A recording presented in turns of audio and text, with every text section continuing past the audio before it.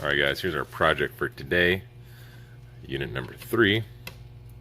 Thermostat is blank. We have no cooling or heating going on at this location. So, get right there. I'm going to take a wild guess that this is our number 3 breaker. So I'm going to get up on the roof, flip that disconnect down on the unit, and then I'll come back, reset this, and then we'll troubleshoot that unit. Here we are at the roof. This is our unit that is not working.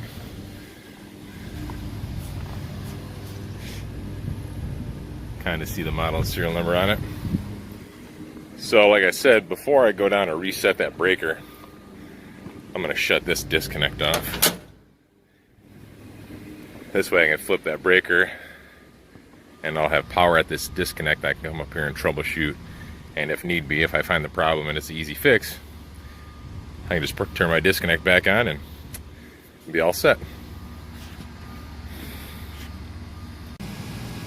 Alright, my disconnect is off. The breaker downstairs has been reset. So first, let's just verify incoming power to this disconnect. It's a pretty bright day out here, guys, so I apologize. You probably can't see a whole heck of a lot. I don't know if I can reach that with my leads. Yeah, it looks like I might be able to.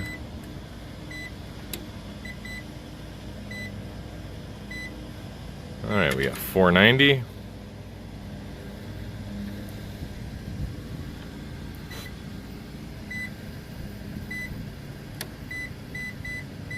$490.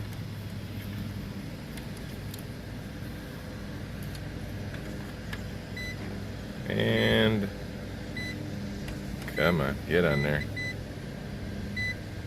493. So we have power.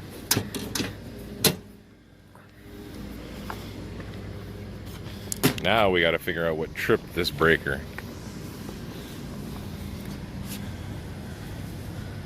Just wanted to make sure it is 463 phase, because you never know.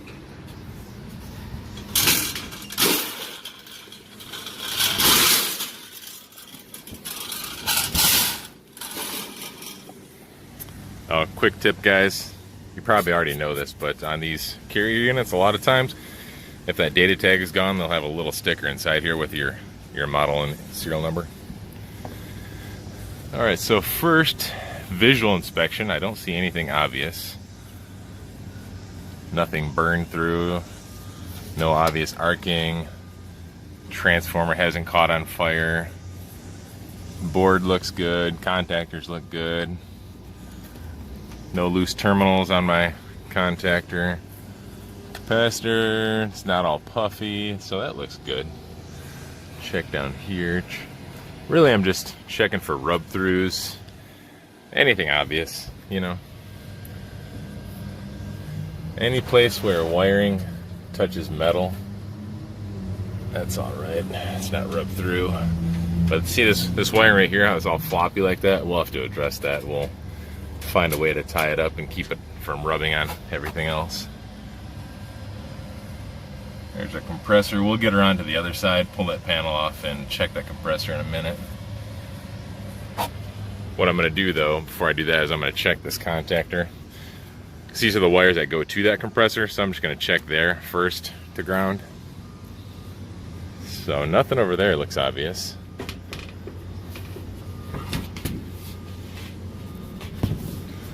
Let's check here. Our blower compartment. All our wiring looks nice and tight. It's kind of hard to see back there because the sun is so bright out here, but everything looks good. Yeah, I don't see anything obvious. So let me get my meter out and start checking some components to ground, see if maybe we got something shorted out. Alright, I got my meter all set up.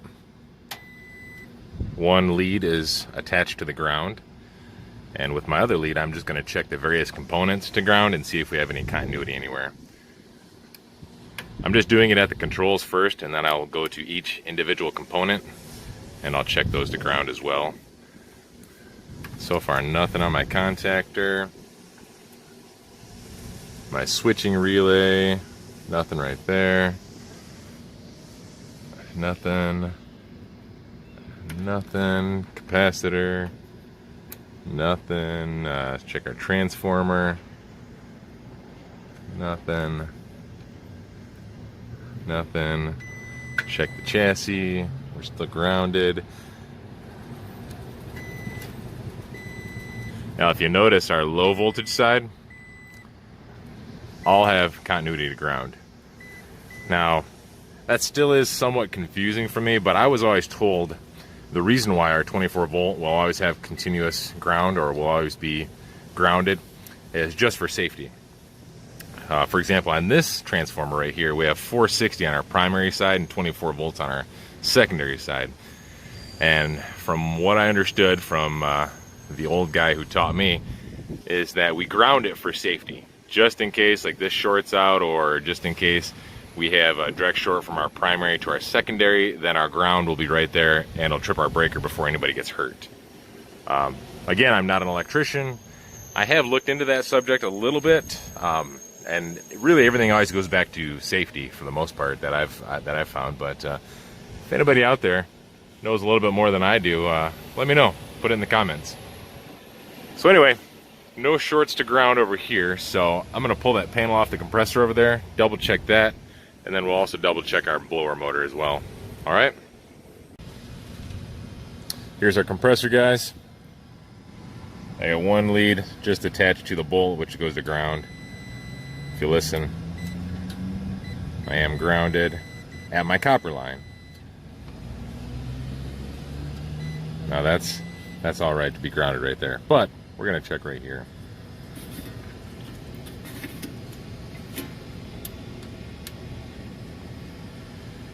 Nothing. Kind of scratch it a little bit, make sure I'm getting good contact. I got nothing. Well, my compressor's not grounded. Let's get over to our blower motor then. Alright guys, as you can tell, I got the side panel pulled off to expose our blower motor. I prefer to do it this way rather than try to pull it out the front, try to unmount that motor and pull it out the front to inspect the wiring. It's just easier this way. Plus, I can inspect my heat exchanger while I'm at it, which is getting pretty bad. You can probably get maybe another year out of this if they're lucky. But anyway, into our blower motor here. Get you out of the sun.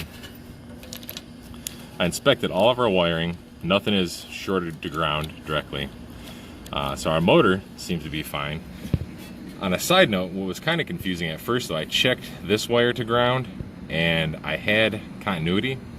So I thought maybe that was my short to ground that I've been looking for. But if you come down here to our schematic and let's see, so we look right here on RT. That red wire that we were just looking at comes off of our 24 volt transformer, goes through our overload relay, that's inside of our blower motor, comes out the other side, and then goes into our control board. Now, because it's low voltage control wiring, it is grounded, so once I figured that out, I knew why we were grounded, so that's not our issue. So at this point, since I don't see an actual ground, I can't find an actual issue, we're just gonna power it on and see if it trips again. Maybe they had a power surge here. So let's turn it on and hopefully sparks don't start flying out of something.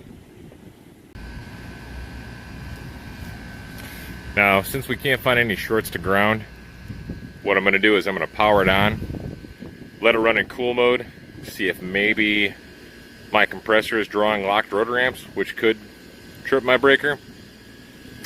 So I got my amp clamp all set up. I got my thermostat jumpered out to go directly into cool mode with the indoor blower motor running. So let's get to it and see what happens. Compressor is on, pulling 5 amps, which is not bad at all.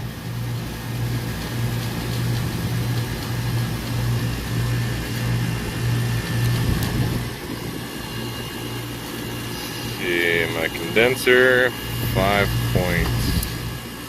Actually, that's not my condenser.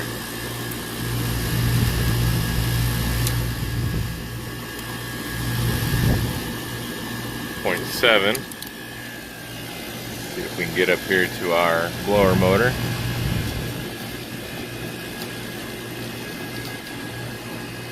Come on. Go. Blower motor's pulling 1.1.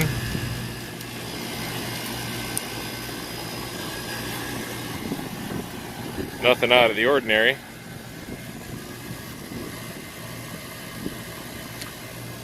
Notice my branded bucket there, my Curious HVAC guy bucket. Anyway, we're cooling, we're running. We haven't tripped a breaker yet. Let's go over here and get a supply temp.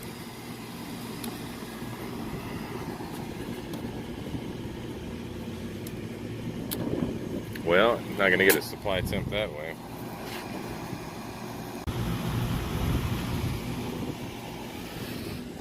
Starting off at 80.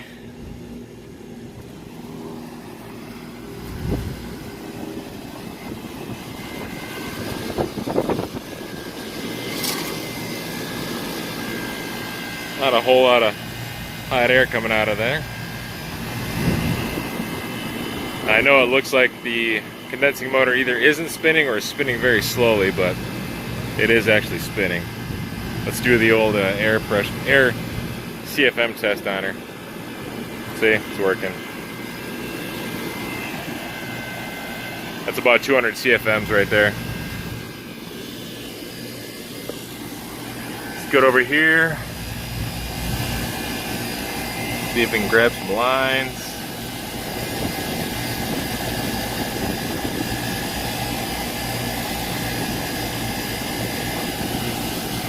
Yeah, our discharge line back there is warm. Not as warm as I was thinking it would be, but it's probably about 65, maybe 70 degrees out today.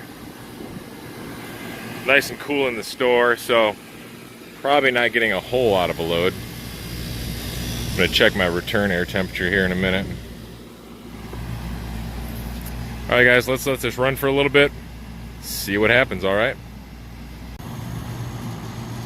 Well, I let her run for about 5 minutes.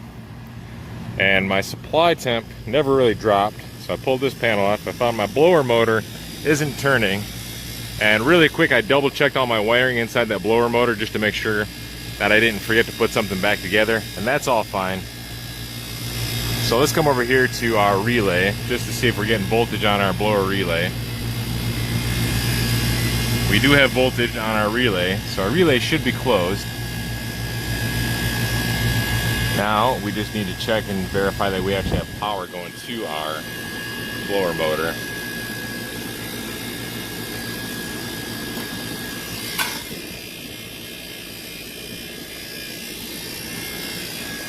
Alright guys, let me set this camera down real quick so I can check that motor.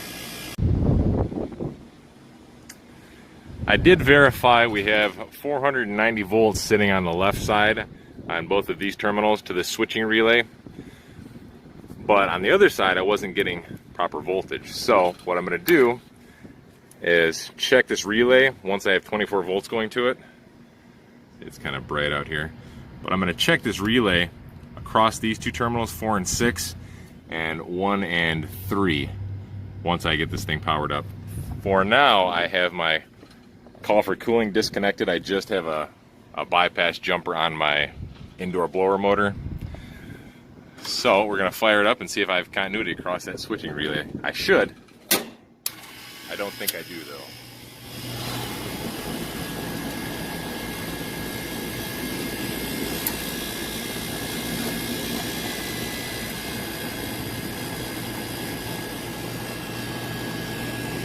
I know it's hard to see in there, guys. Alright, I don't have any continuity across this relay. Let's double check our voltage real quick.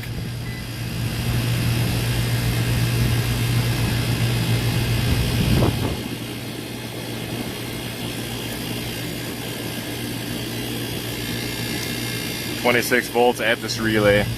So my switching relay isn't closing. So I'm gonna run down to my truck, grab another switching relay. And if you're wondering why my compressor came on, this particular unit is operated by a energy management company. So there probably is a call for cooling downstairs. I just bypassed it when I started just in case there wasn't a call for cooling. And another tip, if you guys ever want to do what I did here, make sure you tape up some of your terminals. Like these ones I wasn't too concerned about, but this one didn't have any plastic insulation on it, so I taped it up to make sure it didn't short the ground. So if you're gonna do experiments like that under voltage, be safe about it, okay? All right, let me go grab a relay and we'll pop it in there and see what happens.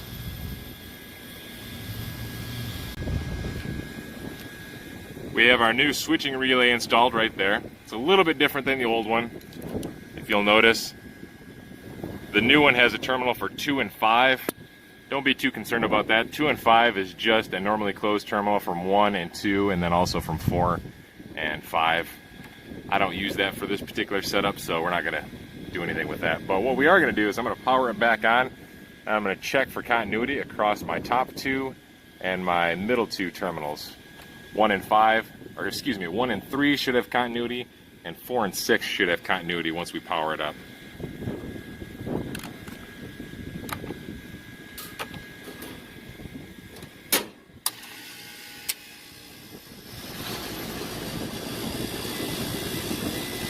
You'll notice we have continuity across our relay now. All right. Let me get this motor wired back up and we'll power it back on, see if that blower turns on now. My relay's all wired up. My amp clamp is set up.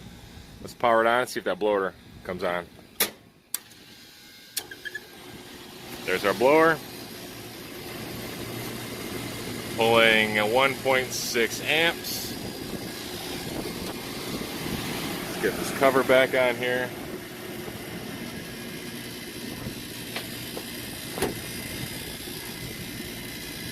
I checked the rotation on that. I didn't feel like it was pulling much.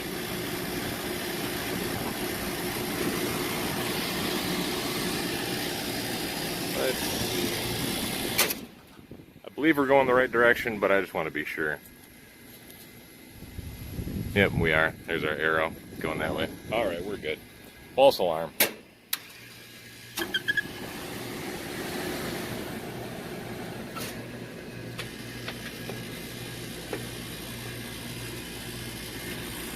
Now you'll notice that belt on that blower was kind of loose. I am going to replace that while I'm here. But first I want to make sure everything else is running the way it should. So let's let this go for a little bit, guys. See what our supply temperature turns out to be. And then we'll revisit this in just a few minutes. Just for the heck of it, I decided to pull this switching relay apart. So here's the base of our relay with our solenoid coil on there. And this is the inside of our relay. Let's pull this, see if we can pull this little solenoid right out of there. So there's our little plunger that goes inside there, and you can tell that spring is pretty burned up and melted. But if you look inside there, all of our terminal contacts are melted and destroyed. So my idea of why our breaker tripped is obviously this shorted out internally, and through this plunger, through this spring, which is partially melted, it probably connected one line to the other line, and that's what tripped our breaker. So that's our culprit, guys. That's the gratification we're looking for today.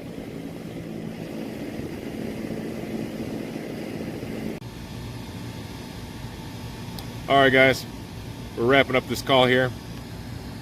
That's our unit right there that we were working on. And as you've seen, we had a faulty switching relay that was internally melted, which had caused our breaker to trip. You didn't see it on camera, but I did go ahead and replace that belt with a spare that I had. Our final supply temp was 54, our return was about 76, so we had a good good 22-degree split on there. The thing I want you to take away from this video is remember to slow down, take your time, check everything over. Granted, I didn't find a major component like a compressor or a motor tripped or shorted to ground rather, but we took our time, made sure everything was safe before we just powered our disconnect back on. Because in this scenario, we had 490 volts, 490 at the disconnect. Yeah, it's a 460 unit, but we had 490 at the disconnect. So something with that much voltage, you really don't want to go turning things on just to see if a breaker pops. You want to take your time, check everything over, make sure it's safe, and then power it back on. So I hope you guys learned something. Hope you enjoy the video. Thanks for watching. I always appreciate you guys watching. I always appreciate the comments. Keep them coming. I do learn quite a bit from the comments. So if you see something, know something, let me know. All right? We'll see you on the next one. All right, guys? Like and subscribe. Today we are on site in Canton, Michigan, and we are going to be replacing this 12.5 ton carrier unit. It is a Curious HVAC Guy branded unit, as you can tell, obviously. But no, all jokes aside, we're swapping this unit out, what I believe is a like for like. I haven't seen the new unit yet. I'm still waiting for my new unit to arrive, my crane, and a few other guys to help me out. But what I wanted to do is just film a couple highlights from this change out. A lot of this stuff is kind of boring and mundane of removing gas pipe and running a new disconnect, a little bit of wiring stuff. Nothing too interesting.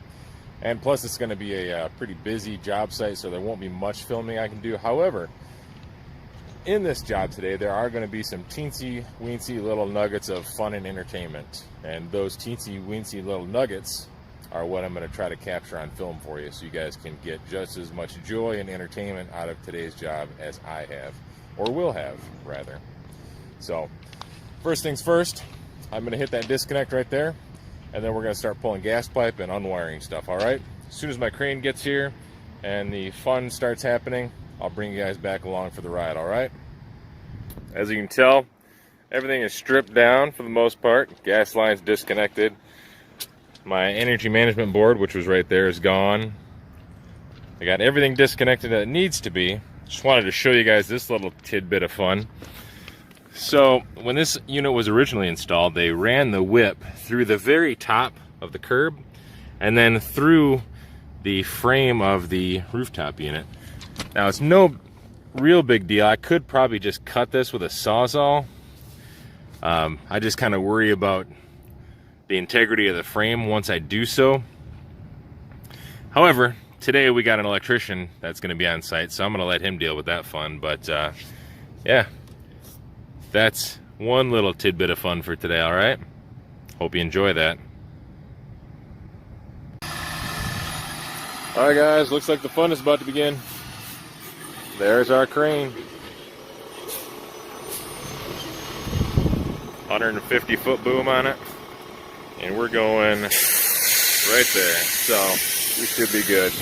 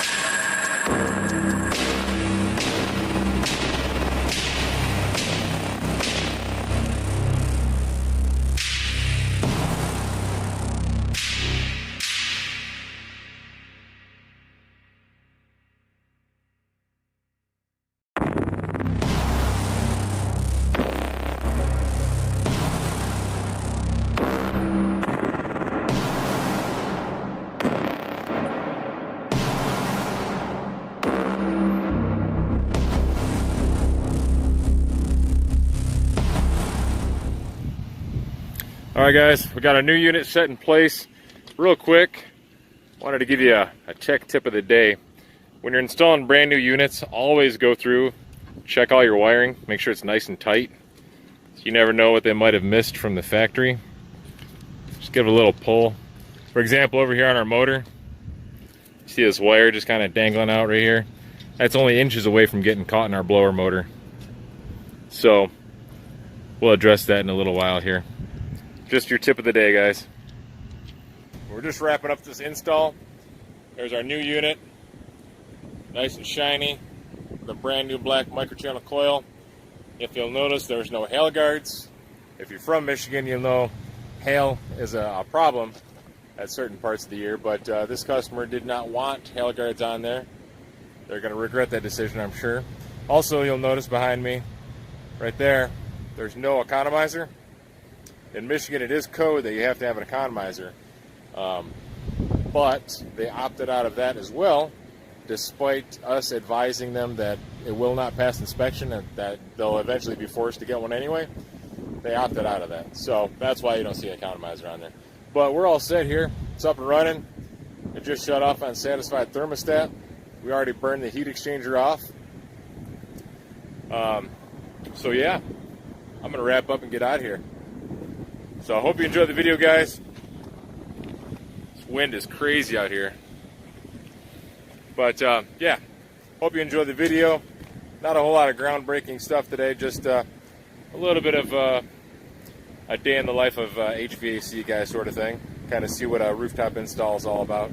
So I hope you enjoy it, and we'll see you on the next one, all right? Like and subscribe, guys. Hey guys, so today we're going to do something a little different.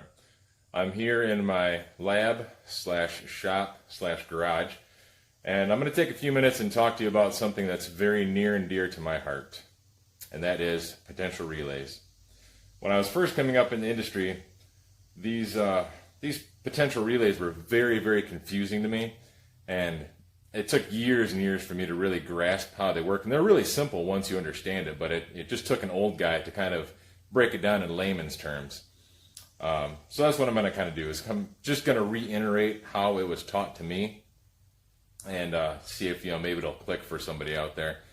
I'm about to show you a wiring diagram, and it's out of a machine that I see these used in a lot. You might not see this particular wiring diagram in one of the machines you've seen or will see in the future, so just keep that in mind. These are used in multitudes of different machines with different wiring schematics, but they operate exactly the same in every single machine. So that's what we're going to look at here, all right?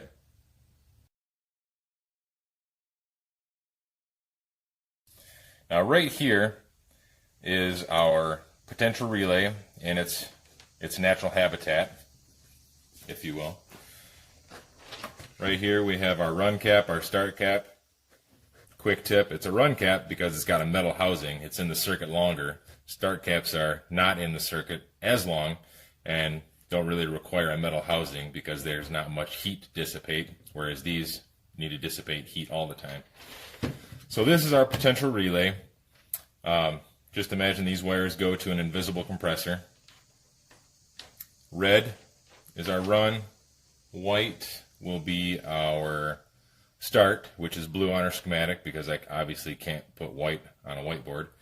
And then black will be our common. This wire would go to our thermal protector right here, the symbol that you see right there. Now,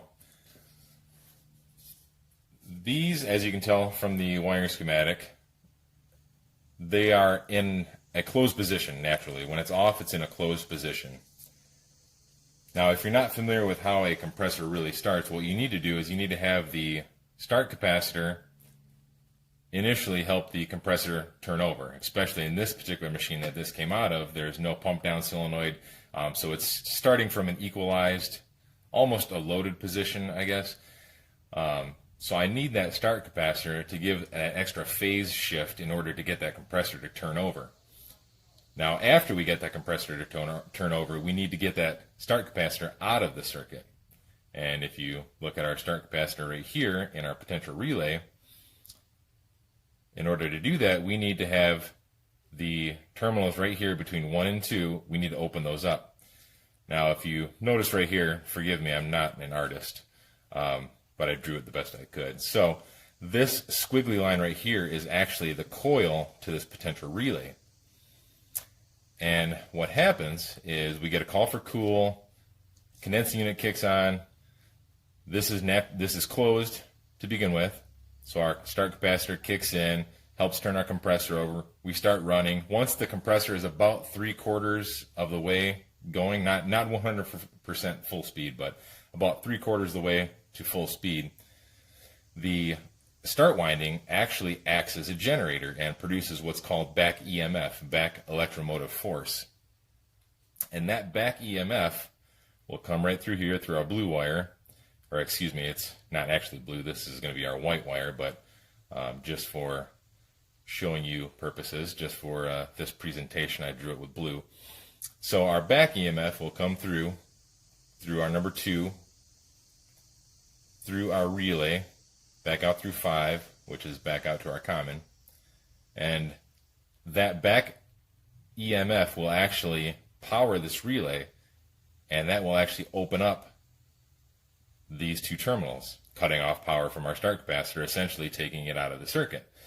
Now, the key part for me was thinking of this start winding as a generator. Once it's going, yes, you do need to apply power to that electric motor in order to get it to turn over, but once it is turning over, that electric motor also acts as a generator, and it generates that back EMF that opens this up. So once that's opened up, it'll stay opened up as long as the compressor's running. So let's say it's been 20 minutes, our compressor or our unit hits temperature and our compressor shuts off. Now we have no more power at this condensing unit, so this relay will go back down, back into its natural state, into its normally closed state, and it'll be ready for the next time we start up. Now it's fairly simple. A lot of this wiring on here, it's not very complicated. Of course, we have our run capacitor, start capacitor. This is our condensing fan motor, and that's obviously just on whenever we have a call for cooling at our condenser. Assuming it works, that will be on. Now here, see if I can get the camera to focus in. Right here is a actual potential relay, and this is the actual relay that you see right back here.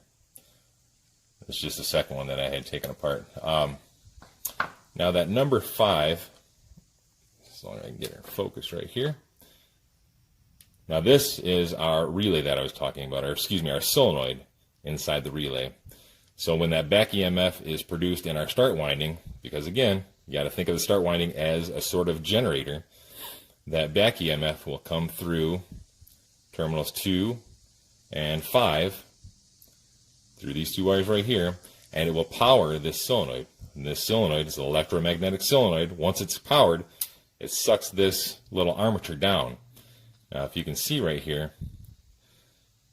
once that armature is pulled down, there is no longer connection from this wire to this wire, which is between our 1 and 2. 1 and 2. Pretty simple. Compressor comes on. This is in the normally closed position. So our compressor comes on, starts producing back EMF on our start winding. This is energized. Our armature pulls down, essentially opening up 1 and 2 circuits, which are for our start capacitor, and then our start capacitor is out of the circuit. It's just that simple.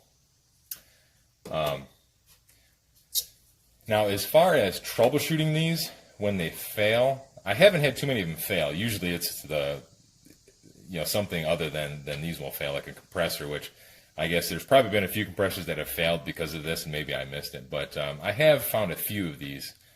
They'll fail in the closed position, or this relay, excuse me, not the relay, the solenoid inside this relay will just burn out, and it won't actually open up the circuit, releasing the start capacitor from the circuit.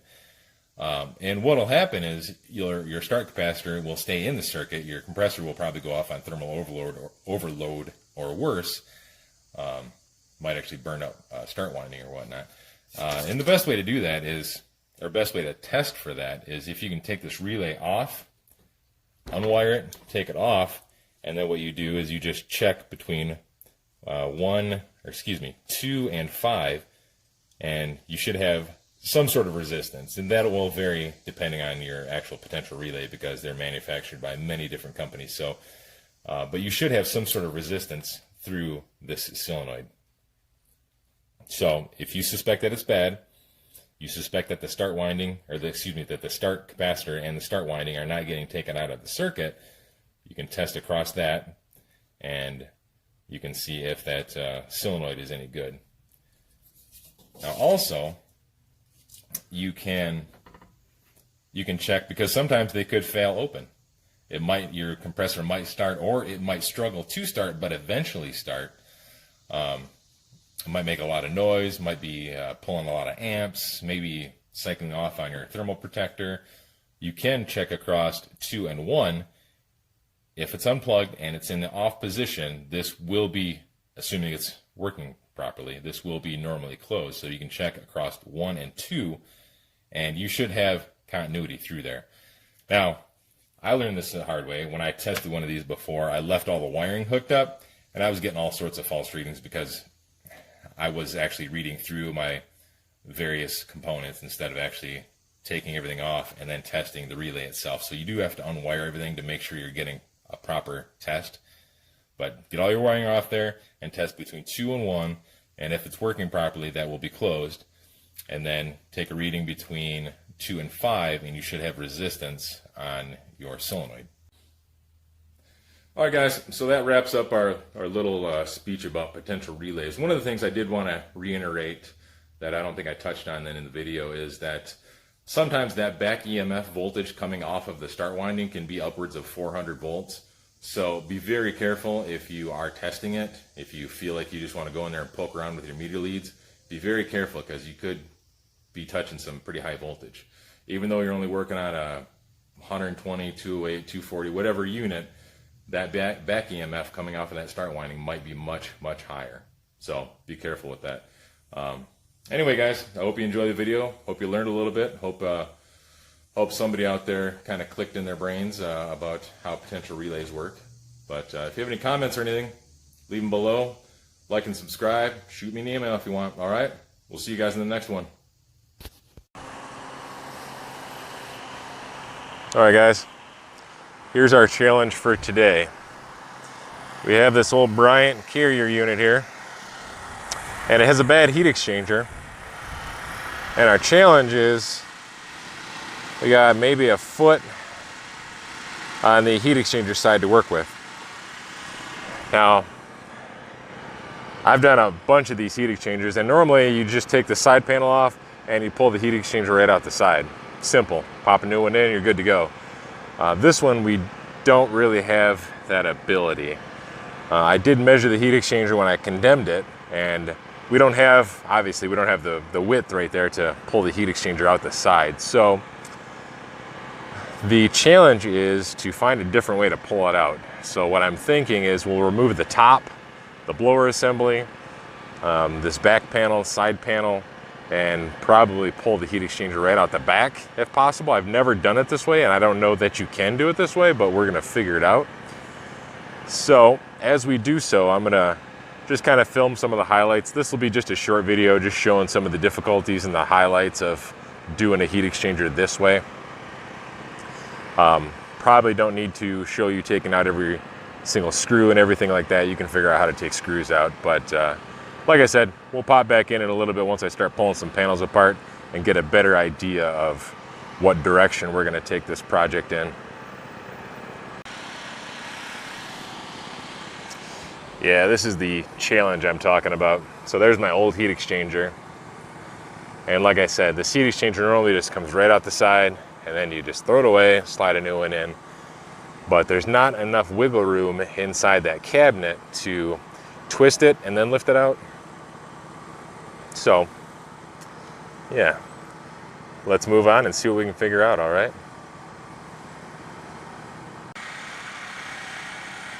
All right, guys, here's what we got going on. So we got our blower assembly removed, our top is pulled off, There's our drive motor. As you can tell right over here, we don't have enough room to pull that heat exchanger out the side. So my idea is removing all the panels around our inducer assembly and getting access to the front of the heat exchanger, and then maybe pulling it straight up out the top, maybe up through the condensing section. I'm not real sure yet. So we're gonna pull some more panels apart and see what our options are.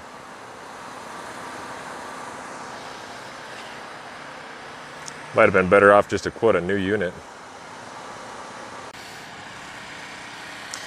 Alright guys, here's our final product. We did have to basically gut the unit, but we were able to pull it right out the back.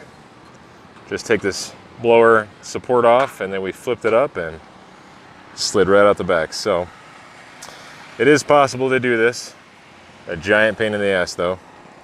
You're better off quoting to replace it, especially when you got a 20-year-old unit like I have here. Alright guys, we're just wrapping up here with this heat exchanger. So it was possible to remove it from the top, or mostly from the top, given our foot of clearance that we had on the side there. So leave me some comments if any of you guys have run into a similar issue. So now we just got to cover up this bad heat exchanger label. This way they know that it's there. Now we're good to go. All right, guys. We'll see you on the next one, all right? Like and subscribe. All right. Here's our project for today, guys. I have this Trolson reach-in cooler that was donated to me after we installed a new cooler for a customer.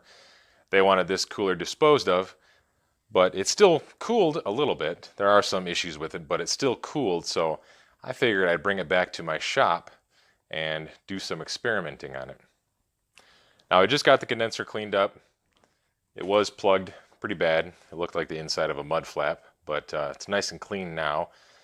As you can see, our compressor doesn't have the original starting components. It's got a hard start on there, so that may skew our amp draw a little bit. That top part there, you'll see a piece of sheet metal that I folded over. There used to be a hole up top where they would store prep items. So I cut the lid off, put that sheet metal over there, sealed it with some foam spray.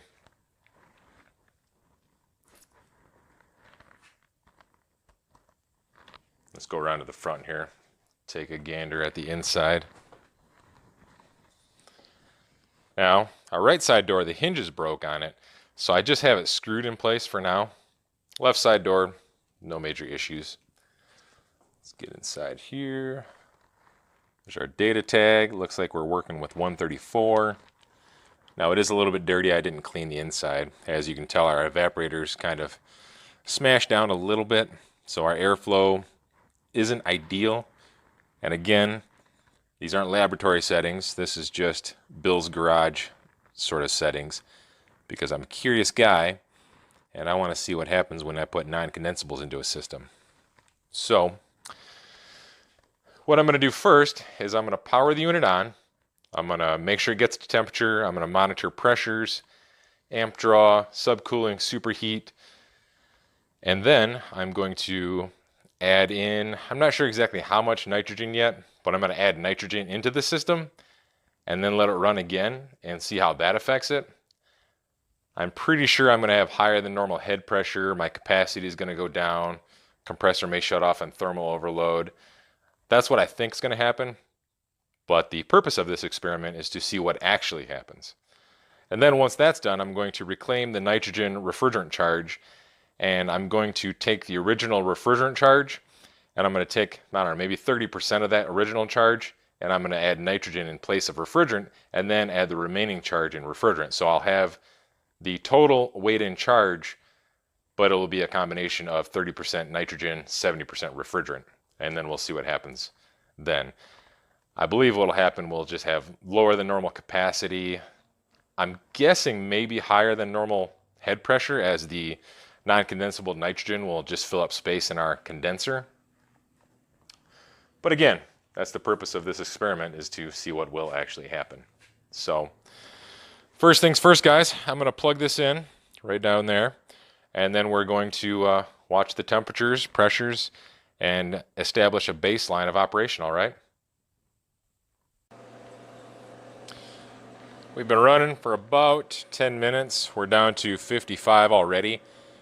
It was close to 70-ish inside that box when we started. Our ambient, 70 degrees in here. Don't mind that scale. We're currently pulling 4 amps on our compressor with an operating pressure of, looks like 94 and 54. Condensing temperature is a little low at 84. I kind of like to see that about 90, 95. Evaporator is 57 degrees, although it's still pretty warm in there. Our condensing temperature should be higher. Our discharge line, our liquid line, 76 degrees. Suction line, 64 degrees. We got a subcooling of 9, superheat of 7.5. This is a cap tube system.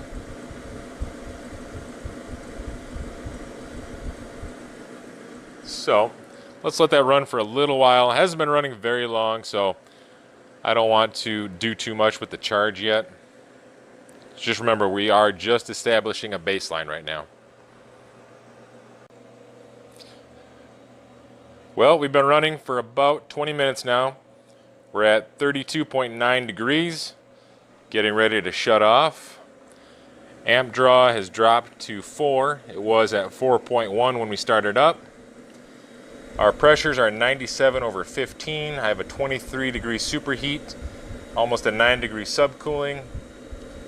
Let's see, evaporator temperature is 15 degrees. That's about right, 15, 20 degrees. Condensing temperature is 86. That's a little bit low, but I did just clean that condenser. Let's see, suction line temperature 37, discharge line 77.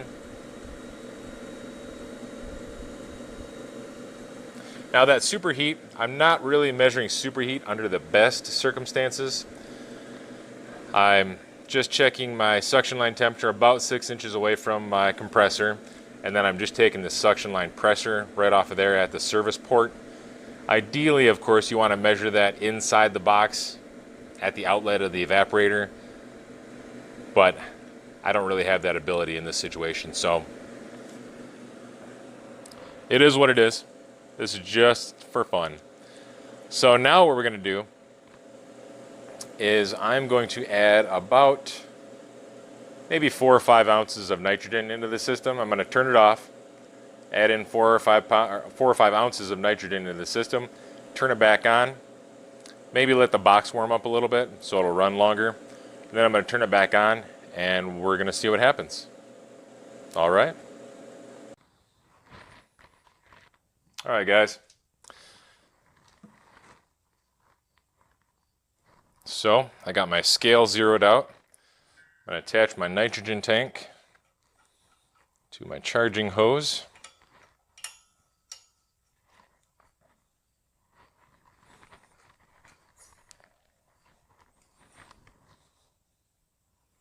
And we're going to do something you're not ever supposed to do in refrigeration, which is introduce non-condensables purposefully into a system.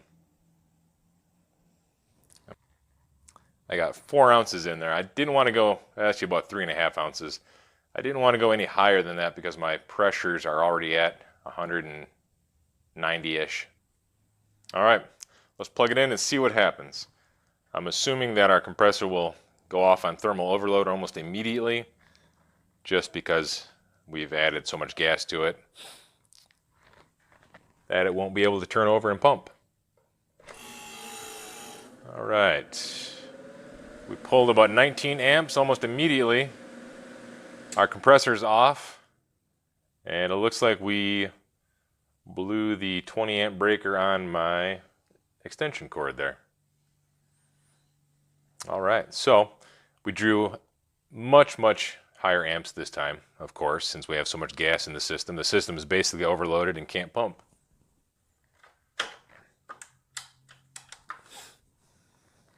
All right. So now what we're going to do is we're going to reclaim everything out of this system, and then we are going to add in 4 ounces of nitrogen, and then we'll do the rest in refrigerant. So 4 ounces of nitrogen and 8 ounces of R34. So the system isn't overloaded per se. It just has part of it that is not a refrigerant. And then I think that will be a much funner test. This one just shut off on overload almost immediately. That's kind of boring. So let's get this system reclaimed, or recovered rather. All right, we got about 15 ounces out of it.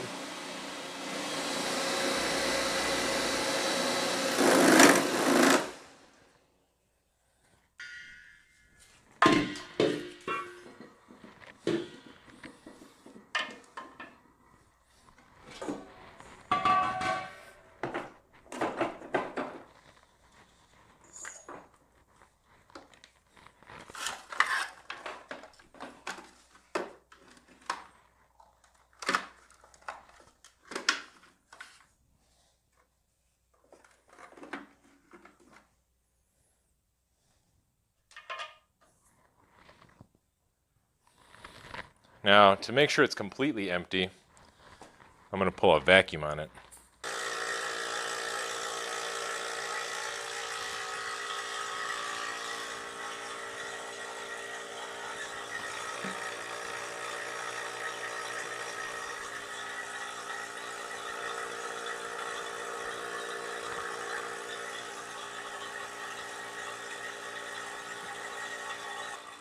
Let's let this vacuum run for a little bit, and we will revisit it in about 20-30 minutes when we get down to 500 microns. Here's where we stand, guys. We're down to 460 microns, 450 microns rather. And what you probably didn't see was that I did attempt to put in 4 ounces of nitrogen after our last clip. However, what I found is that when I tried to add 4 ounces of nitrogen, I could only get about 2.5 ounces of nitrogen into the system before I had so much pressure inside the system I couldn't get any refrigerant in there. I don't exactly know why that is. I don't know if nitrogen's taking up more space in the system than refrigerant will. But I'm going to modify this part of the experiment a little bit. I'm going to just add in about 25 psi of nitrogen, which isn't all that scientific because I don't exactly know how much nitrogen that is, but I'm going to add in about 25 psi of nitrogen, and then I'm going to see if I can squeeze in 10 ounces of R134A and then operate it. Because I want the system to operate for a while with non-condensables in the system, just so I can see what happens. So 390, that's pretty darn good. Let me shut this vacuum off and we'll get to adding some non-condensables in here, all right? And I'm going to add nitrogen until our positive pressure is 25. Just ever so slowly bleeding nitrogen into the system. If we can get it to stabilize and stop right around 20, 25, that should work for this experiment. And we're at 30. So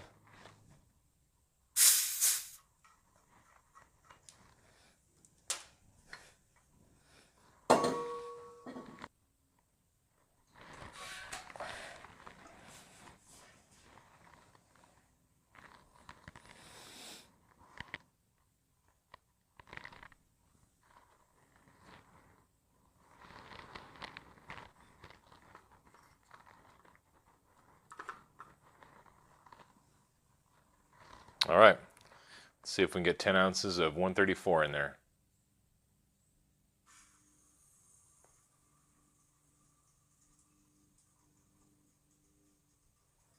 Up to 5, 6, 7, 8. It's getting there. Just about 9.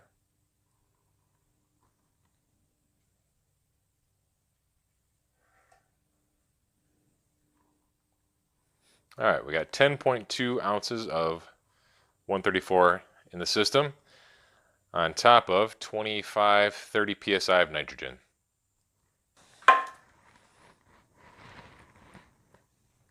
All right, guys, let's plug it in and see what happens.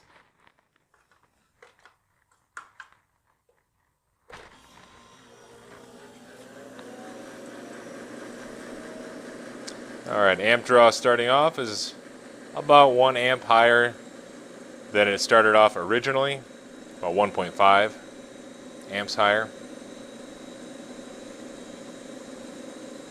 Our head pressure is much higher. Our condensing temperature right off the bat is much higher, 145.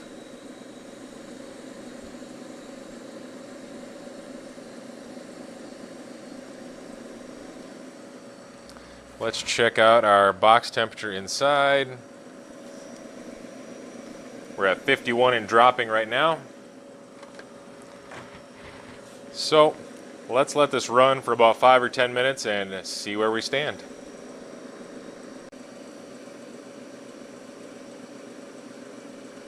It's been about 5 minutes now. Our temperature isn't dropping as fast as it did originally when we had the actual charge in there. After 5 minutes, we've dropped almost 1 degree. Our amp draw has sort of leveled off at about 4.3. Our original amp draw about this time was 4.1, so our amp draw is a little bit higher. Our head pressure is much higher. Our condensing temperature is 150 degrees, even though we have a 72 degree ambient temperature inside my shop here. Our evaporator temperature is a little higher than normal. It's about 10 degrees higher than normal. Let's check out our subcooling and superheat. Let's see. Liquid line temperature is 71. Suction is 63. We have an 81 degree subcooling and a 26 degree superheat. Now the subcooling was something I was really interested in seeing. I wasn't really expecting that high of subcooling, I suppose, because I thought, my theory anyway, was that the nitrogen would take up more space in the condenser, leaving less space for the refrigerant to actually subcool. So I was expecting a lot lower subcooling with a higher condensing temperature, but that doesn't appear to be the case. And if you'll notice, our temperature it's gone up about 0.1 degree.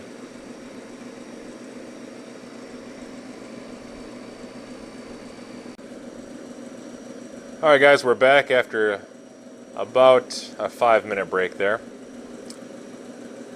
Now as you can tell, our temperature inside the box hasn't changed. And remember, that thermometer is in the return air of our evaporator. Our amp draw is about the same. Our head pressure is still high. Subcooling is still around 80. Superheat is still floating between 25 and 30. My evaporator temperature is 36. Condensing temperature is 150. Liquid line temperature is 72. Suction line temperature is 63.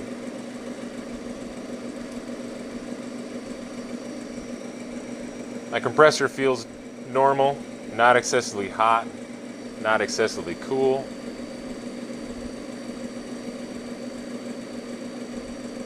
I'm going to have to do some research onto my higher than normal subcooling because I didn't really expect that, so that's different.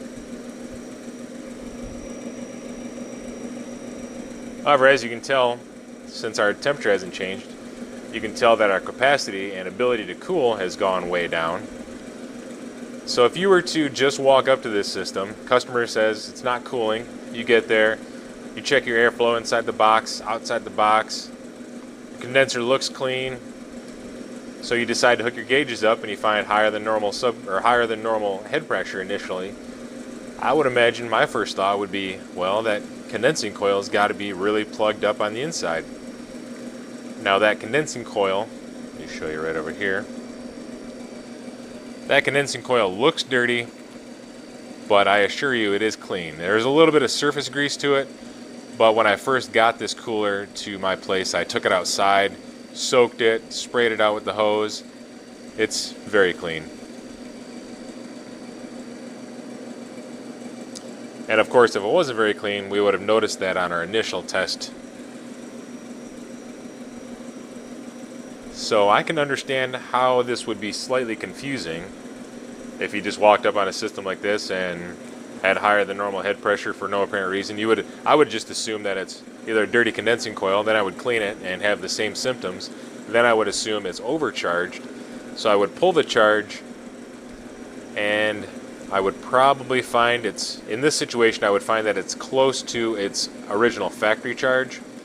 And then I would probably either be more confused, or I might suspect that it had non-condensables in the system.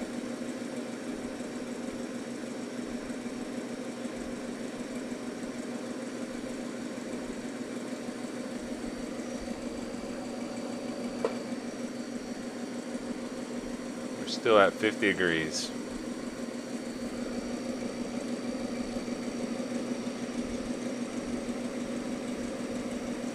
Subcooling still high, superheat's close to 30.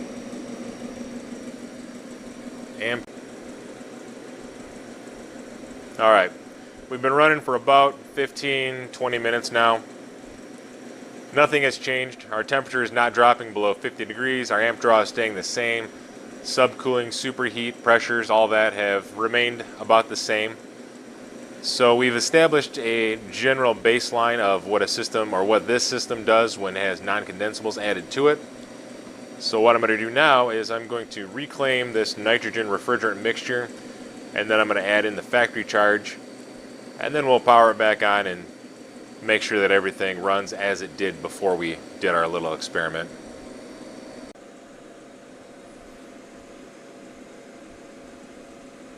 We've been running for about 5-10 minutes, and our temperature went from 51 degrees, we're down to 39 and dropping. Our amp draw is back down to what it was when we originally started, about 4.1.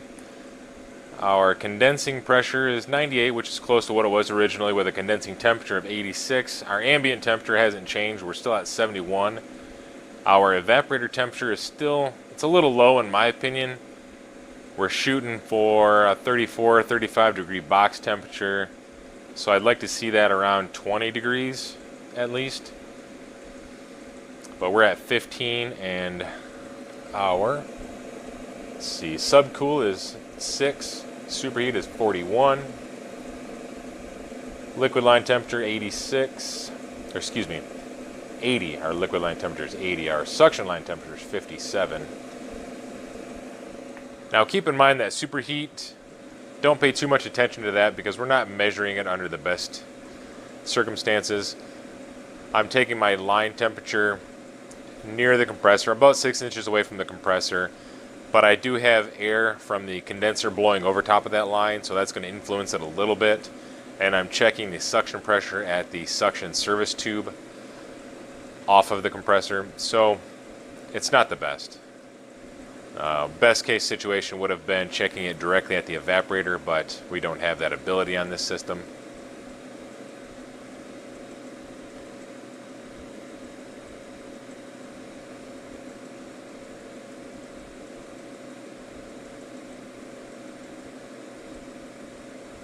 Amp draw went down just a little bit. Our temperature is continuing to drop at 36 degrees, 35. So it looks like we are back into normal operating ranges.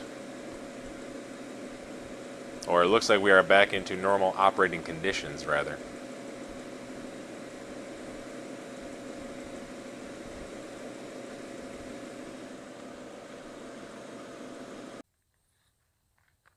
Alright guys, here's a little compilation of all the data that I jotted down from this little experiment. As you can tell, on the left-hand side in the green is our normal, our baseline of operation, if you will. Compressor amp draw 4.2, liquid line 78, suction line 35, superheat 20, subcool 8.1 with overall operating pressures of 97/15. And that data I recorded when we were about 35 degrees inside that box. And then in the middle, you'll see the part of our experiment where we just added approximately 3 or 4 ounces of nitrogen into the system on top of the already there factory charge. And I was really expecting it to do what it did. It just went off on its thermal overload, and then it tripped my breaker on the extension cord. I can't say that I was surprised by that. And then on the end there, we have the part of the experiment where we just added 25 psi of nitrogen and then added in 10 ounces of 134A. As you can tell, we had a compressor amp draw 4.8. Liquid line went down a little bit. It was 72. Suction line temperature went up. It was 63. Superheat was close to what it was supposed to be, 25 to 30.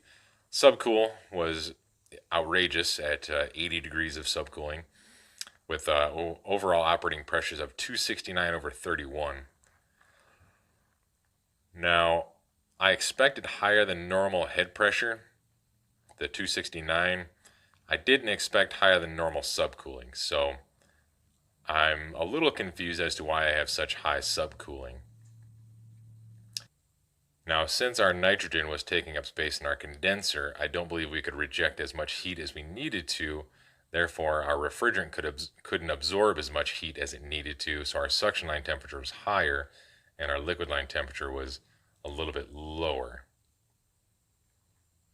Or maybe our liquid line temperature was lower partially because our subcool was so high. See, that's the part that has me confused, is our subcooling being so high. So if you guys are watching this, throw me some comments. Let me know what you think about this. I'm going to read up on it and see if I can formulate a better hypothesis of why my subcooling was so high and why my liquid line was lower than normal. All right, guys, that does it for today's video. I hope you got a kick out of this little experiment. It was fun for me, so I hope it was fun for you as well. Hope you learned a little bit of something anyway. I know I did. So if anybody out there has any tips, ideas, suggestions, comments, please leave them below. I'm curious to see what you guys think of this little experiment. If you guys maybe see something that I could have done differently or should have done differently, let me know. If you guys know why my subcooling was so high, let me know. I have my reasons or ideas what I think caused my subcooling to be so high, but I'm curious to know what you guys think. So yeah, put your comments below. I'll get to them. And for now, like and subscribe, guys. We'll see you on the next one, all right? Thanks for watching. I appreciate it. Hey, guys. So behind me, you'll see our project for today. This is part 3 of our trilogy. I'm hoping it's the last part of our trilogy here. And if you haven't watched the first 2 videos, part 1 and part 2, go back and watch those and you'll get a better understanding of what we're doing here. So I have all my stuff up on the roof. We're just getting prepped and ready to go. So let me turn this around real quick and we'll recap why we're here and what we're going to do today. Originally I was called out for no cooling service call, and I found that the previous compressor had a burnout, blew off all 3 terminals of the compressor and blew the charge. Now that compressor was changed out about a year ago, and whoever changed it out put the filter dryer on the hot gas discharge line. So I came here, I put a new compressor in here, repiped everything, got it back to, or as close to factory specs as I could. And then when we were all done with that, I found that our evaporator was clogged up. On this evaporator here, on this liquid header, all along here, crimped inside these distribution lines, there are little pistons. And all of them except maybe 3 or 4 were plugged up. So I was only getting close to 5 or 9 psi on my low side. So today we are going to replace this evaporator. I'm going to install a suction line filter dryer right here. We're going to recharge it, and hopefully that's the last of it. That'll be the final piece of our sealed system that we've replaced anyway. So first things first, I'm going to reclaim this charge, or recover this charge rather. And then I'm going to, I think I'm going to cut my evaporator right here and right here. And then I'll just unbraze these little nubs out of our line set. And then I'm thinking right about here is where I want to stick a suction line dryer. Just cut it right here and here, pipe it right in, just like that. That'll be much easier to eventually replace. This customer is kind of, I don't want to use the word tight, but they're frugal. So I'm not sure if they'll approve my quote to come back and remove this filter, this suction line dryer, but we'll see. So that's the plan, guys. So let me start up my recovery machine, pull this charge, and I'll bring you back along when I go to pull this evaporator. All right, guys, we got our charge recovered. Now it's time to cut this coil out. Let's see, how do I want to do this? I think I want to cut my liquid line first, just to make it a little bit easier.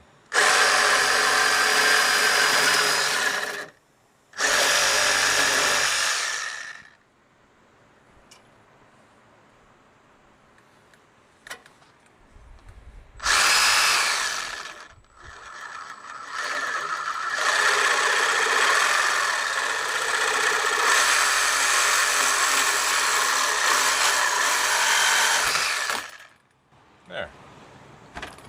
That wasn't too terrible. Alright, I didn't really leave myself enough room to pull the evaporator out. I'm going to have to unbraze this little nubbin that I left on there. So, let's do that real quick.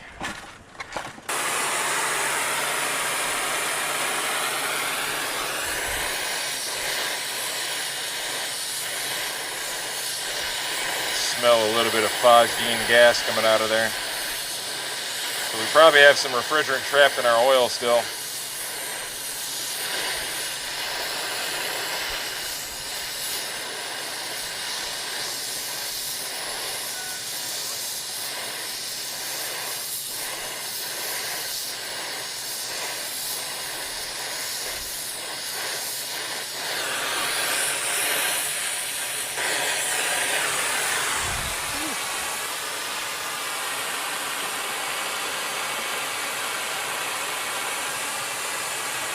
Nothing like phosgene gas first thing in the morning, am I right?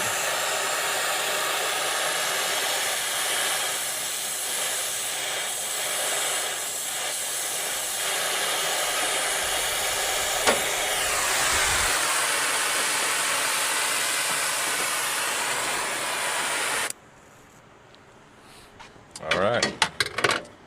Now, we should be able to just slide this right out of here.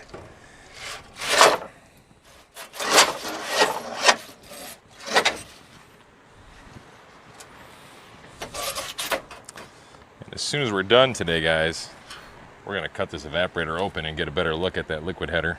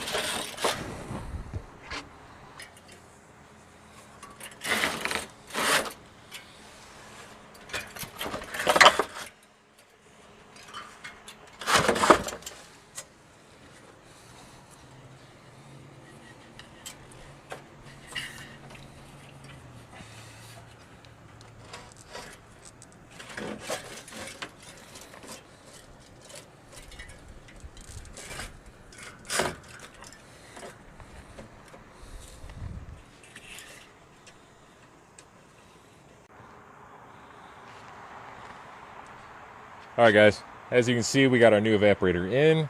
It's screwed in place. Now, we just got to braze it together. Actually, first thing I need to do is figure out exactly where I'm going to put my suction line dryer, which I think is going to go right here.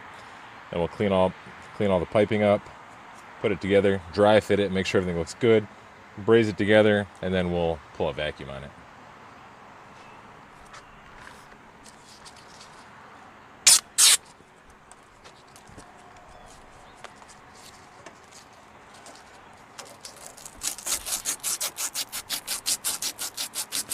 Now, even though I just pulled this joint apart, I still like to sand it down, even though it's still got a thin layer of silver on it. I still like to sand it down, get off any I don't know, any carbon or anything else that might inhibit the brazing process when I go to put it back together.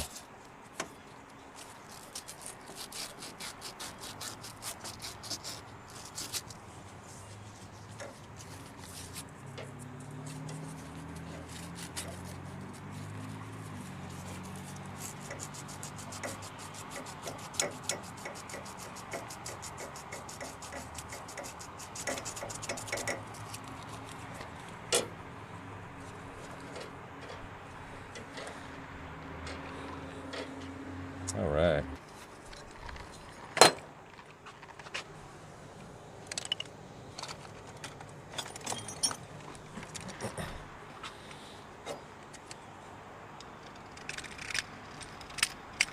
Of course, make sure you ream it out.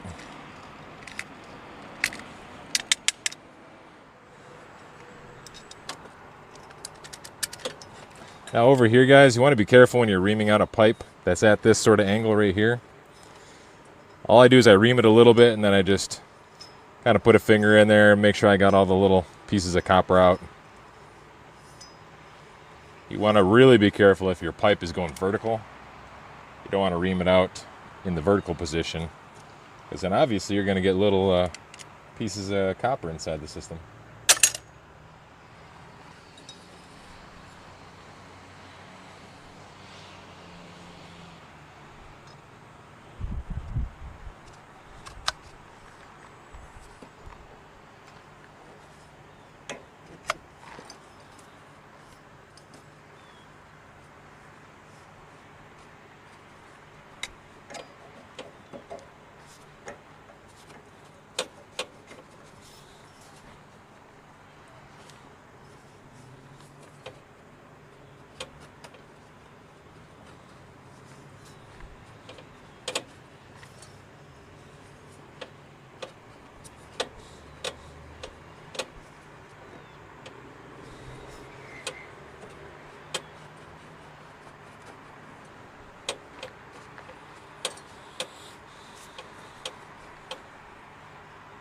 All right, we got our arrow going this way. So obviously, suction goes towards our compressor. Put the straighter port in the upward position. Got our liquid line connected.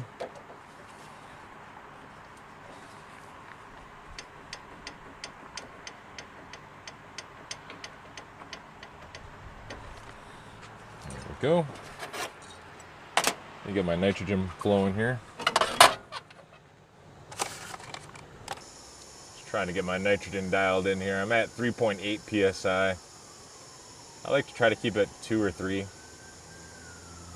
just to make it easier to get that final joint braze together.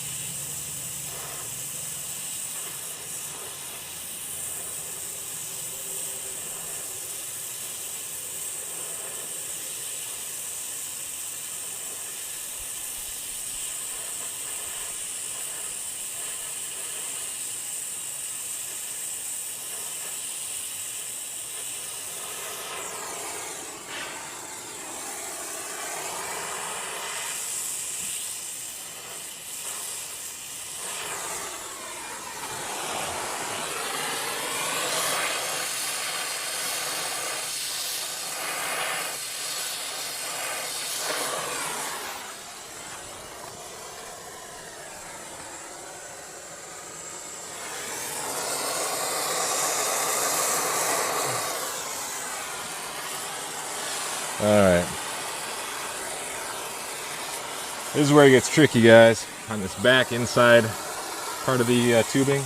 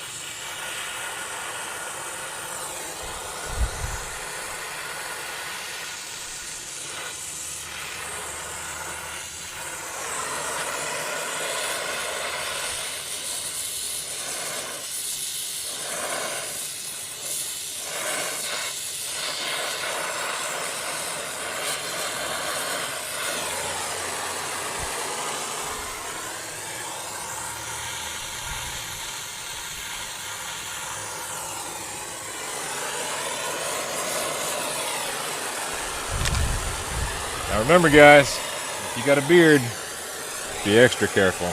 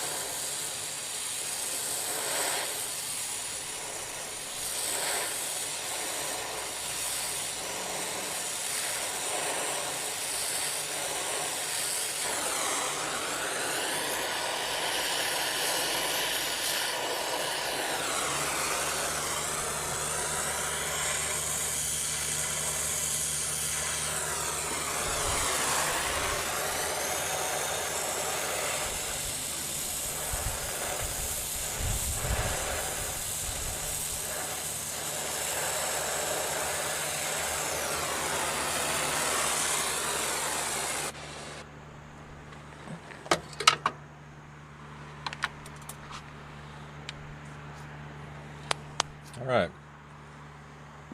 let's check out our joints and see what we're looking like here.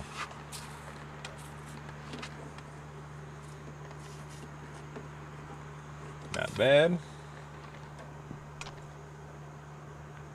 I don't see any divots or spots that look like potential leaks.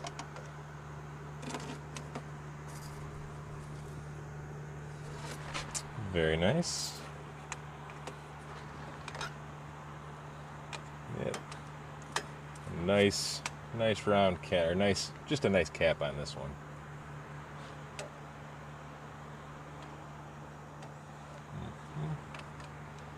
Looks good. All right. From my calculations, it looks like we might be leak-free.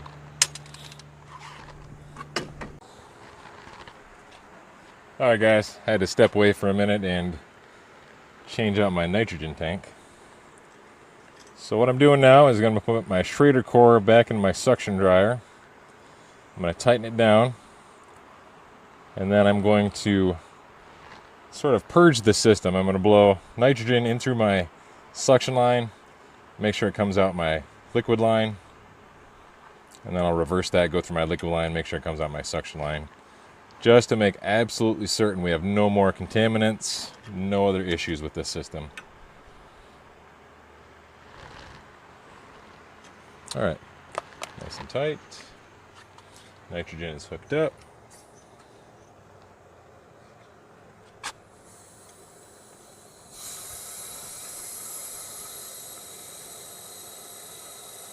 Gonna do 150. All right. Now my liquid line is disconnected, so I should have nitrogen flowing in through my gauges, into my suction line, through my suction dryer, into the evaporator, out the liquid header. So we're going backwards, basically.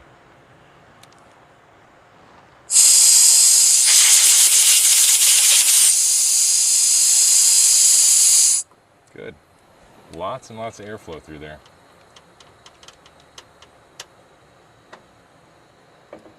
Now let's reverse it.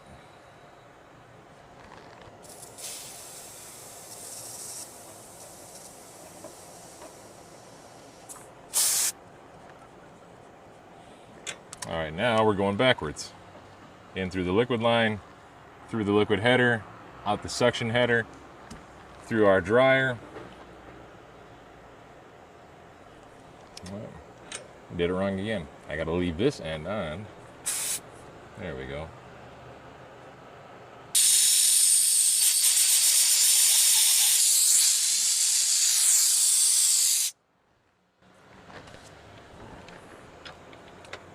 Doesn't seem like any obstructions. So, let me go ahead and pressurize both sides of this, and we'll just let it sit under pressure for a little bit. Make sure we have no leaks or anything like that.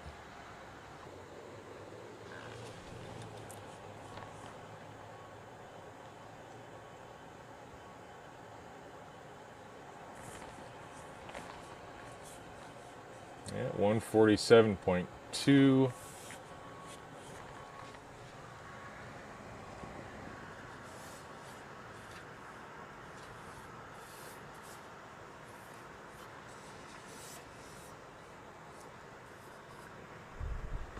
All I'm doing, guys, is just kind of feeling around these joints, see if I feel a little bit of airflow out of there. Since my pressures are so stable, I'm not going to bust out the bubbles and spray down my joints. If I had a 1 or 2 psi discrepancy, then I might get the bubbles out and just kind of spray joints down, but at this point I don't see any reason to. We're holding strong at 147.4 on our high side, 148.9 on the low side. I think I'm going to give this another few minutes, let it sit under pressure, then we'll blow this nitrogen charge and hook up our vacuum pump. Real quick, guys, before I hook my vacuum pump up, let me give you a quick tour. Still holding strong at 147 and 148. There's our new compressor with our new piping. Now, last time I was here, I was able to convince our customer to go ahead and replace that condensing fan motor because it was original to the unit. Our suction dryer. Braze joints came together pretty nice today. Now, what I should carry on my truck is a can of spray paint. Just something to spray this joint right here. Because this suction dryer is going to sweat a little bit when it starts running in the summertime. There's our new coil. These coils aren't too bad to change out. There's just 4 screws along this back side, 4 screws along the front side. Cut the line, slides right out. So, not too terrible. Alright guys, let me blow this nitrogen charge and hook my vacuum pump up. Alright guys. Now while I'm waiting for my vacuum pump to pull down below 500 microns, I'm going to cut apart this evaporator so I can get a better look at our pistons that are inside this liquid line. Let's see. Really no real good way to do it, so we're just going to start cutting.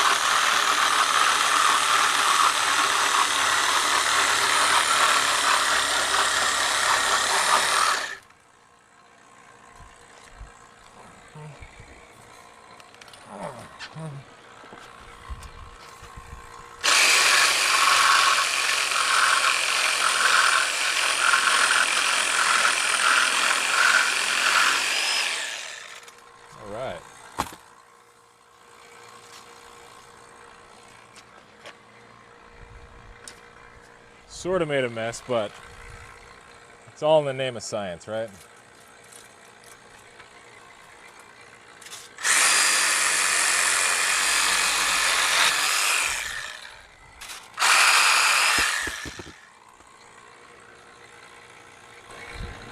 All right, so for those of you who've never seen an evaporator cut apart, there it is. There's our various tubes going through our fins.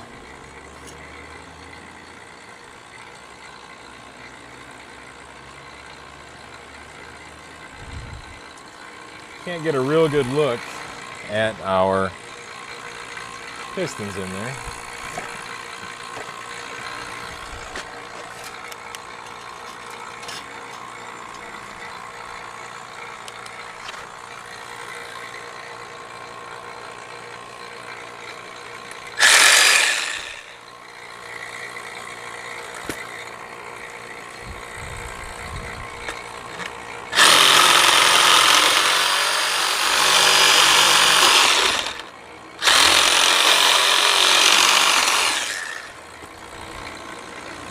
Take that home for a souvenir right there.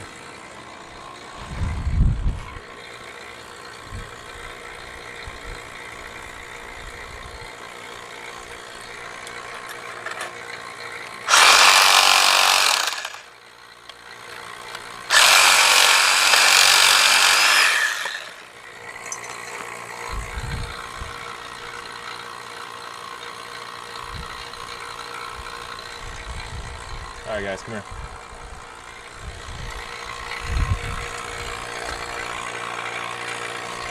Now, right here, this is our, well, it's one of our pistons out of our liquid header. Now, there's a piston inside there. You probably can't see it very well. Let's see if I can get some light on it. Yeah, no, we're not going to be able to see it. Anyway.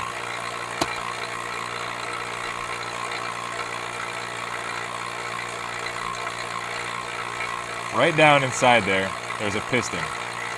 Now you should be able to see right through there, because obviously it's just a fixed orifice.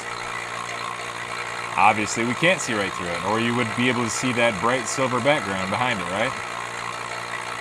So, let's see if we can blow something through there so I can show you what I'm talking about.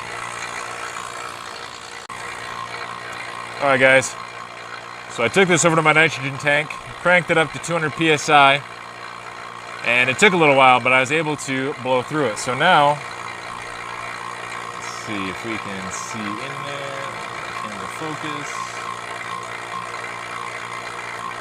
Now you can see through that piston. So that's what a clogged orifice looks like. And this is what an unclogged orifice looks like. Pretty cool, huh?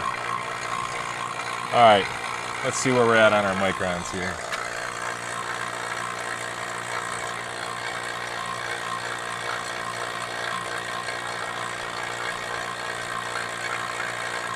Come on, come on, come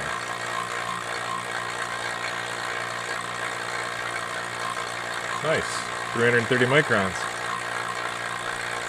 Alright guys, let me set you down here. I think we're going to do a decay test.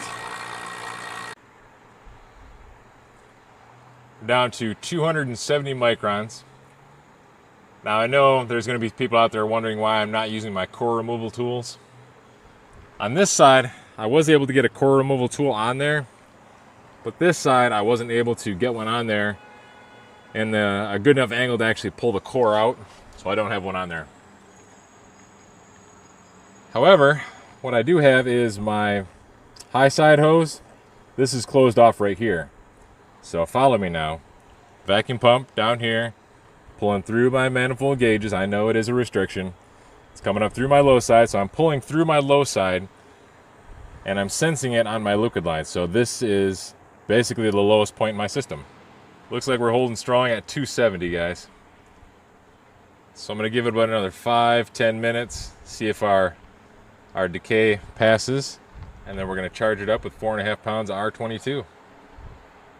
This is the moment we've been waiting for. I have my unit all charged up, 4.9 pounds of R22.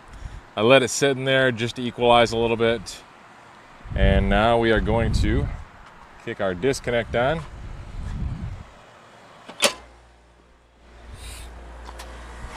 Going into cooling mode immediately.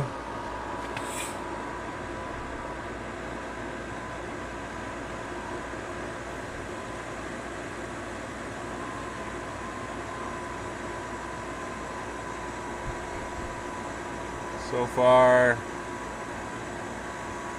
nothing too crazy. Last time I did this, my low side pulled down to almost into a vacuum. I think it was down like 4 or 5 psi.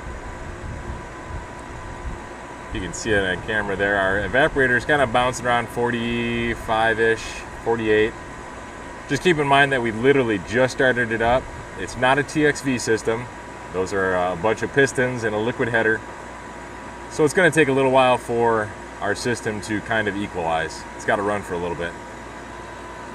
Also, it would help if I had my refrigerant set properly. There we go.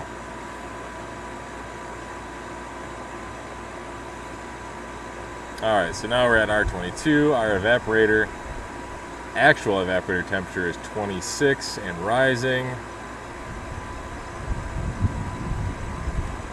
Now that evaporator should keep rising as we start to feed refrigerant into it.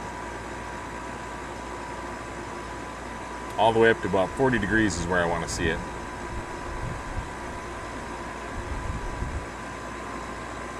So I'm going to let this run for a little while, start picking up some of my stuff off this roof, and then we'll revisit this in about 5 minutes, see if our system is equalized yet, or stabilized rather. Alright, I'm going to let this run for about 5 or 10 minutes while I go pick up some of my tools and equipment off the roof, and then we'll revisit this and see if the system has stabilized yet. Looks like we're almost up to 30 degrees on our evaporator.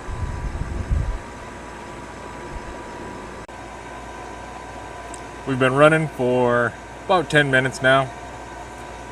Our evaporator temperature is up to 35. Condensing temperature is 106, which is pretty darn close. We're sitting about 75-ish degrees ambient temperature. Let's see, superheat 23. I have 0 subcooling registering for some reason.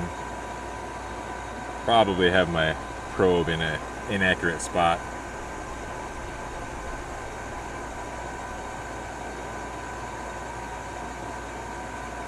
Actually, it says I'm getting 108 degree temperature. I wonder if...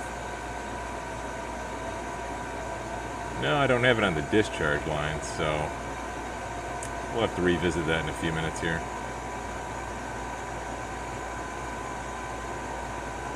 Alright, let's check our return and supply temperatures.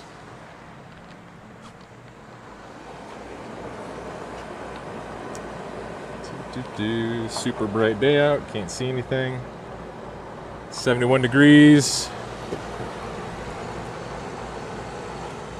Our supply is 52, so we are doing pretty good so far.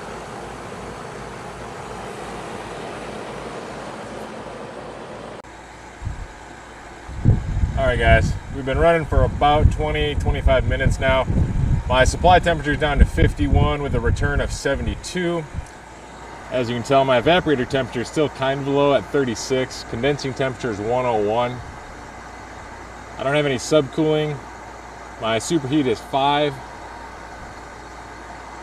Now, besides my superheat, I feel like we have a low charge.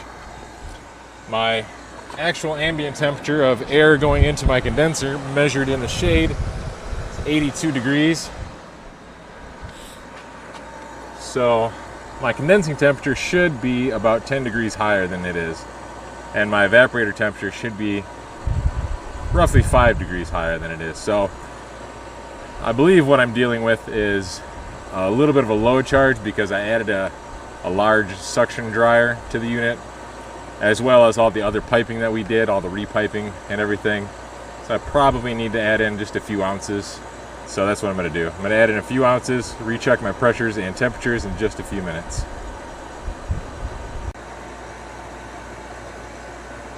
Well, just when I thought I was all wrapped up on this, we're still getting a little bit of funky pressures and temperatures out of this unit.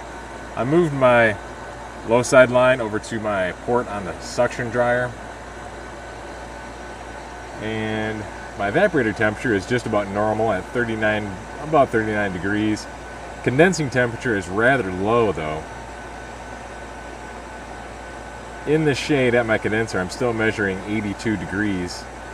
So I should have 112 degree condensing temperature just using a rule of thumb 30 degree split. I have no subcooling and no superheat.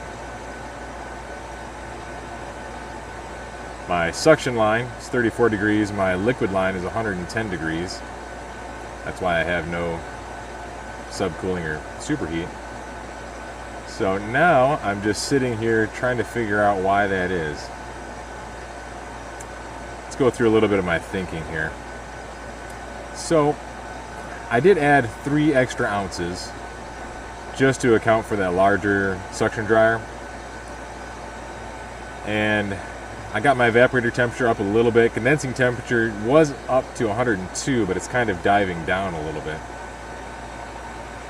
Now, if I was overcharged, I would expect to see higher subcooling, higher head pressure, lower to 0 superheat, and higher than normal evaporator pressure.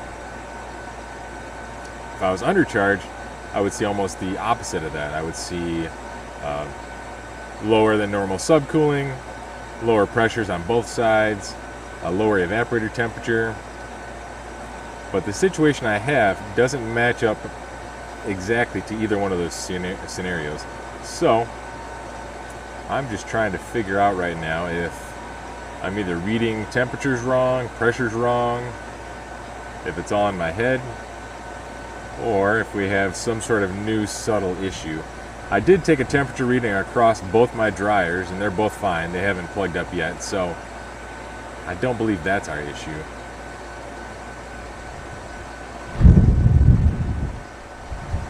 Alright guys, let me cut the camera off here a little bit, switch some gauges and temperature probes around, verify my probes are reading accurately, and then we'll get back to it in a minute.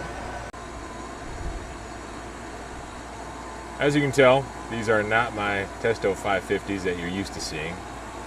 I decided to swap out my 550s for my old school analog gauges because the pressures and temperatures I was getting on my Testo 550s just didn't make any sense. I had 0 subcooling, 0 superheat, although my evaporator pressure was correct, my condensing pressure was lower than it should have been, and I took an air split across my condenser. I had 84 degrees going in, measured in the shade of course, and then at the, I guess the warmest part of my condensing fan coming out, I had 117 degrees. Now keep in mind, it is a little difficult to measure your outgoing air coming out of the top of the condenser because of all the turbulence, because it's bouncing around, it's not coming out evenly. I just kind of moved my thermometer around until I got what I felt was the highest temperature.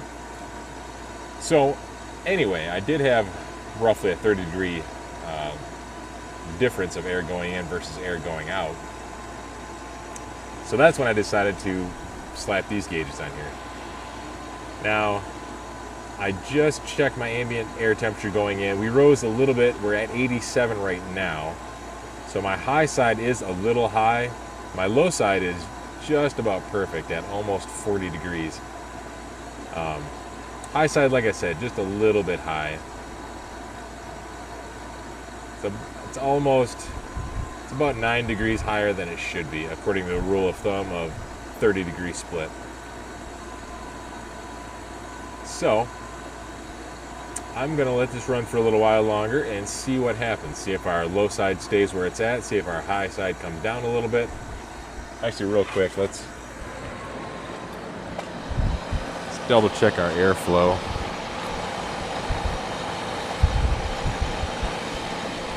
Really good airflow, about 200 CFMs.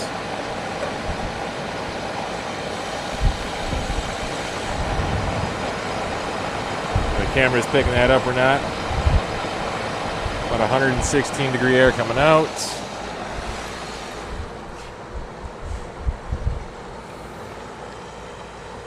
.51 degree supply. I got a little bit of moisture coming out of my trap. Let's get my airflow device out of there.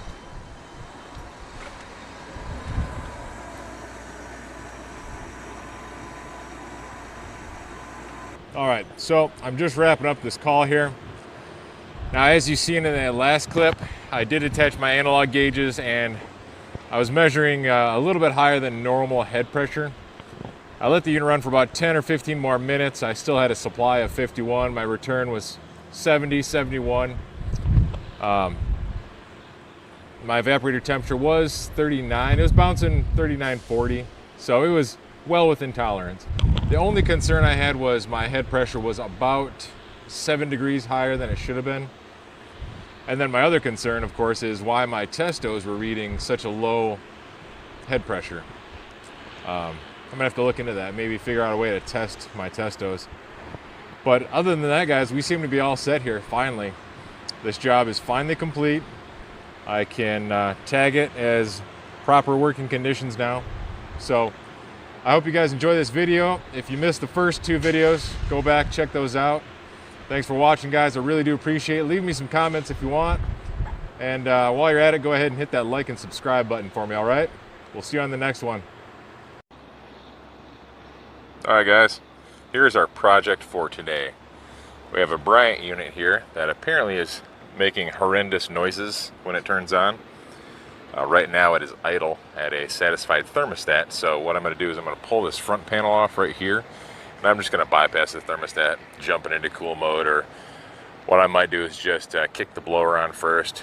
But actually, what I'm going to do before all of that is I'm just going to pull the panels apart and do a visual inspection, see if there's anything obvious. Let's take a look at our data tag right here. Now this 151, as far as I remember, the 150 is a 12.5 ton, I want to say, so 151 I'm guessing is a 13 ton unit. I believe it is anyway. So, alright guys, let me kick this disconnect off and start pulling some panels, and once I get that taken apart, I'll show you what we got, alright? Upon my initial visual inspection here, I don't see anything obvious. Our blower motor and our blower wheel are seemingly okay. I got no play in the bearing. I can't move it around. There is quite a bit of deflection on this belt, so I'm going to have to adjust that a little bit, but that shouldn't cause any sort of noise that they're describing. So now over here, check my condensers. Those seem to be okay. Let's see if I can reach back there and spin that one.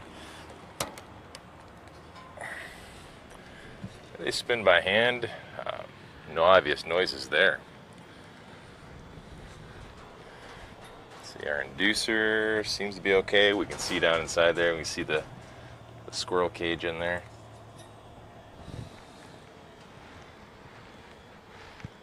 Yeah, so I don't see anything obvious.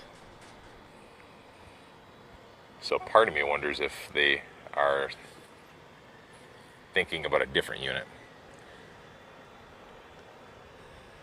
It's very well possible that they're talking about another unit and that this was the unit that they thought was making noise. However, our unit over there has fired up without noise. That unit's running. That unit back there, though, I haven't heard that one run yet, so we might have to look into that one as well. So, let me put a jumper on this and see if we get any noise. Alright guys, I got my thermostat jumpered out. Let's hit this disconnect, see what kind of noises we're dealing with. Now I expect a little bit of squeaking because I haven't tightened that belt down yet, just because I want to confirm the noise that they're talking about, which I'm sure is going to be a lot louder inside the building as it echoes through the duct. But yeah, let's power it on, see what they're talking about.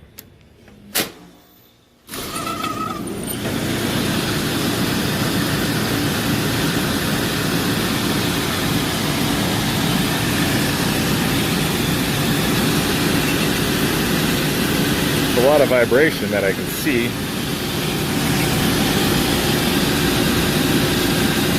Not really as terrible as a noise as I expected, I guess. Let's let it run, see if it gets worse.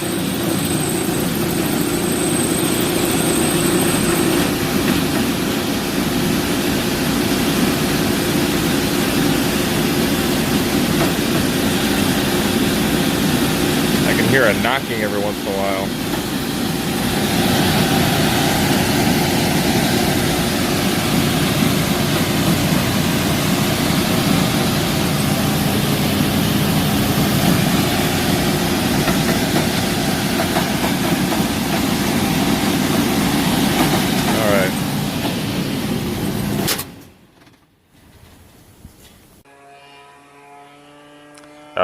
Just wanted to power that down before something destroyed itself or blew up.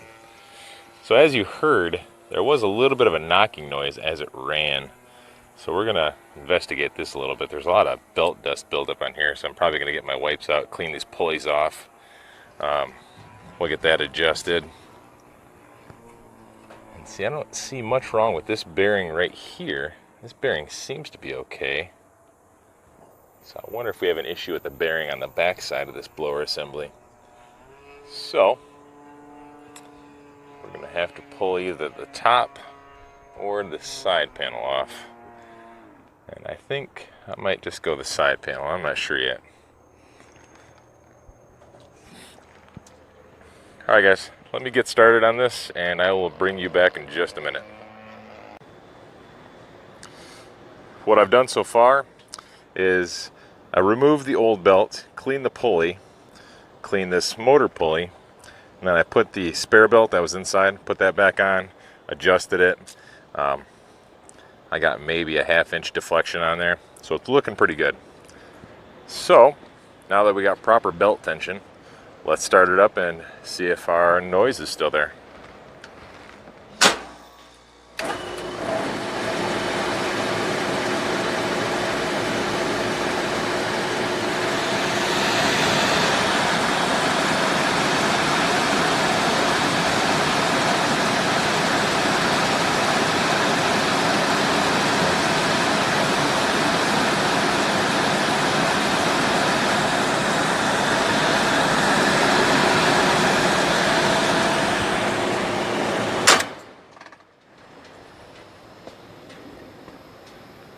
Alright, I didn't notice anything noisy that time.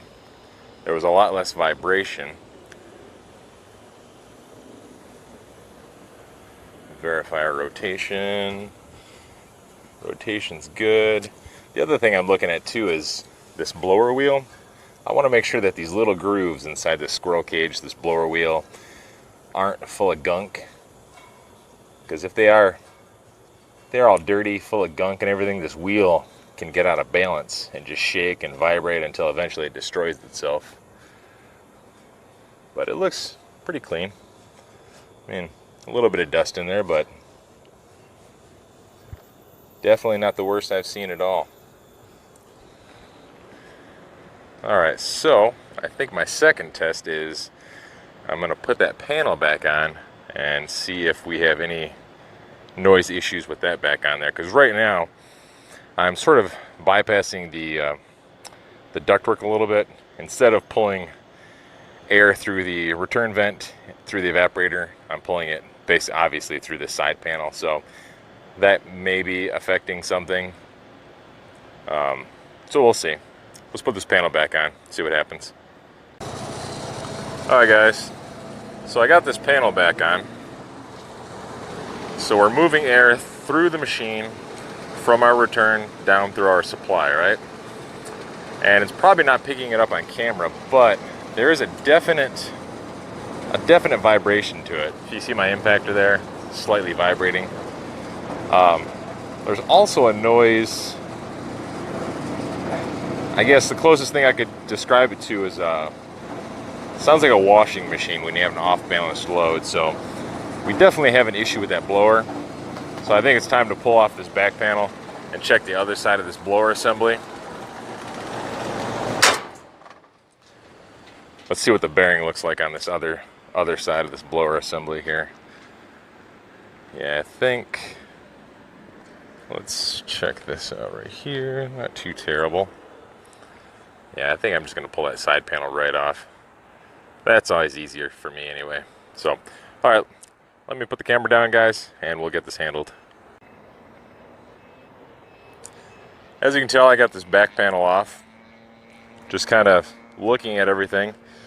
I got back here, checked out our bearing right back there. There's no play in it. The blower wheel on this side looks fine as well. It doesn't seem to be rubbing on one side, doesn't seem to be off center, out of balance. Other things I look for, all this framework around here, I check all this just to see if it's cracked anywhere.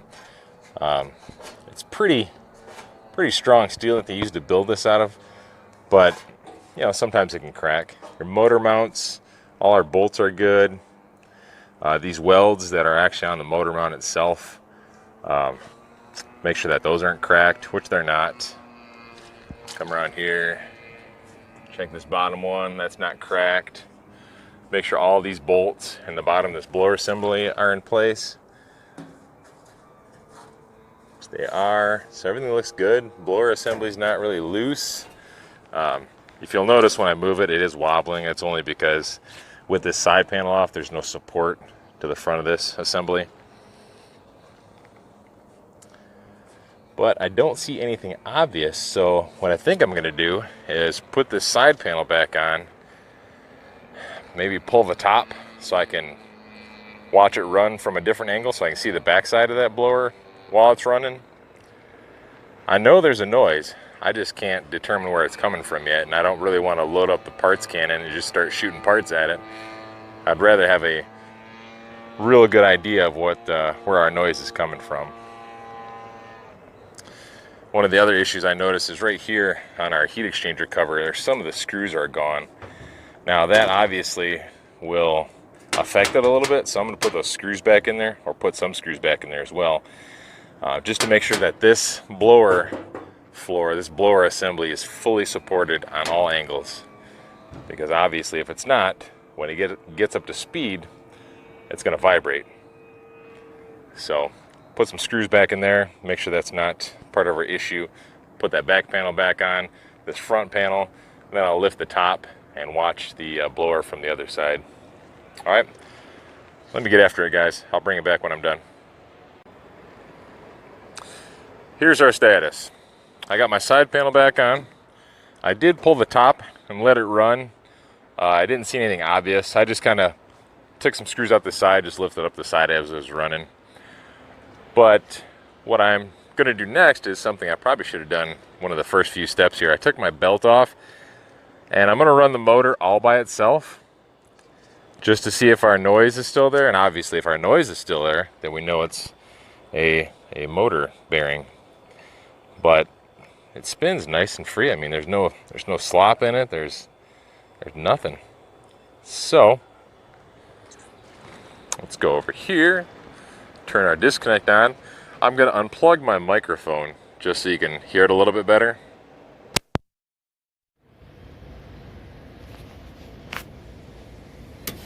Disconnect's on.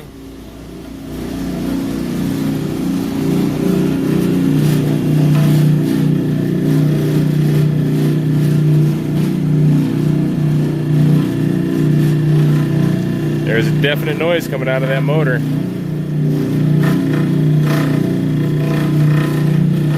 The frame's not loose. I'm just kind of pulling around on this mount just to see if that noise changes or dissipates in any way, but it's not.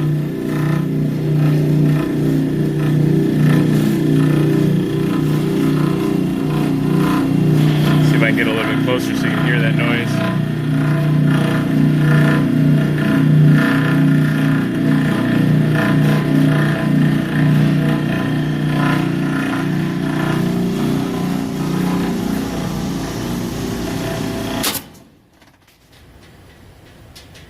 Well, it's been a few days since that last clip you watched. I did get approval to replace this motor, the motor pulley, and the belt, so we can make this unit sound more like a regular package unit and not so much like a lawnmower. So that's what we're going to do. I'm going to pull this motor out, put our brand new motor in there, replace this pulley, put a new belt on here, make sure the belt's lined up and tightened down properly, and we're going to start it up, get some supply temps, amp draws, all that fun stuff. Now, as you can tell, I do have this back panel and our side panel pulled off. You don't necessarily need to pull this back panel off. I did only for presentation purposes. Plus, in my opinion, it's a little bit easier for me anyway, and it really only takes a few minutes. So, first thing we're gonna do is unwire this motor. Now, this is a 460 unit, and this motor is dual voltage, 208, 230, 460. So we want to make sure that we obviously wire it back up for 460.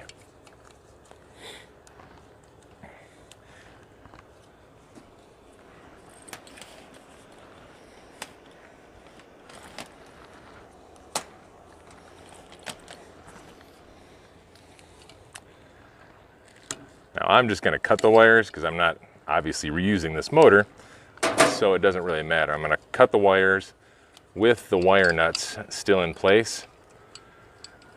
This way, when I go to reconnect our new motor, I'm going to verify the wiring anyway, but it should be real simple. I just line up the colors because it's a factory motor, so see, just like that. All right, so these are disconnected. I'm going to pull off these wire nuts here, and I'll reuse these on the new motor when I convert it to 460.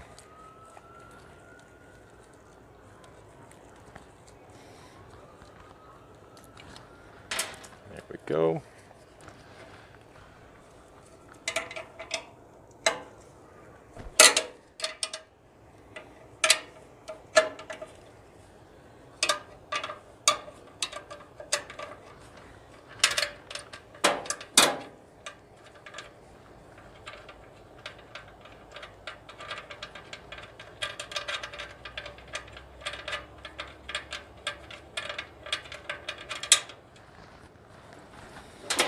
Bottom bolts.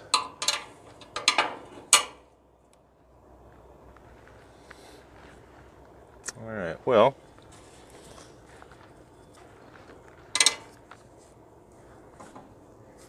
it looks like we have to actually remove this entire mount, because when I pulled this bottom bolt off, it actually fell back in behind this motor plate, this motor mounting plate, whatever you want to call it. So it looks like I do need to remove this entire mount. I was kind of hoping I could just take the bolts, the nuts off the bolts here, pull the motor off the side, and be done with it, but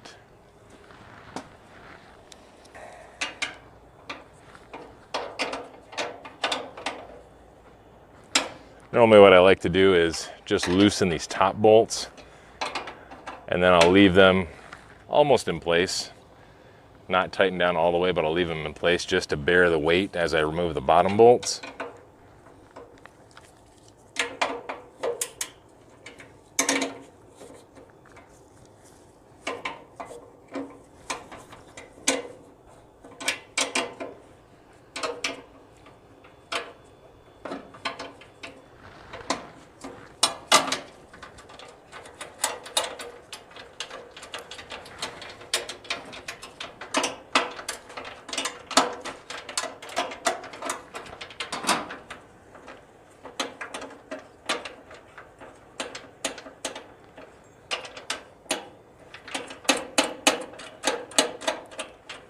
And don't forget to take the top bolt off this adjustment rod, because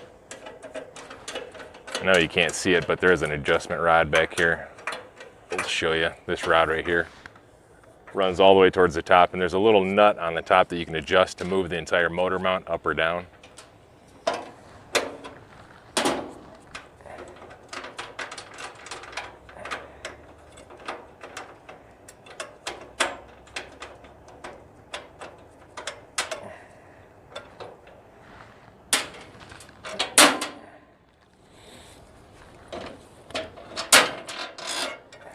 All right, here's our motor. So now we're going to set it up on top, and then we'll swap this motor plate, this motor mounting plate, to our new one.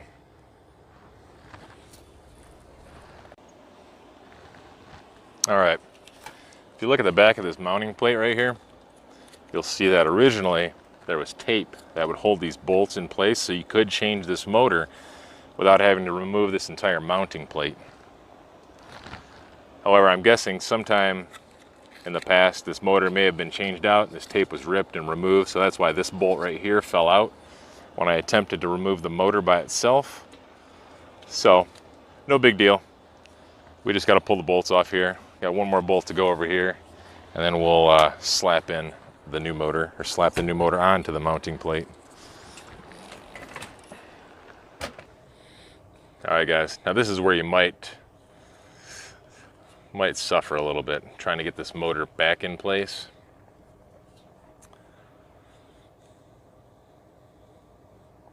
Single-handedly, because the motor weighs about 1,700 pounds.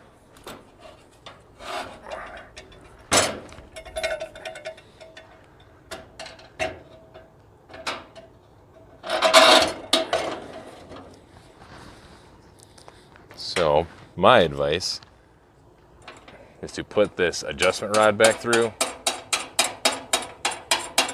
tighten it down a little bit, just kind of let it hang there. You can support it.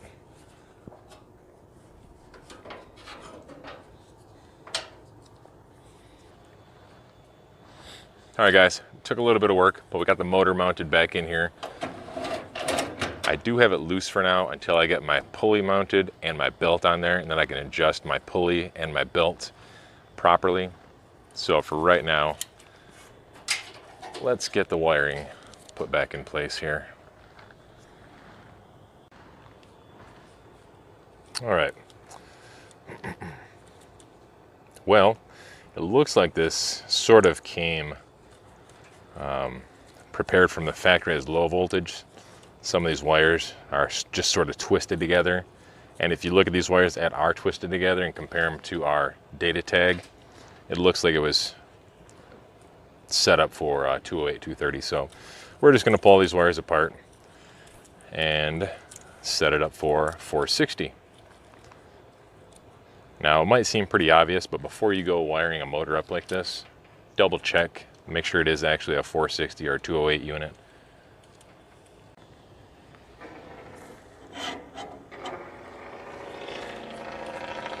All right, got our keyway in place.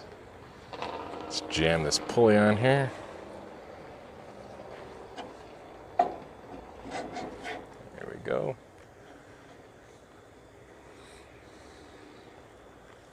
Kind of eyeball it, make sure we're lined up with our blower pulley. And it looks like we are. Now I'm gonna have to open this pulley up a little bit because when they come from the factory, they're closed down all the way. So what I'm gonna do, so I don't throw off any sort of air balance that was done, I'm going to measure the old pulley and basically just open it up as much as the old pulley was opened up.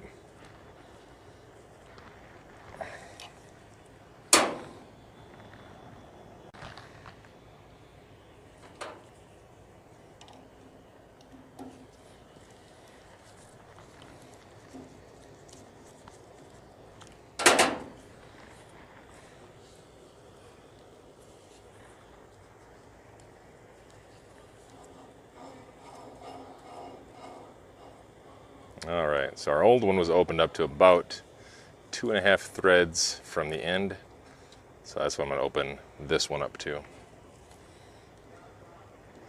And then we'll get our belt on here and see if we need to move it back or forth anyway to get it lined up properly.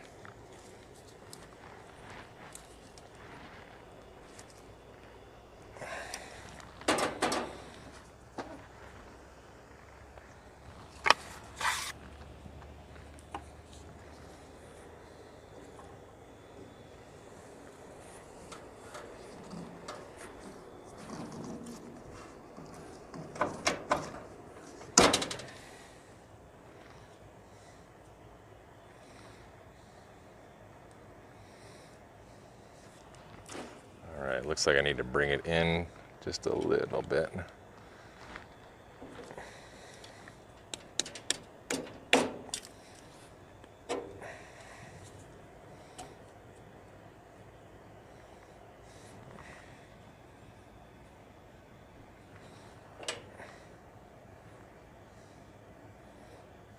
All right, that looks nice right there.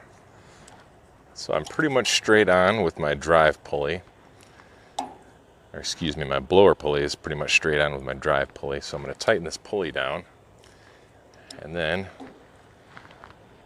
we're going to get the motor mounts all tightened in place. I think I'm going to raise it up a little tiny bit maybe. Give myself about a 1/2 inch deflection.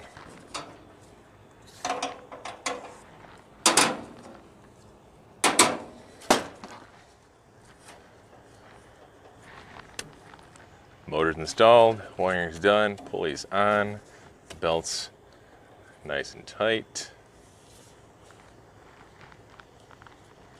Well, let's get this back panel put back in place and start it up. Well, we got our panels back on. I have the thermostat jumped out in stage 2 cooling. Our brand new blower motor is pulling 1.6 amps. I'm not sure how well it's picking it up on my microphone here, but the unit no longer sounds like a lawnmower, which is good. That's what we were going for. Down to 57 degree on our supply side. We're pulling back about 75 degree air on our return side. So looks like we are all set here for today, guys. Oh, except we forgot this.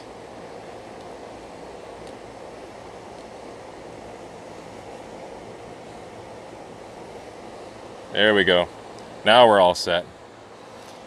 Alright guys, thanks for watching. Hope you enjoy the video today. If you haven't already done so, hit that like and subscribe button for me, alright? We'll see you on the next one. Alright guys, we got something a little special today. Today, we get to work on a Randell make table from a pizza chain. And I didn't film the original diagnosis because I wasn't able to, because this is a smaller restaurant. And at the time, the kitchen was really busy. But essentially what we have going on is the evaporator in the back, the rear rail, and the front rail are both leaking, as well as our reach-in evaporator is leaking. So I gave them a quote to replace the entire unit or repair it. They decided to go with the repair. So right there we have our front and our rear rail evaporators. We have our reach-in evaporator, TXV, thermostat, solenoid, filter dryer, the whole 9 yards. Now what I'm going to do first is I'm going to pump it up with nitrogen just to show you exactly where it's leaking at. Now the reach-in evaporator, I wasn't able to actually confirm the leak with bubbles. My electronic leak detector was going crazy though, but I believe, let's check out this one just as an example. So what I believe is going on is somewhere in this bundle, probably like right in the center, is where my leak is. Now once I pull the old evaporator out, I'm going to seal it up with a service port, pressurize it, then dunk it in water, and see if I can maybe actually identify where the leak is coming from. But the top front rail and rear rail, I'm going to add a little bit of nitrogen just for fun and show you exactly where it's leaking at. You can see for the most part I'm all set up here. It's kind of nice today. I get to work outside. Like I said, the kitchen's kind of tiny in there, so it just works better. I just pop the front of this make table off, wheel it out the door, set it next to my truck, and we're good to go. You'll notice I have 2 reclaim tanks over here. The one I accidentally put R22 in the other day. It was brand new, so I'm going to take the R22 out of the one and put it in the other tank, which is my dedicated R22 tank. And then I'm going to take that tank and then pull it down into a vacuum. And then I'm going to use that to reclaim my, I believe it's 134 in here maybe. But let me pull some more panels apart, guys, and I'll bring it back around once I get it pressurized and show you these leaks. Alright guys, so right now we're at 190 psi. Just want to show you where some of these leaks are. I got a leak. This one and this front rail is kind of hard to see. I believe it's right up underneath here. There's a leak in there. Just a little tiny guy. It's hard to see the bubbles because they keep falling down. But this one's a little bit easier to see. So I'll show you this one. Right there.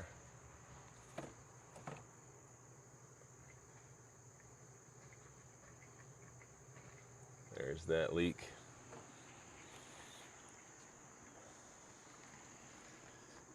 Right down here is our evaporator coil. And when I was here initially, we had a leak somewhere in this section. I couldn't confirm with bubbles on the outside tubing, so I believe it's probably in the middle of this bundle. And judging by the looks of it, I think it's going to be much easier if I just take and remove this entire evaporator assembly, the framework and everything, and then just braze in my new coil, solenoid, TXV, all of that right outside, and then just install it over here. So what I'll probably do is end up cutting it right there. For those guys who don't know, solenoid magnet right here. It's a great little device. This right here is our liquid line solenoid. Now, obviously, we don't have power of this thing because it's sitting outside, but this would normally energize and pull this little plunger up, which would allow refrigerant, liquid refrigerant, to flow into my TXV. So for the purposes of reclaiming it, hear that little clicking noise? That's our plunger moving up and down. So the purposes of, for the purpose of reclaiming it, I need to put this on here to open up that solenoid so I can evacuate all of the refrigerant out of this. If you don't do that, you're going to have refrigerant trapped in the system somewhere, and you're not going to be able to pull a proper vacuum or probably even braze properly, depending on where it's trapped at. So I just got the R22 that was in this tank moved over to my dedicated R22 tank. Now, right now I'm pulling a vacuum on that tank, and two main reasons why I want to pull a vacuum on this tank is because I'm doing this job outside. It's 75 or 80 degrees outside, and I don't have a giant bucket full of ice to dunk that tank into. So what will happen is if I go to reclaim this entire charger, what could happen, it's a pretty big tank, so I might not run into this situation, but I'm being proactive. So what could happen is as I begin to reclaim this refrigerant, the pressure inside that tank is going to build up and just slow down or completely stop my reclaiming process. So that's why I took all the refrigerant out, like I said, put it in my dedicated R22 tank, and I'm going to pull a vacuum on it just to make the reclaiming process much faster and much simpler. So as soon as that's done, we're going to pull the charge out of this, and then we're going to move on to removing these coils. I got the rails all prepped up, unbolted, ready to be brazed out. Now normally I would cut them, but so we're down to 530. That's pretty good. I'm going to go ahead and close that off and start reclaiming this charge, all right?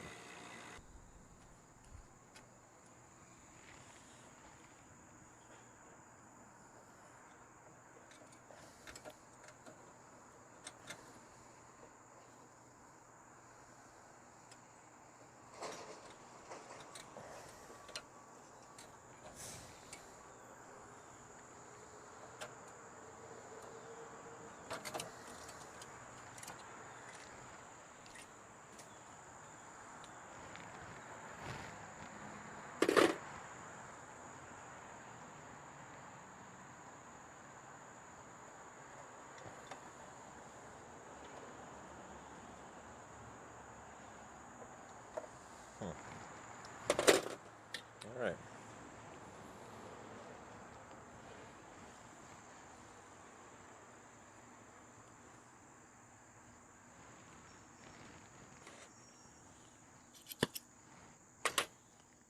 Now that we got that cut out of there, let's just see if we can't pull those little nubs off.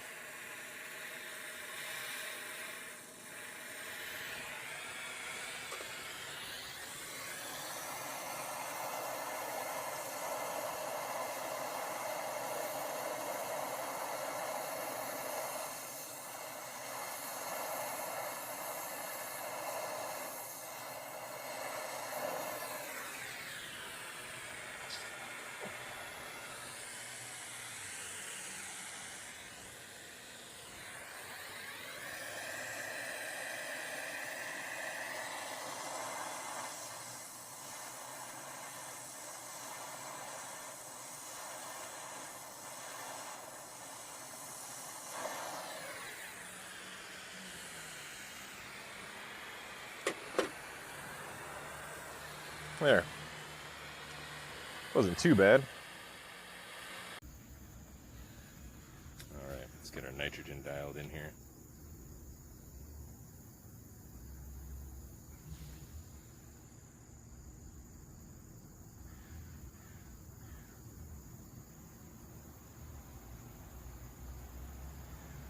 Right about there. All right, so we are flowing nitrogen.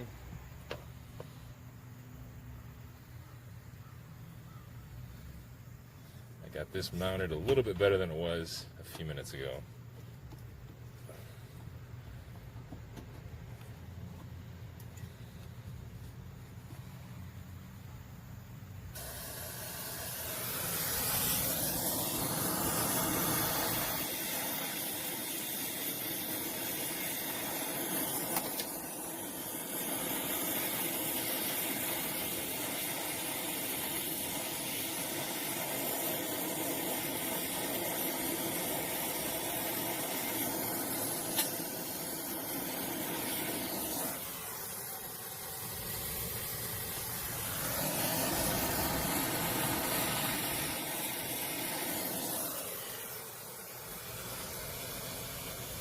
Always remember, guys, when you're brazing, keep an eye on what's behind the flame or underneath the flame. Right down here, a little bit further down, there's a temperature sensor that I could have toasted.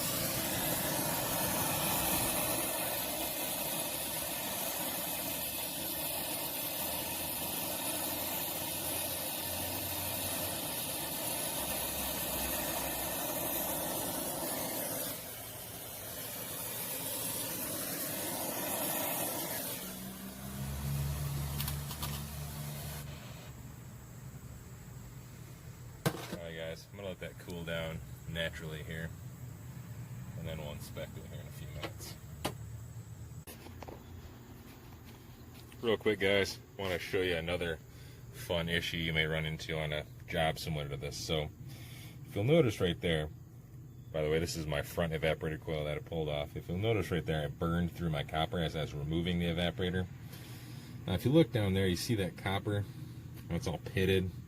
Now, the best I can tell, that's just formicary corrosion that's going on right there. Because again, this is a pizza chain. They have onions, peppers, sauces, all sorts of acidic product that are set in here every day. So that's where that comes from. And I'm thinking either I overestimated how thick that copper was, or that copper is just starting to thin out, and that's why I burned through it. But just something to watch out for, guys. So where I cleaned it up at, I'm just going to slice that right there and just have to put a new elbow on there. And then we'll get this front evaporator mounted in. All right.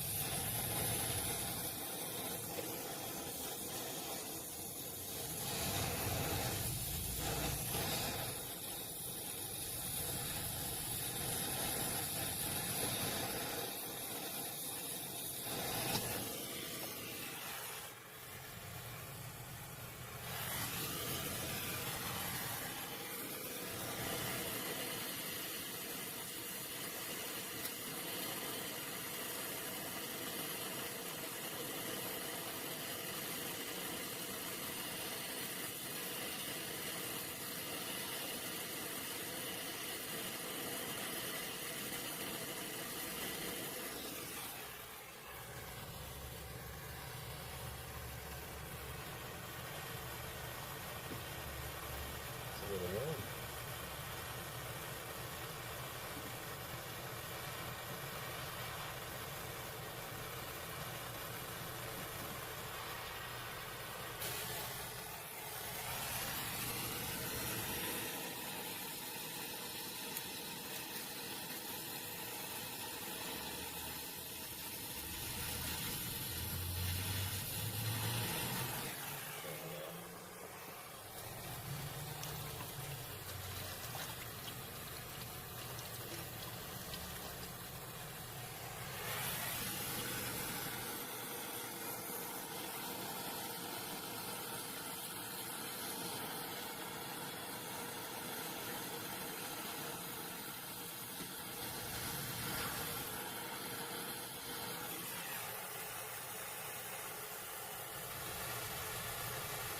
Alright, as you can tell, my joint popped out there, so I need to find a way to wedge it in there. Maybe a zip tie right down there. It might melt, might not. Let's see what we can come up with here.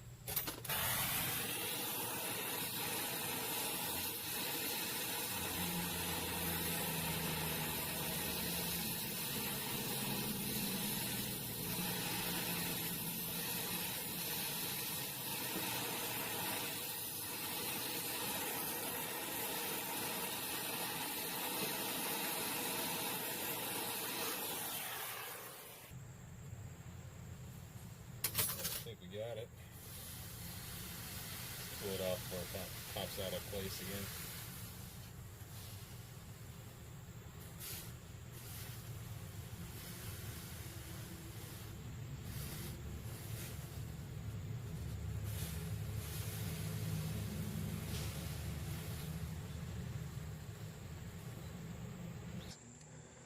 I know you probably can't really see me. I'm I'm over here behind the coil.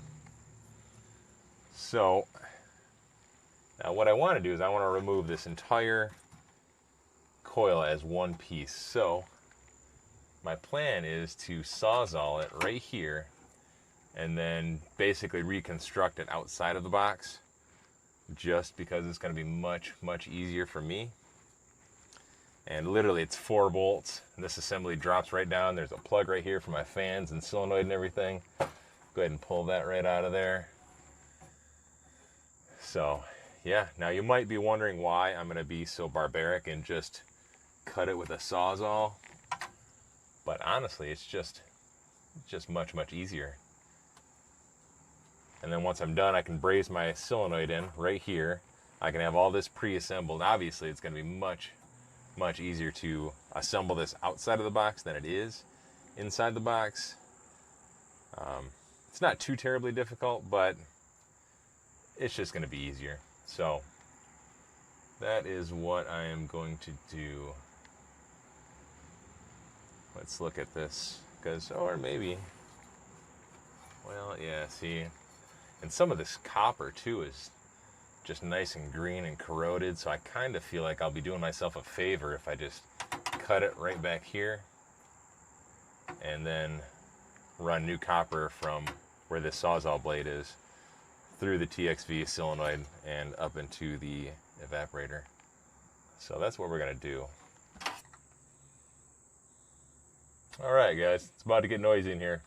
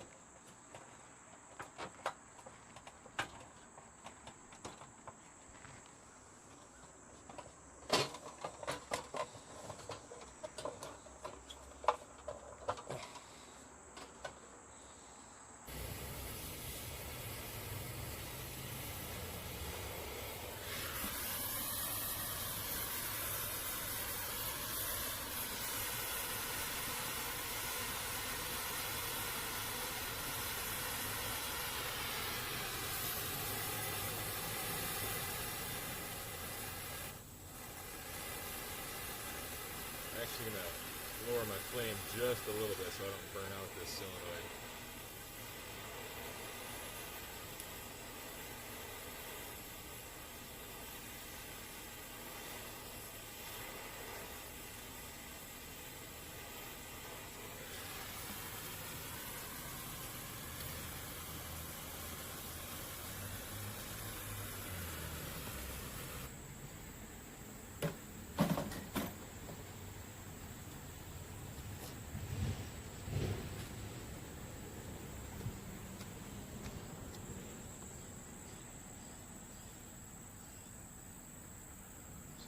Not too bad. Solenoid's going the right direction. TXV's not on backwards. Joints look pretty good. At the bottom of this one, I had a little bit more of a underside bubble is what I call it. Just a little bit hanging solder. A little bit more than I like, but it's alright. Everything looks good, nice and tight. So let's get this mounted in there.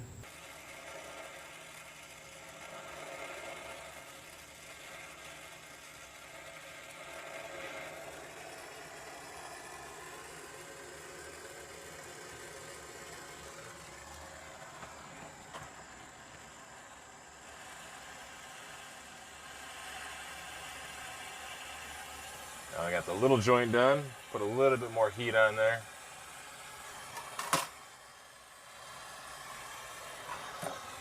We'll get this big joint done real quick.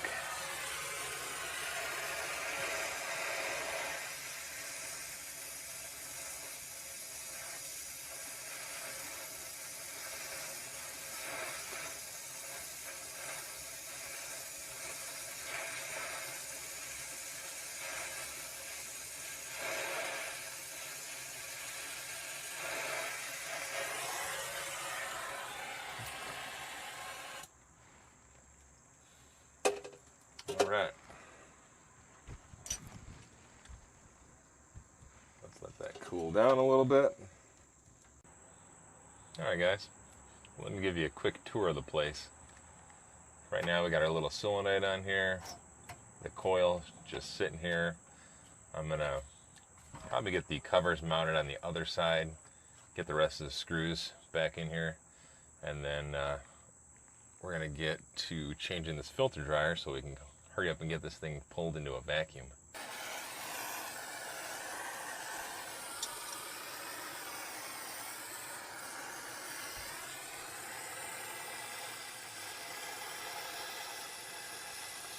Now when I'm doing something like this where I'm pulling on the tubing this close to my flame, I never grip down on it.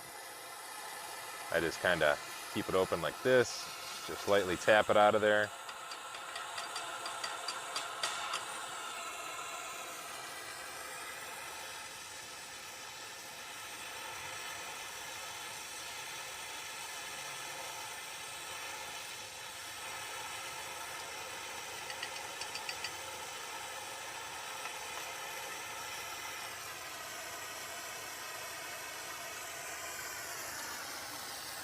Switch hands here.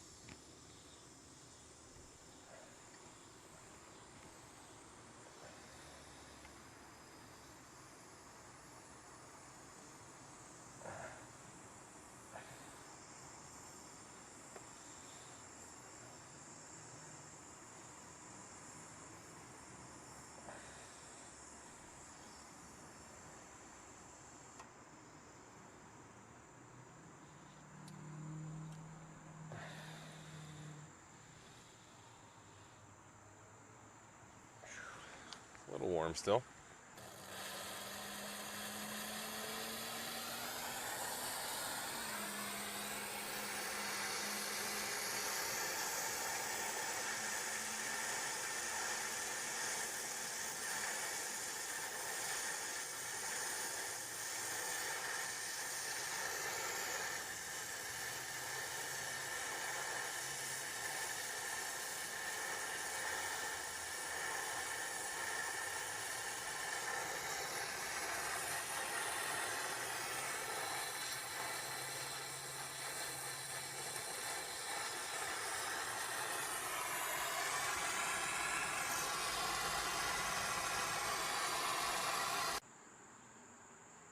All right, guys, here's where we stand. Just got done brazing in our dryer, as you've seen. We're under pressure at about 147. It's holding steady, so I think we are nice and tight. I'm going to give it about another 10 minutes, and then I'm going to hook up my vacuum pump, which I just changed the oil on, so we should be good to go. And then we'll pull a vacuum on it, recharge it, shove it back inside, plug it in, and verify some temperatures. So we're down to 240 microns. As you can see, I have both my core removal tools in there. I have my low side here blocked off, so I am just pulling through the high side, through the whole system. That makes my micron gauge the lowest point in the entire system. So I've only been pulling a vacuum for about 10 or 15 minutes, so I'm pleasantly pleased with that. It's probably because I have both core removal tools on there. I just changed the oil in my pump. So those two things equal a great vacuum, I suppose.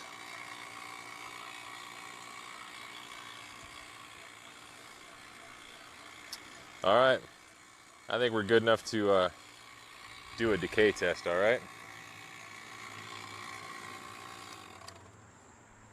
Now my system is completely isolated. Micron gauge is at the lowest point of the system. We have 0 rise so far.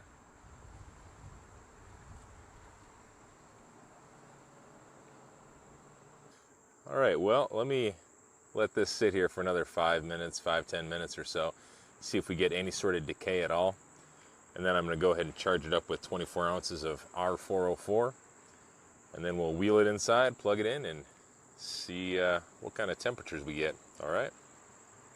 Now, when I'm charging a system, what I normally like to do is I'll block off my hoses at the system, right here and here. And then I'll open up my refrigerant, fill up my hoses, my gauge set, so I know that's all accounted for already. And then I'll zero my scale out. Now this way, whatever goes into the system will be as close to the 24-ounce factory charge as I can get. Maybe a ½ ounce over, depending on how I take my gauges off, if I do it the right way or if there's any spillage when I remove my gauges. All right, so let's go and put everything right into the high side. Remember, we're looking for 24 ounces. We had a good, nice vacuum, so it should get in there pretty quick.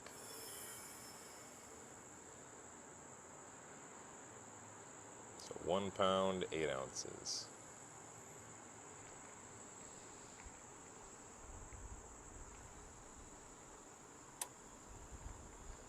That's our pressure switch.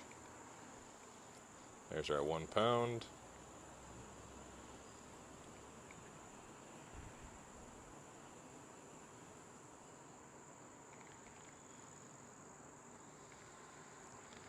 We got about 1 pound, 9.2 ounces, which will be fine. We're maybe an ounce over. But again, there's going to be a little bit of spillage when I take my hoses off. There's going to be some left in my hoses, so we're pretty much dead on. All right, let me unhook this refrigerant tank, and I think we're ready to roll this thing inside and plug it in.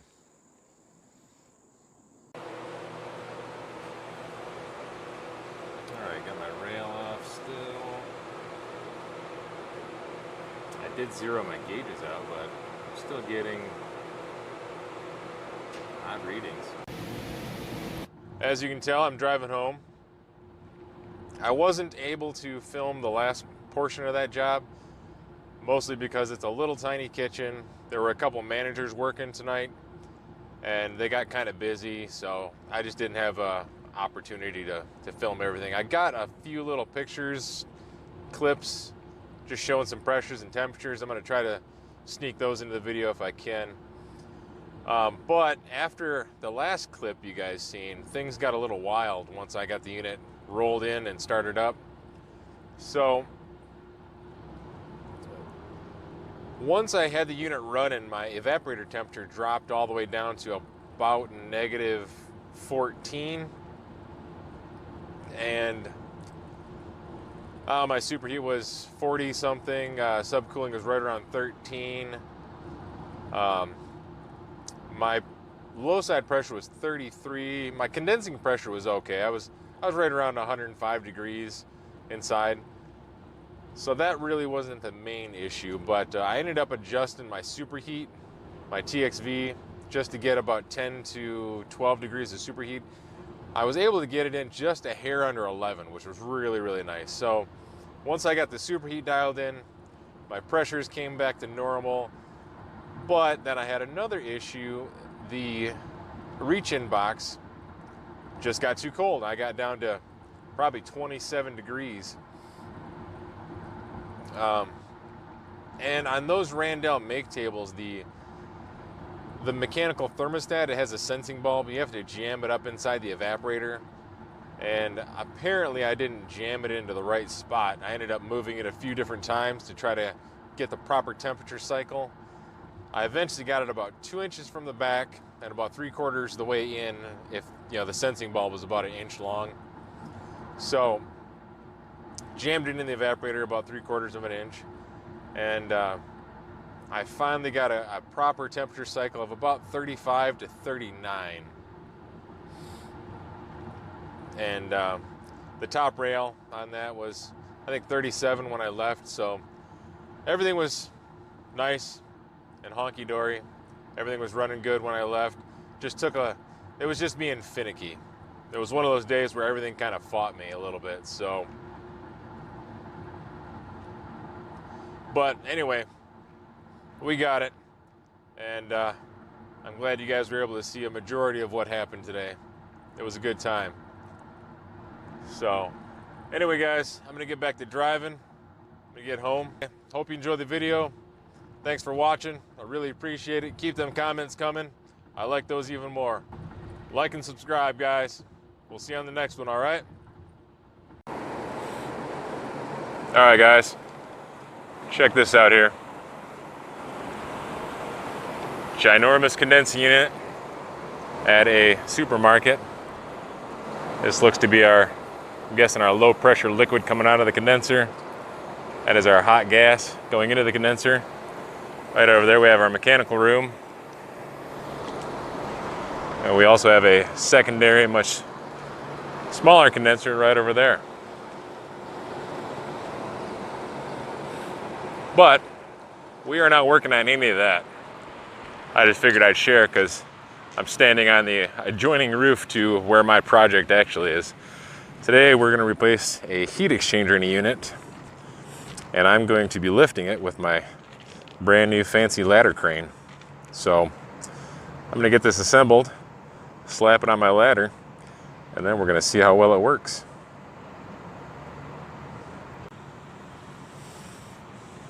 All right, got the ladder crane all assembled. I got the cable going down to the bottom floor there. And my guy David right now is getting our heat exchanger lined up. This thing assembles pretty easily. It doesn't come with these quick release bolts, as I call them. It comes with actual threaded bolts, which I don't like, so it just takes longer to disassemble and reassemble. So let me set this camera down and we'll get to lifting, all right?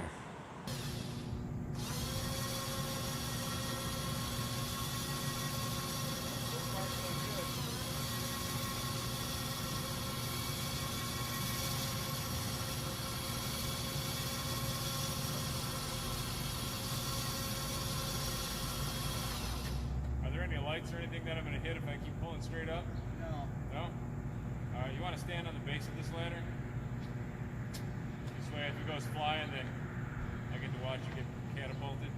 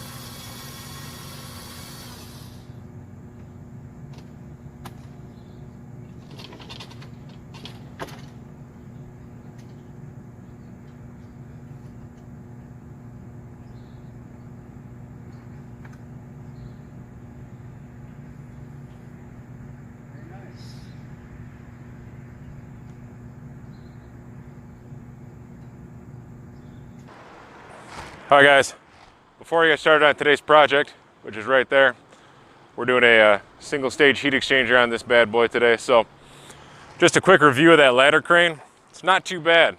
It definitely is cheaper than renting a crane or articulating man lift every single time I need to lift up a compressor or a heat exchanger.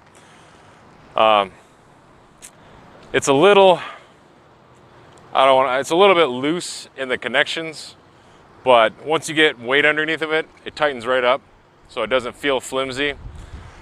The other key point is I feel it's safer if you have two guys. I was thinking I could buy the ladder crane and eliminate the need for another guy, but I think it's better off to have two guys, one guy kind of standing on the base of the ladder to make sure it doesn't slip out, and then also to kind of guide it away from the building, because when you do lift, you do have to lift kind of close to the building because you're at the mercy of your ladder angle and how far away from the building edge you can push it. But other than that, I'm pretty satisfied with it. I think the max lift that you could do is probably 20, maybe 25 feet, as long as you have a flat building roof ledge, or at least a very short roof ledge.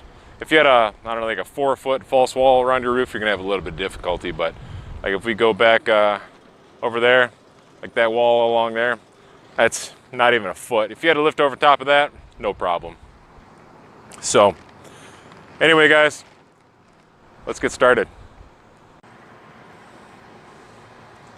Now, like I said, this is our project for today. We're just gonna be popping out this little tiny heat exchanger, popping a new one in. Now, I'm not gonna film the entire process because the majority of the process literally is just taking screws out. But I'll probably just be highlighting a few key points, some tech tips, just to make it a little bit easier for you guys out there. Some of you guys who maybe don't do these all the time. But this, like I said, is the second, third one so far this season, and it's hasn't even really hit fall yet, so I expect a handful more of these guys. So let me get to work. As you can tell, got the inducer removed. That came out as one whole piece. There's our burner assembly, gas valve combination. All the wiring on this unit is pretty straightforward, pretty simple actually. This might be one of the easier heat exchangers to replace. So let me go around back and see if I can kick this thing right out of there. All right, as you can tell, our heat exchanger's out of there now. A couple of the really bad spots right there. That's the one that really did it in though.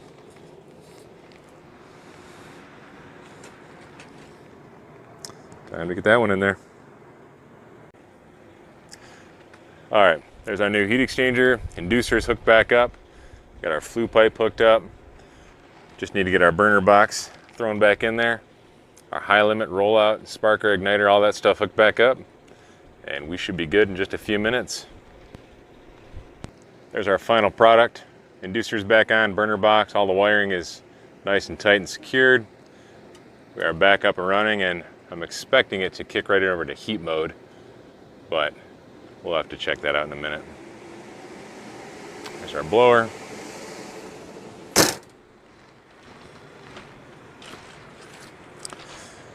Now, for those of you guys who've never done one of these before, when you do replace a heat exchanger, it's always best to remove the back panel and fire it up in heat mode just to burn off all that packing oil.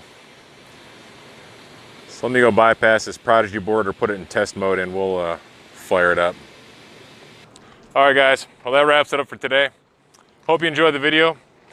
I know it's kind of a short little video, just kind of highlighting my new ladder crane and also sort of highlighting this heat exchanger job, which is pretty simple.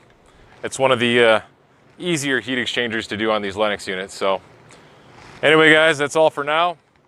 Hit that like button for me. And if you haven't already subscribed, go ahead and hit that subscribe button as well. And we'll see you on the next one, all right?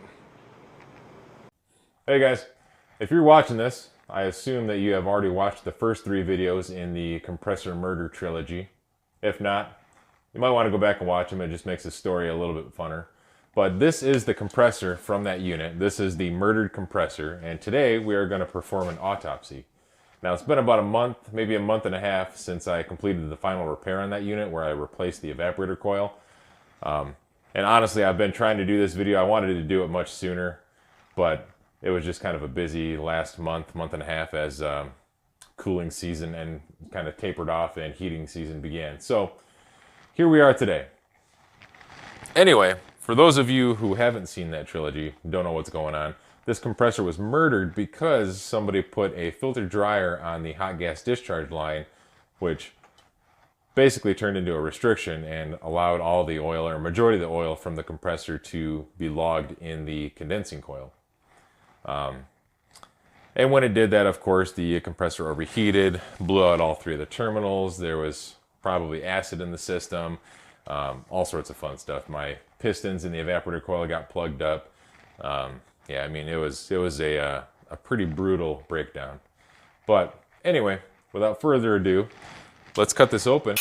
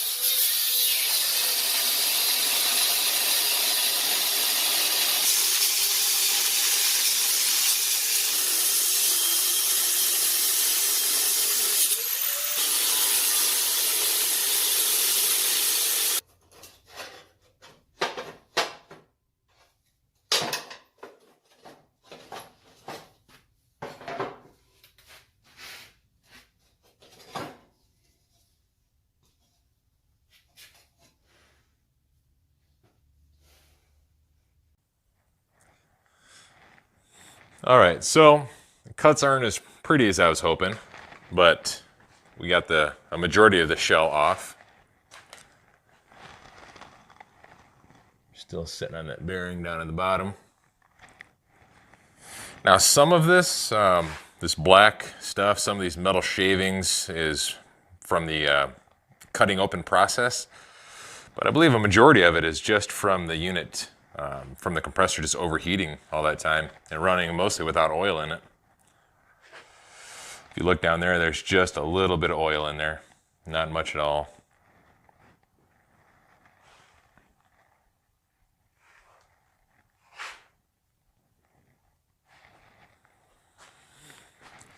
So what I think I'm going to do next, I'm going to cut these bolts off. I'm going to pop this top part of the scroll off and just look around inside there and see what it looks like.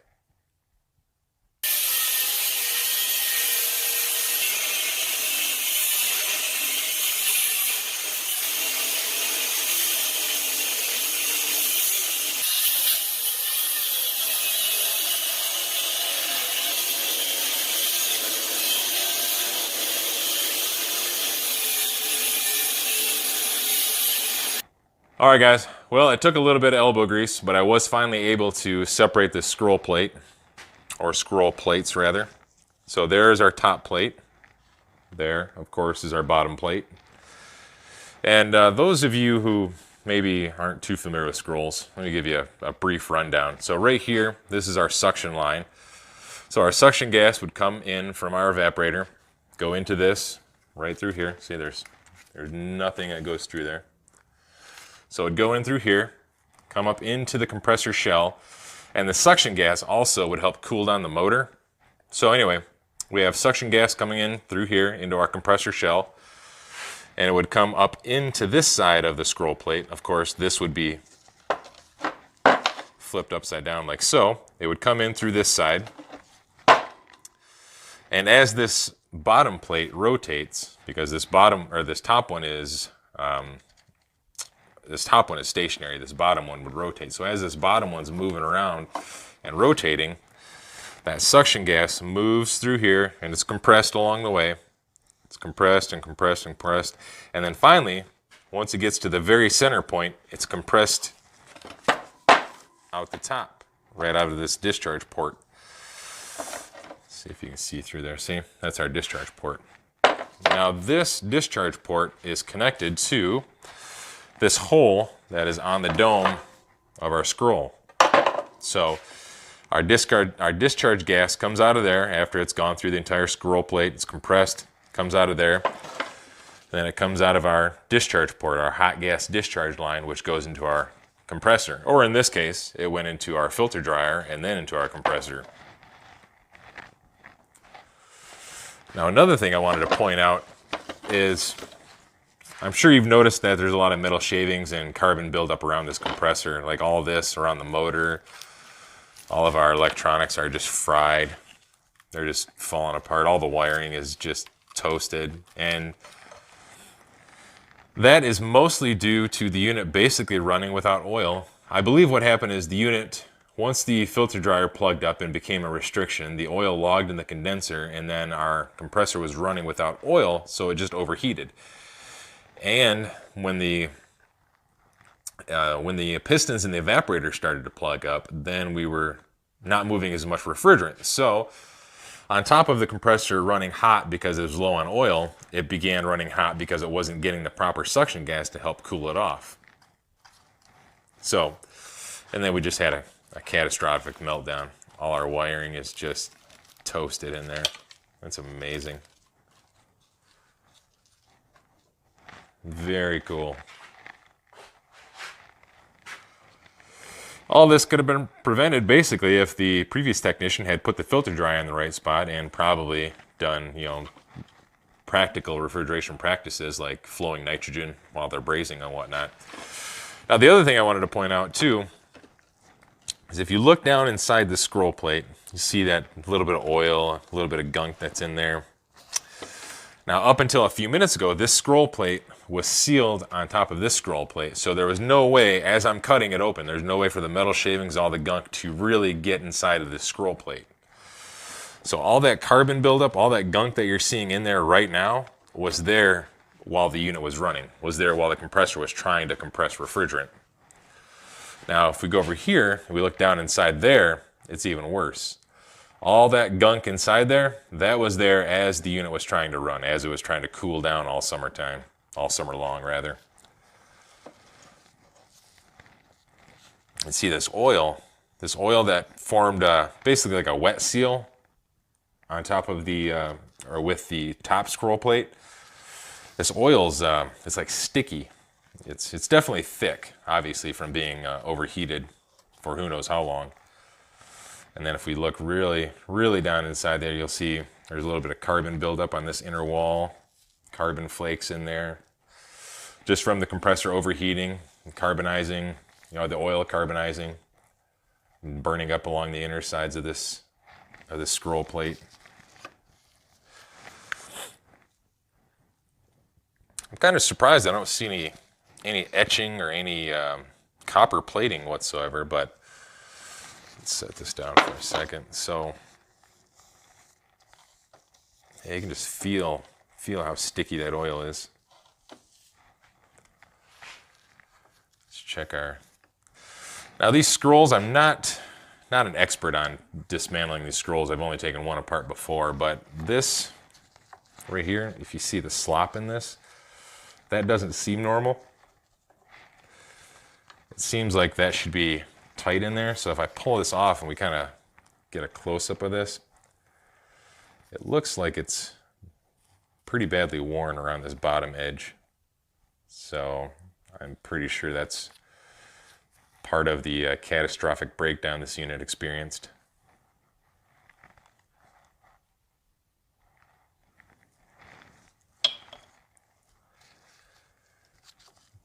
Let's see if this...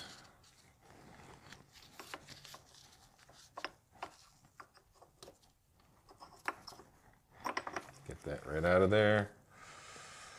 Yeah, if we look at that looks pretty badly worn. And there's just flakes of, sorry, get that camera back in there for you. So yeah, there's just flakes of carbon and sludge right there. And again, this inner stuff that we're seeing, was sealed up, so it shouldn't be that affected by the process of cutting open the shell. But yeah, you see just sludge right inside there. All right, guys. Well, that wraps it up. I hope you enjoy watching this autopsy, the autopsy of this murdered compressor. I hope you enjoyed seeing what happens when you put a filter dryer on a hot gas discharge line and what sort of effects it has on the internal components of the compressor. This is probably the worst burnout I've ever seen, and it was pretty nice to actually be able to cut it open and see internally what happens to it, especially on a scroll where all that gunk was just saved inside, all the metal shavings and carbonized oil that we could see. So it was a pretty good time for me. Anyway, guys, thanks for watching. I really do appreciate it. If you have any comments, any tips, anything you think I missed, let me know. I'm curious to see what you guys think about this, all right? So thanks for watching, guys. Like and subscribe, and we will see you on the next one.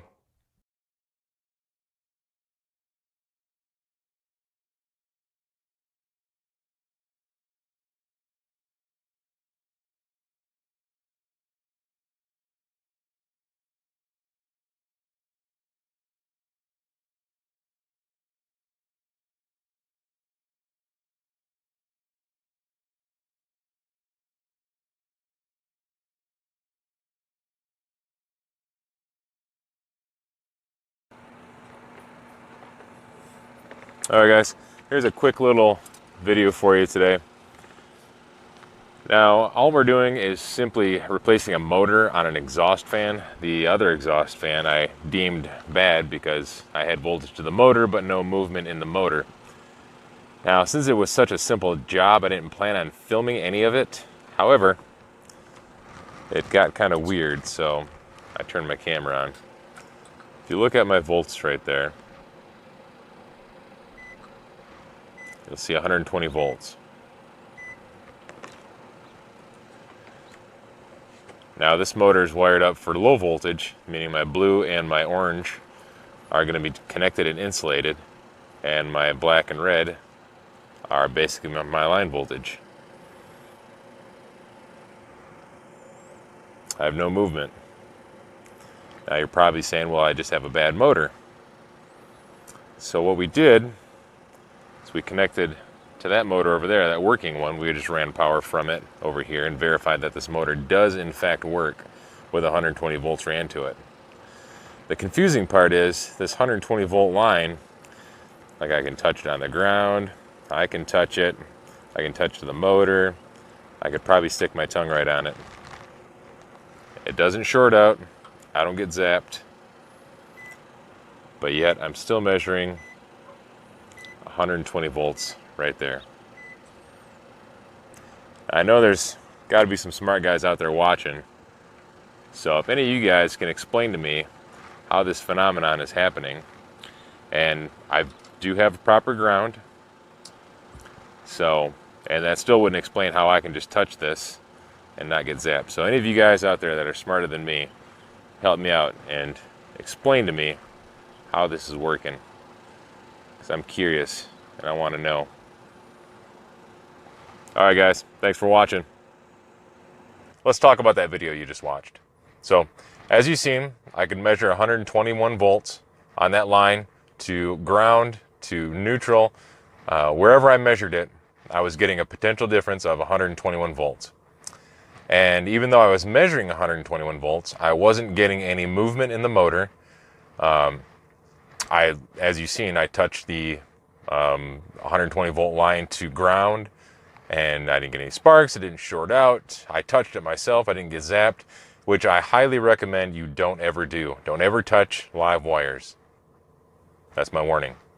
So, with that being said, my only thought is that it's backfeeding somehow. That I don't want to say I'm getting some sort of ghost voltage, but I feel I'm getting some sort of ghost voltage that I'm not actually getting. I'm somehow measuring 121 volts, but I'm not actually getting the voltage that actually does any work, if that makes any sense. Again, I'm not an electrician, and I really have no idea. I've never seen anything like this before. I've seen similar instances with low voltage shorts, but with a low voltage short unless you have something crazy going on. And usually it just, pops our little 3 or 5 amp fuse on the transformer. But this, never seen this before. So I guess if any of you guys out there, like I said in the video, have any clue what's going on here, let me know. In the meantime, I've told the customer to go ahead and get an electrician in to come in and inspect the lines, the breakers, all that fun stuff. So, but yeah, guys, shoot me some comments. In the description, there'll be a link to my email. So go ahead and shoot me an email if you want with any questions, suggestions, ideas. Let me know what you think. Even if you're not right, I don't care. I'm just curious to see what you guys think about this whole situation. Have you seen this before? I never have. So let me know, guys. All right. And again, I appreciate you guys watching out there. All right. Go ahead and hit that like button for me, and why not subscribe while you're at it? All right. We'll see you on the next one. Here's our issue today, guys. Looks like, is this a 0 zone? 71-degree box temperature. Not on the serial number. So you see we're pretty much emptied out. Check our airflow. Fans are spinning. Let's check our airflow down here.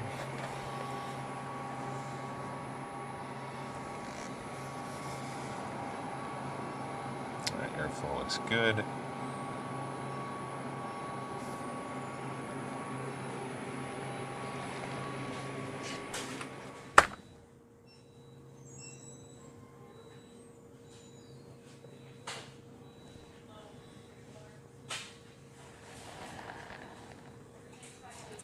One thing I do need to get at down there is our liquid line solenoid, just to make sure that is getting a signal to open. Put this back in here.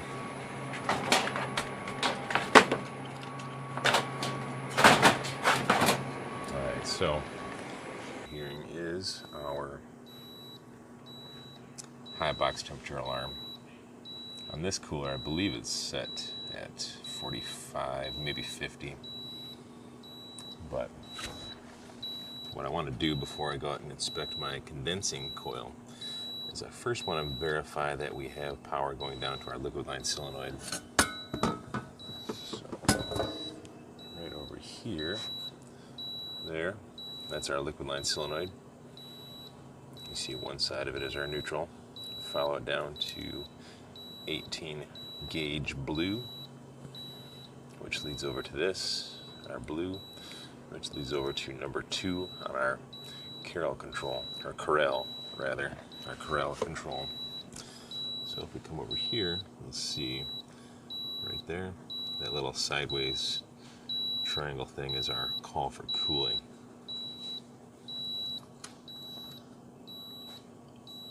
So right down here, blue, this is the wire going to our liquid line solenoid.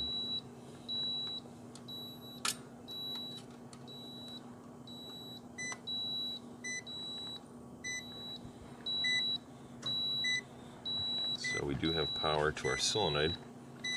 That means our pressure switch on our condensing coil should have closed and kicked on our compressor. So let's make our way out to the condensing coil and see what's going on over there. This is our guy right here. As you can tell, we're not cooling, we're not doing anything, nothing's running. Sight glass looks full. So first things first, our disconnect is locked. Manager doesn't have the key to it, so first thing first, I'm going to pull this panel off right here and check my incoming voltage.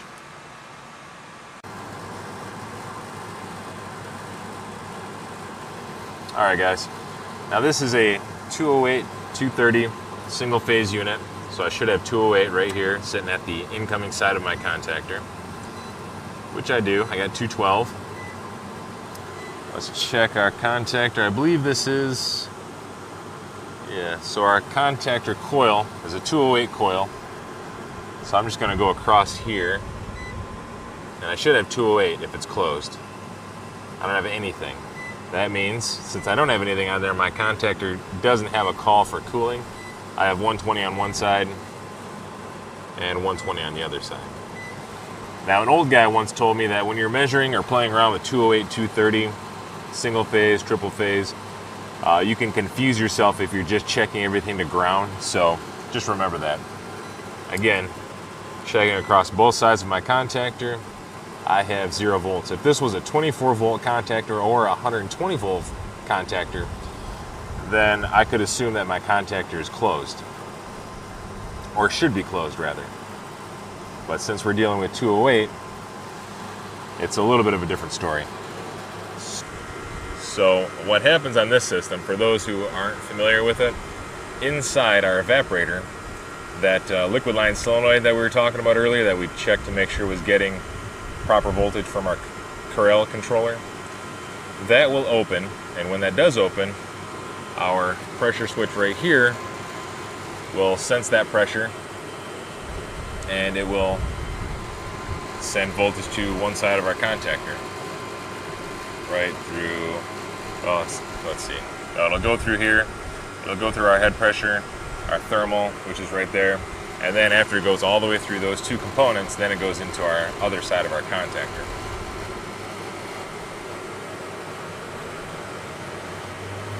And then when the unit pumps down, that solenoid inside the box will close, our compressor will continue to run, and it'll basically, it won't pull it down into a vacuum, but it'll pull our low side, our evaporator, our suction line, all of that down to, I don't know, 3 to 5 psi, whatever it's set to.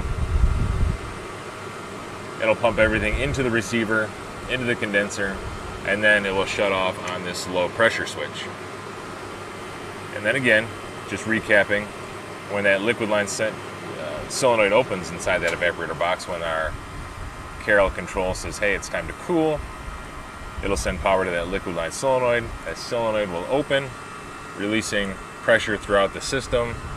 This switch will sense that higher pressure, which I don't know, usually 30 psi roughly. I could be completely wrong, but just throwing a number out there, but usually 30 psi, and then this will kick on and it'll run until it's switched off on low pressure again when the unit pumps down.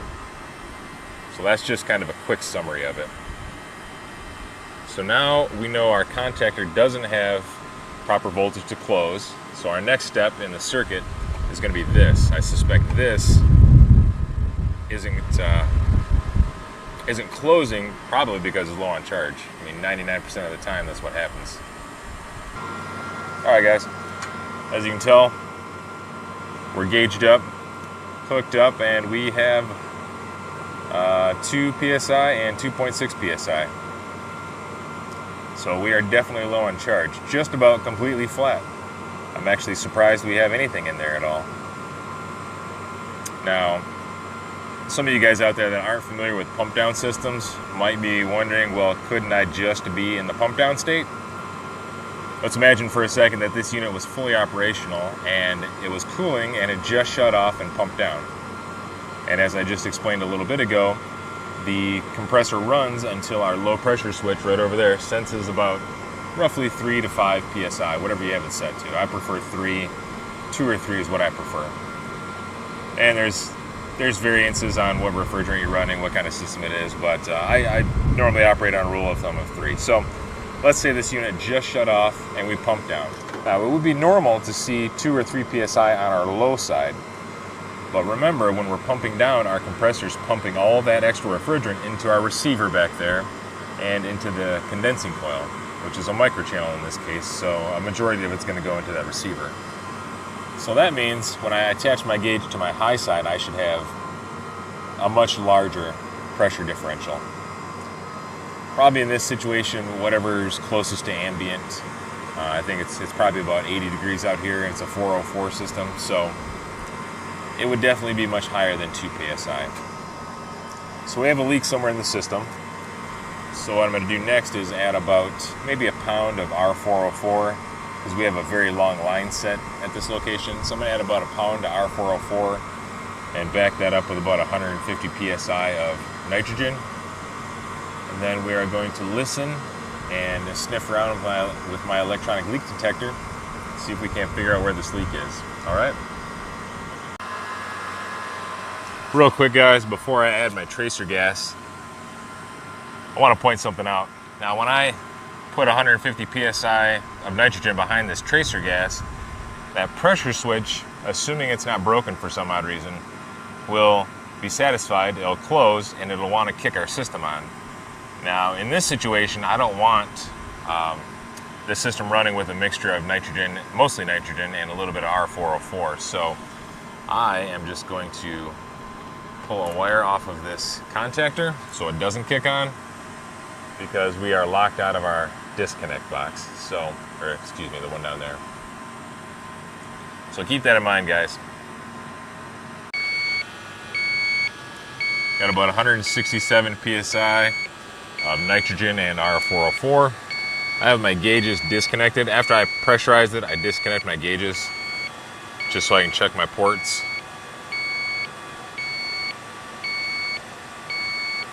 Nothing.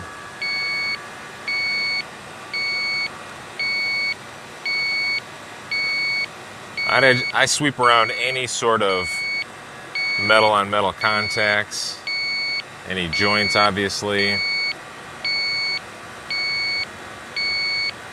These accumulators tend to sweat a lot, so they can rust out. This one's in pretty good condition actually.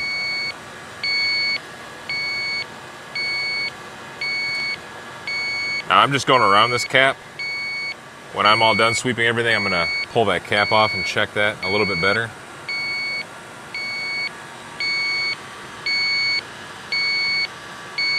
I just don't want to disturb anything yet until I do my initial sweep.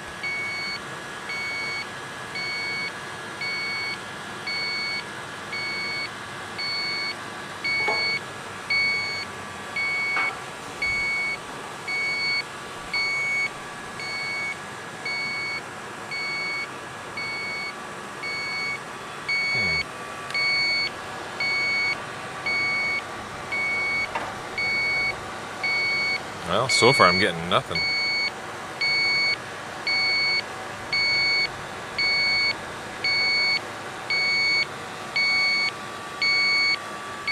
Let's go around to the front of this. Just sweep this condenser a little bit. Try to get down there and just see if I can get a hit on any of these elbows. If I do get a hit this way, what I'll do is I'll pull this side panel off.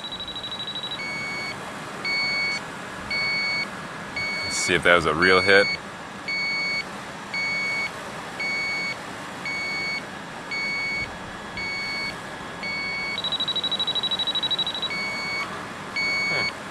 Well, we might have something down there.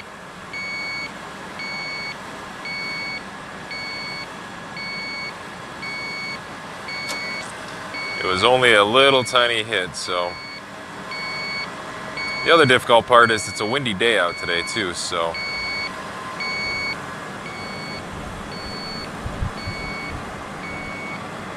I honestly don't know how much that affects this leak detector, but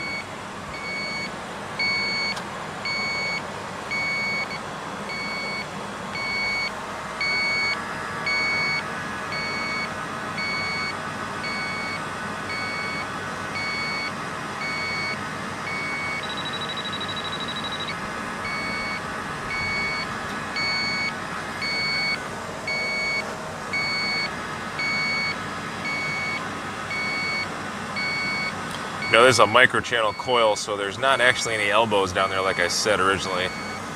It's just a header on both sides. One side will be a hot gas header, and then the other side will be a liquid header. Alright, so I got 2 or 3 hits on this side. Even though they were little hits, I'll have to pull that side panel off and further investigate. So what I'm going to do now is pull all these caps off, so when I pull that side panel off and check there, I can check the rest of these caps and service valves as well.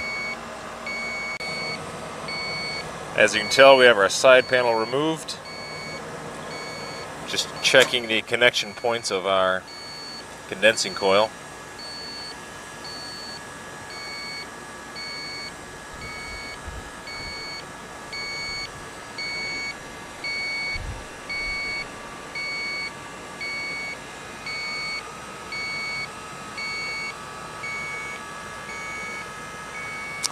I guess it must have been a false alarm. I did reattach my nitrogen since I already checked those ports, the service ports,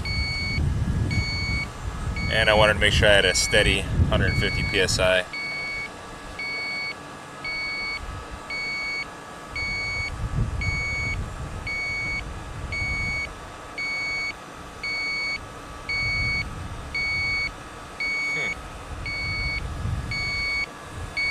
I'm not getting any hits out here on anything.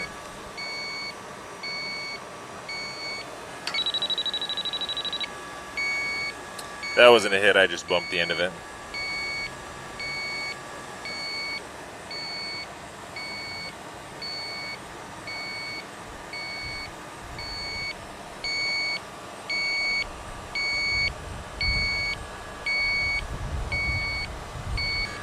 Alright, well, since I don't have any hits out here, my next logical step will be to go inside, check my evaporator and whatever line set I have access to over there. Alright. Not sure if it's picking it up on camera, but there is a distinctive hissing noise.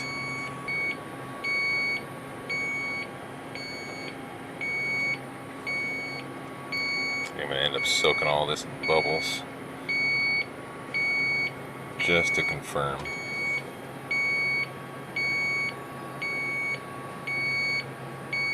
My detector was going crazy for a minute there. No, we got nothing. Right. As soon as I get a hit, I like to remove the leak detector and let it reset with some fresh air. So, let's go back to where we were. Alright, I'm getting a pretty good hit there. Let me get some bubbles on this.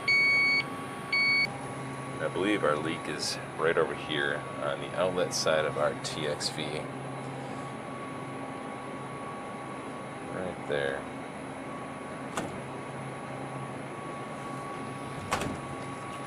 So first, let's see if I can drip some bubbles on there.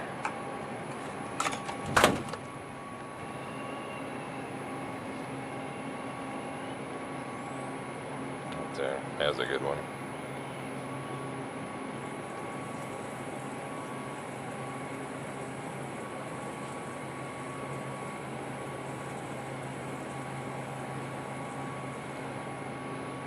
Alright, she's blowing bubbles. So it's been about a week since that last clip you watched. We are back on site.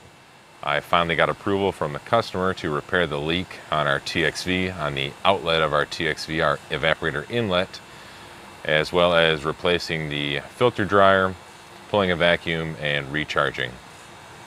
So right now I'm just going to hook up my nitrogen, get a steady flow of nitrogen on the inside so I can fix that leak at the TXV, and then when I get back out here I'm going to get everything kind of set up, get my vacuum pump, scale, and everything hooked up.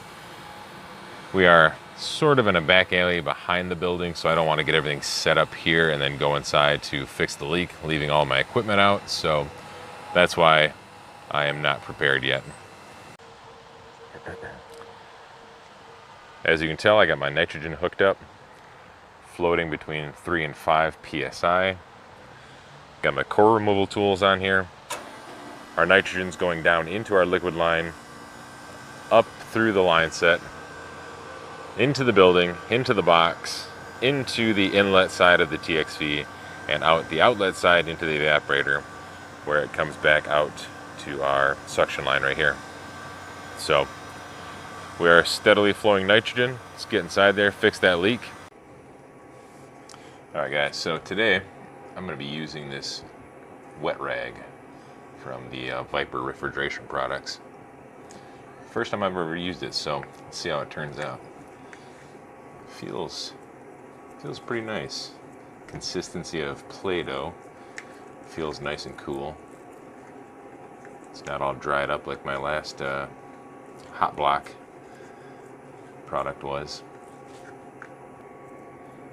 See, what I need to do is contact John Pastorello and see if he can make me some sort of flame resistant beard balm, flame resistant beard oil.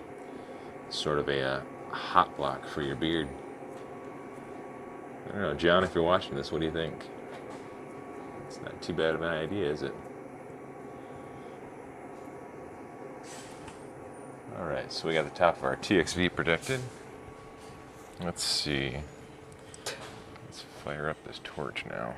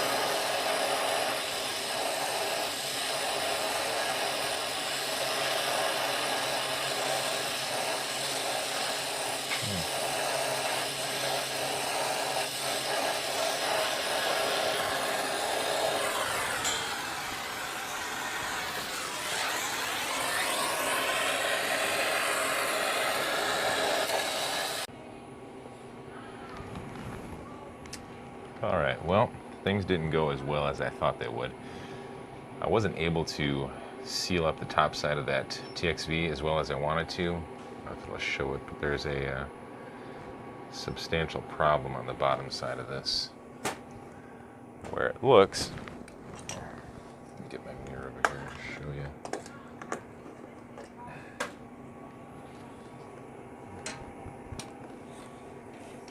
Let's see. If you can see underneath there, there's a hole in my tubing. Now, I know my torch wasn't hot enough to do that. So I believe, since I was here the first time and when I found the leak, I didn't check the bottom side of that. I believe that was our initial problem. So I pulled a piece of copper out, and what I found was the end of the copper is pinched.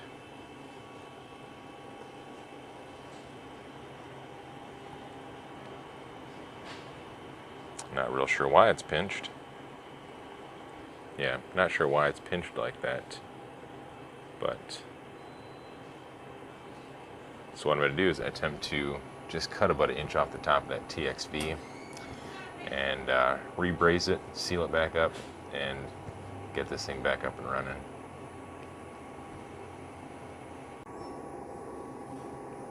So here is my on-the-fly repair of that piece of tubing that had been melted through.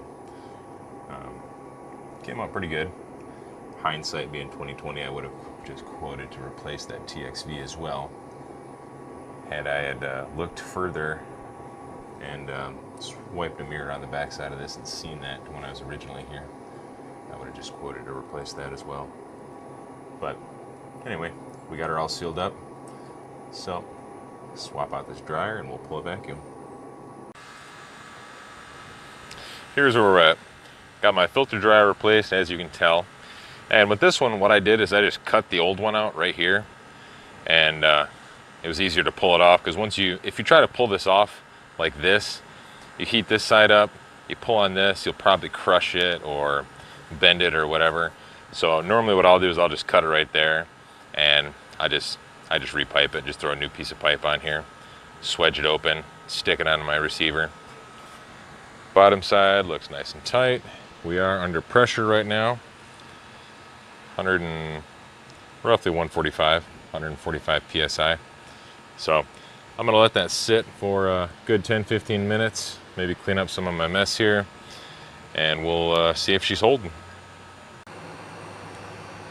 It's been about 15 minutes now, and we're still holding strong at 144 psi. So what I'm gonna do is take the nitrogen charge that's in the system, and I'm just gonna use it to clean out this condensing deck, because it's full of dead grass and whatnot.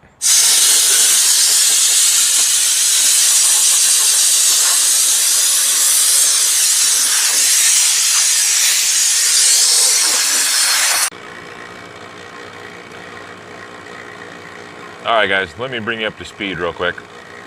As you can tell, my core removal tools are off, and I have another line going from my vacuum pump over to a valve back here that's used to isolate the compressor during changeouts. So what had happened was I got the microns down to about 520, and I let the vacuum pump run for another 20 minutes, but I couldn't drop it past 520. So I broke my vacuum with some nitrogen. I just blew nitrogen through there, shook the compressor around because I suspected maybe there was refrigerant or something trapped in the line set. We have about 70 feet of line set on this system. So I broke that, and then I took my core removal tools out, put my hoses back on there, attached my 3/8 line, and now basically I'm pulling from the 3/8 line, measuring at my micron gauge, which is the lowest point in the entire system. As you can tell, we are down to 420 microns.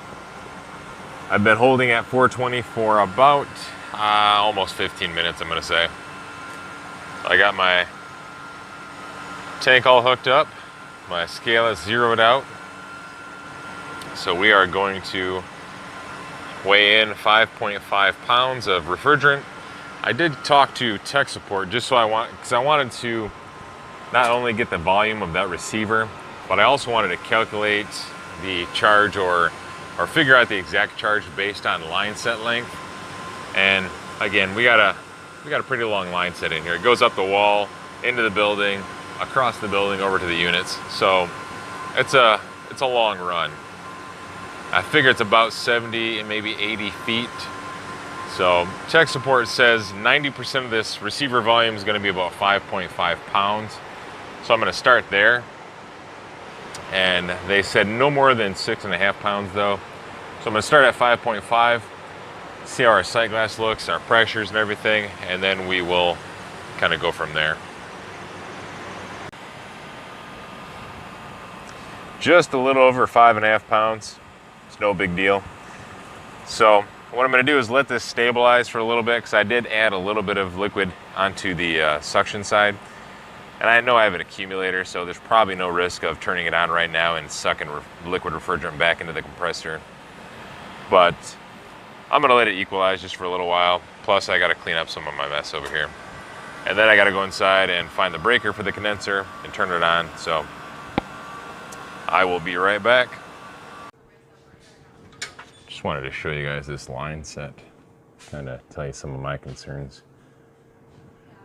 My concern is that there's no trap that I know of. There might be one behind the cabinet, but I don't know. But I don't believe there's a trap for oil return, because it goes straight down through the cabinet behind this false wall that air comes through. And it looks like it just goes straight into the evaporator. And as you can tell, it goes over there up into the ceiling. But there doesn't seem to be a particular pitch at all in that line set. So let's take a walk.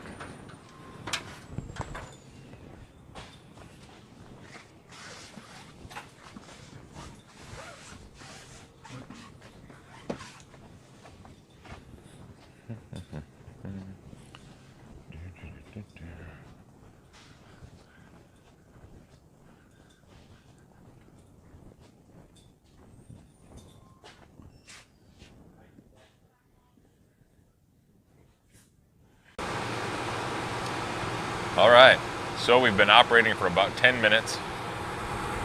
My current pressures are 183 over 50. Evaporator temperature is 16, condensing temperature is 82. My ambient temperature today is about 63, 64 right now. It's changing a little bit though, because I have clouds that keep on moving in and out. Anyway, evaporator temperature is 16. Now this is a cooler we're working on, so a rule of thumb on coolers is usually 20 to 25 degree evaporator, because we want to maintain a box temperature of about 35-ish, 34 to 38. It's basically a pop cooler. So that's a little bit low. Superheat 45, and we're measuring it at the condenser, as well as we have 70 roughly 70 feet of line set going through the building. It is all insulated though, as you've seen from the last clip there. But it is all insulated, so I would expect 20 to 30. So I believe that's a little high. Subcooling's a little bit low. And our sight glass is bubbling. Now, I was prepared for the bubbling sight glass because the calculation from tech support said that no more than 6.5 pounds in the system for the line set. I put 5.5 just because I didn't want to overcharge it off the bat. So I'm going to slowly add in another pound of refrigerant and clear my sight glass and revisit my pressures. All right guys, so I ended up adding about another 3 pounds to the system for a total charge of, I believe it was 8 pounds, 8 ounces altogether. And I believe that was because I grossly underestimated how long that line set was, because it goes the entire length of this building. So it's probably closer to 80, 90 feet instead of the 70 feet like I told tech support when we were initially calculating the charge.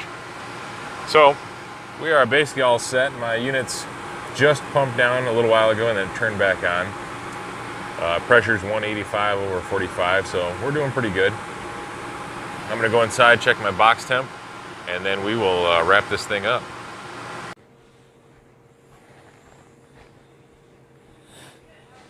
It's looking a little bit dirty in there, but we are at 35 degrees, so we are all set here. 34. Good.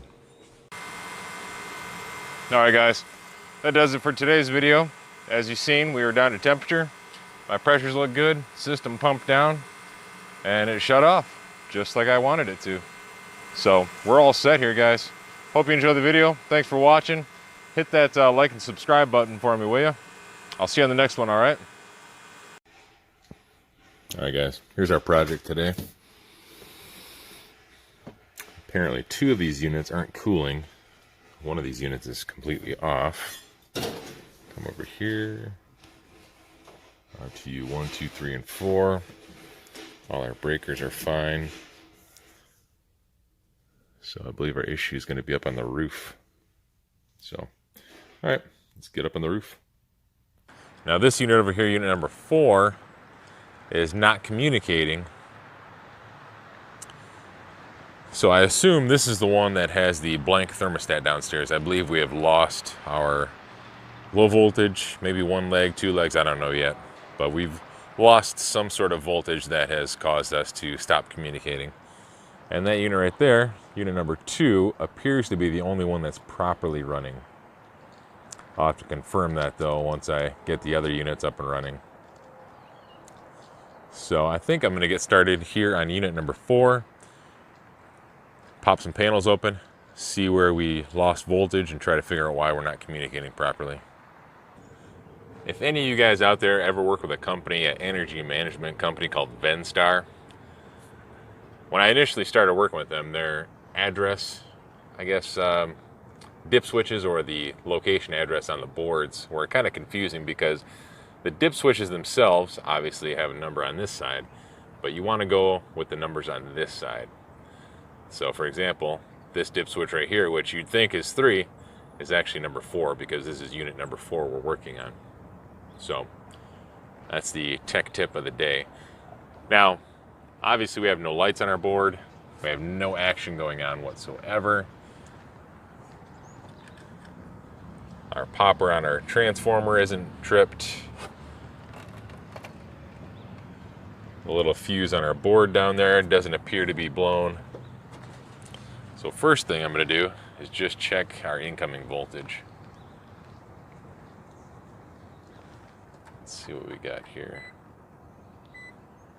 All right, 214, 213, 214. All right, so we have proper incoming voltage. So we apparently have something that is stopping our 24 volts from coming in. And also what I just noticed. So we just measured 214. 213 and 213 on our incoming power, but our transformer is set up for 230, so we'll have to swap that around and double check these other ones as well. While we're at it, let's see what our transformer power is. If I can do this one-handed without tripping something or shorting something out anyway.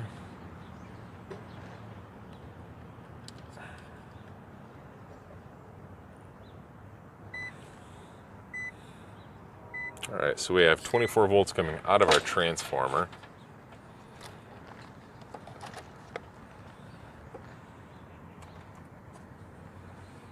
I don't have any lights on my board whatsoever. Alright, well, I think it's time to consult the wiring diagram. Alright, let me check that out, guys, and I will bring you back in just a second. So what we're looking at right here, this is our transformer, obviously, tran. So our red, which we follow over here, our red 24 volts comes out of our transformer, goes right down into number 9 on our control board, right? So we come up here, there's our control board, that third red wire from the bottom of the Molex connector right there is our number 9 wire. Now if you look at right here, you'll see these two thermostat wires, bundle of thermostat. This goes to our smoke detector. So what I found is our smoke detector is tripped for some odd reason. So we go into this side, if I can do this one-handed. 24 volts. And we go to the other side, which we should also have 24 volts returning for our control voltage. We have nothing. So let's go pop our return open and check out that smoke detector. All right, right here, this is our return vent. That right there is our supply vent. This is a concentric venting system. Problem is, I don't see a smoke detector right there where that hole for a smoke detector sensing tube would go. There's no low voltage wiring on this side, nothing on that side. So I'm going to pop a ceiling tile over there, see if maybe it's hiding on that side. Alright, well, for all those guys who do commercial work in retail locations, you can probably relate to this. So there's my smoke detector right there, in between all those trusses and 2x4s and boards and everything else. So there's this ceiling tile that I would need to pop open to gain access to that smoke detector. The problem is that ceiling tile sits right above an aisleway. So, and it's not a very sturdy shelf, so it's not something I'm even going to attempt to stand on to try to reset that. And the other thing is this particular location has a fire suppression company and alarm panel, so I'm going to turn it over to them because I don't want to run the risk of setting off their alarms. So unit number 4 doesn't have any control voltage because of the smoke detector. I can't reach the smoke detector because of its location. So, like I said, I'm going to turn this over to the fire suppression company. We're back on the roof at unit number 4. Our ambient temperature is 60 degrees right now. I have my thermostat bypassed, and I went ahead and I just disconnected the smoke detector. Now in this particular setup, the smoke detector, as you probably figured out from the last clip there, the smoke detector just breaks control voltage to our control board. Simple. So really all I did was reconnect my control wiring, bypass the smoke detector right into my control board so I have control voltage. And I did that just so I can verify the mechanical side of things are fine until the alarm company comes out and fixes the smoke detector issue. So I have it in cool mode right now. Just kicked on. We got a 57 degree supply temp. So I checked the belt. There's a spare inside. The one that's currently on there looks fine. So I don't see any mechanical issues that I should be worried about. So I'm going to go ahead and reassemble this unit, call it good, power it down, reconnect that smoke detector, and let the manager know they need to have their fire suppression alarm company come out and take care of their side of things. Hey guys, just a recap. So there were 2 other units at that location that I did diagnose, and I did film them. However, when I played the footage back, the audio, for whatever reason, didn't record. So I wasn't able to use any of that footage. However, there was some decent enough footage for R2 number 4, kind of showcasing the smoke detector, the ventilation system, and a little bit of the issues that I run into with some of these retail locations, how they normally have vents sitting right above shelves and whatnot, which I'm sure a lot of you commercial guys can relate to. So I figured there was at least something there that might benefit somebody out there. So that's why I kind of put together what little bits of film that I had that had good audio and made that little quick video for you. All right. So I hope you enjoyed it. Hope you got a little bit out of it anyway. And we'll see you on the next one. All right. Like and subscribe. All right, guys.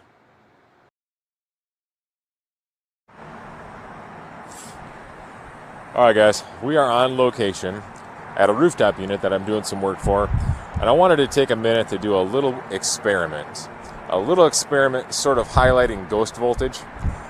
Now, I don't have high voltage set up in my garage, so I can't do these sorts of experiments at home.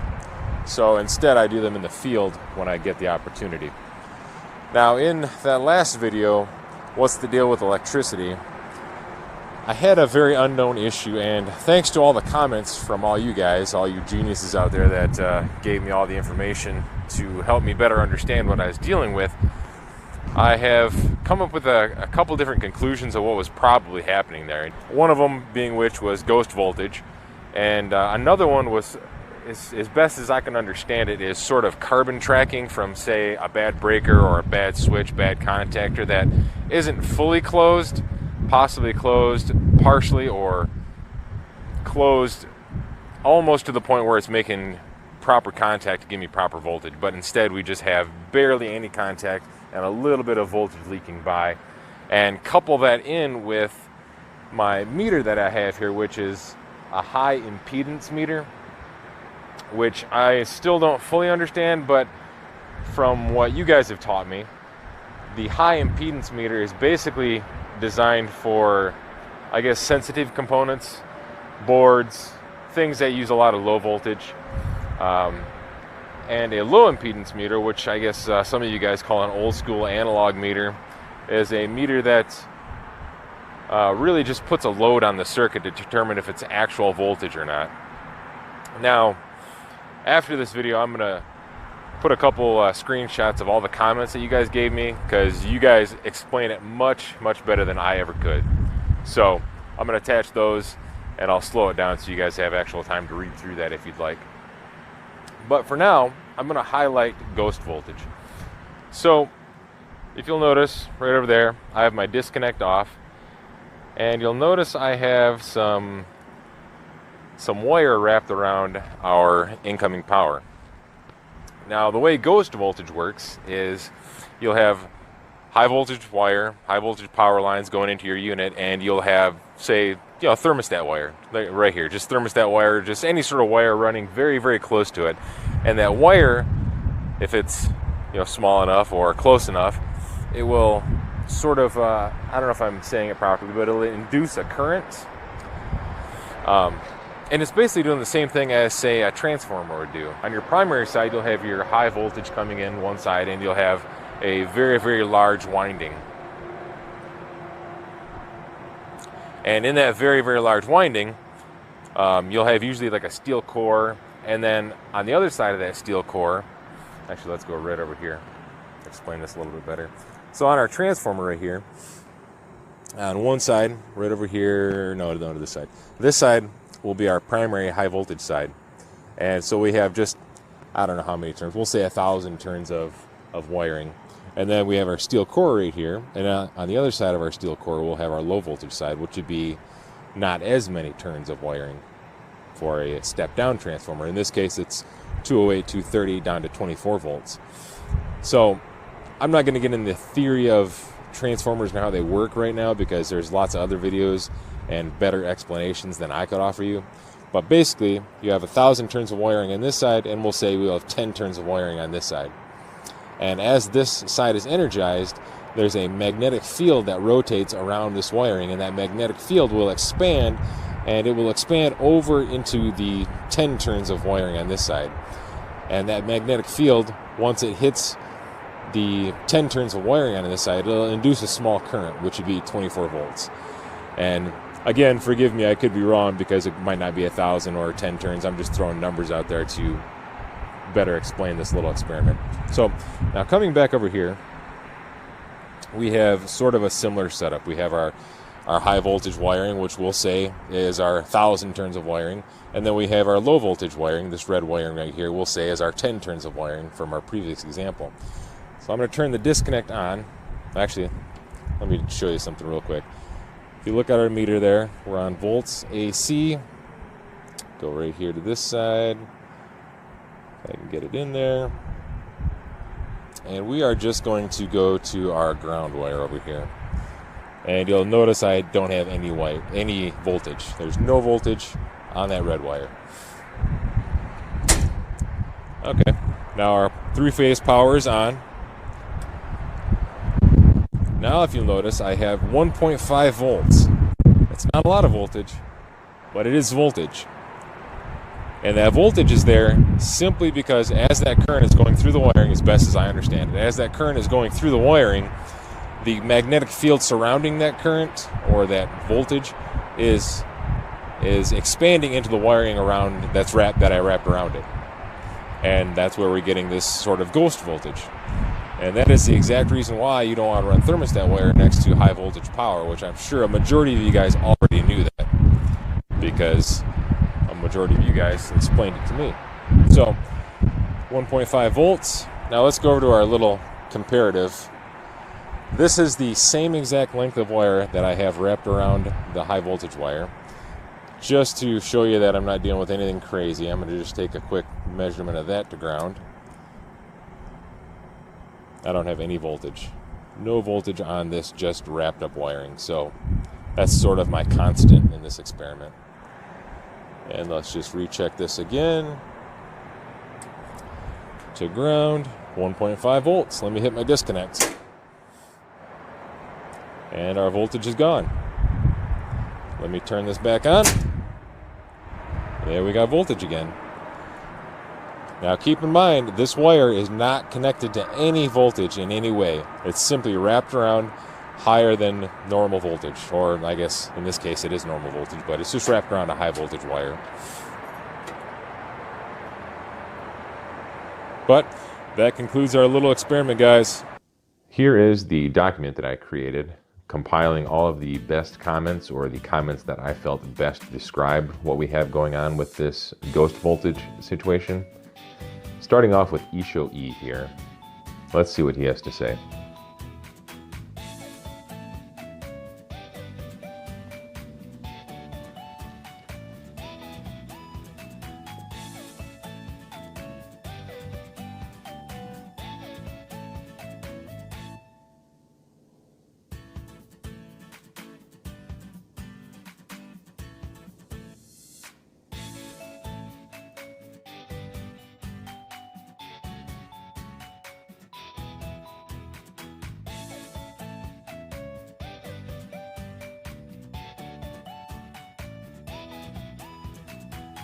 So let's move down to the Phantom.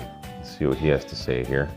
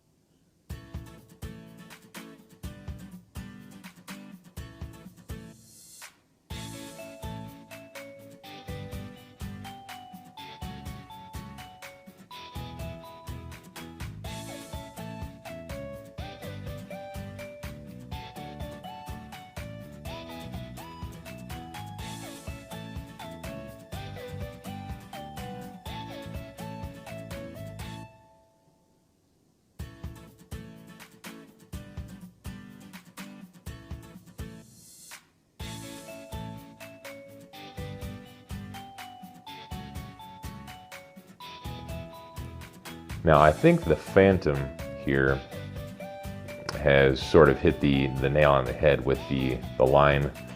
What could have happened here is a wire burned and left only a little bit of carbonized material that connected the wires. I think that there's either a motor starter contactor inside this building that controls that exhaust fan, or the breaker has possibly failed. The terminals inside the breaker may have partially burned off, and we're getting sort of carbon tracking, or we're getting that carbon buildup that'll allow a little bit of voltage to leak by, but not enough to actually do any work. So let's move on to John McMaster here. He sent me a link to a Hvac article about high impedance and low impedance meters and why that matters. I'll copy that link and put it in the description below. The article is somewhat long, and I don't want to post it in this format because it would be a little bit harder to read. Let's check out AC Tech.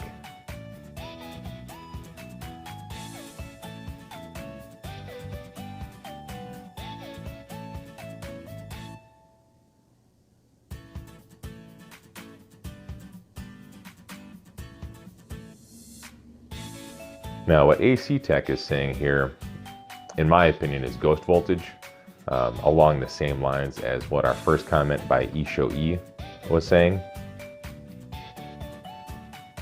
And like I said, I sort of highlight this in this little experiment at the end of the video. So let's move down to what Ed Berta has to say.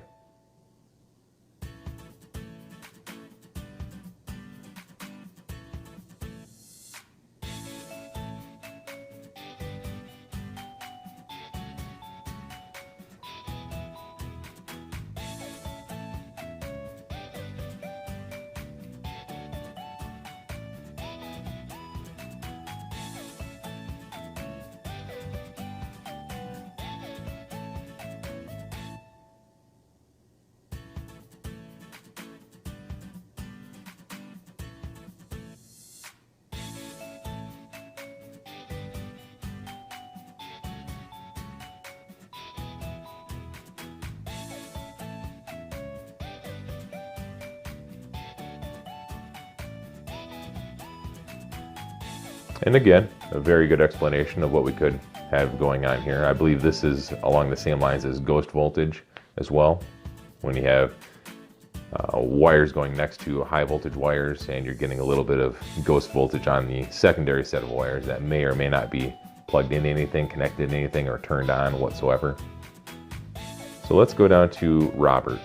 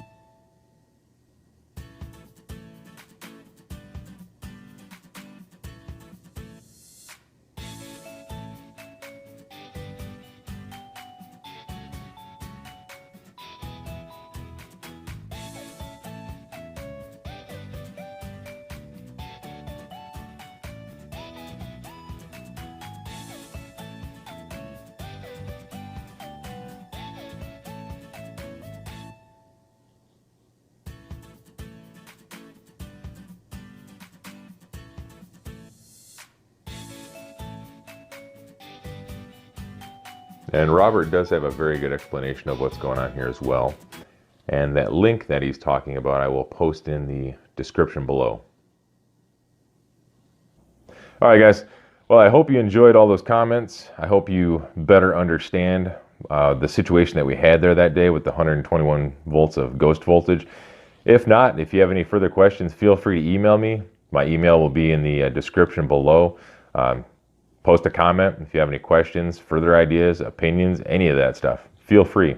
I welcome feedback. I welcome criticism, opinions, ideas, all of that stuff. So I hope you got a kick out of the videos, guys. Thanks for watching. like and subscribe for me, and I will see you on the next one, all right? So what do we got here? Walk-in cooler, almost 60 degrees. That's not good. Let's see. Low profile coil. I believe I've been here before on this unit, because I believe I put that sensing bulb right on the fan like that, because on these low profile coils the fans actually pull air in and blow it out the sides, which you can tell right there. That's why the arrows point that way.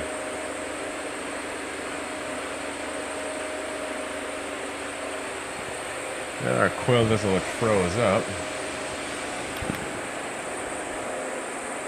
It's not froze up. Our fans are moving.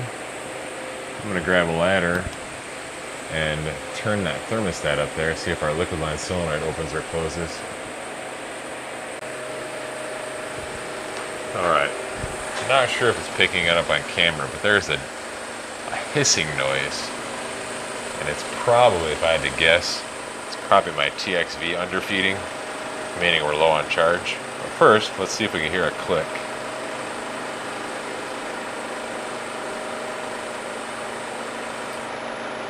There's our click. So as soon as I turned this thermostat up to 60, my liquid line solenoid closed and the hissing stopped. Alright. Turn it back down to my mark there. I put that mark there last time I was here.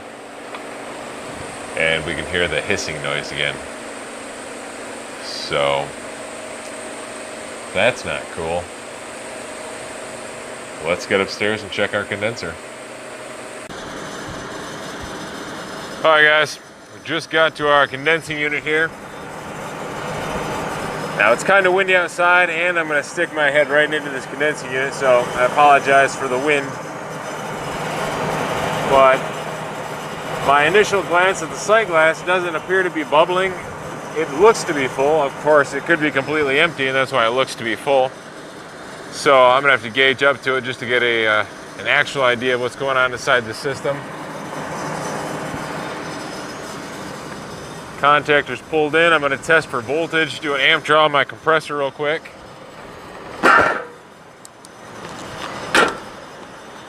I touched the compressor, just put my hand on the side of it. It felt warm, so I'm pretty confident it is running.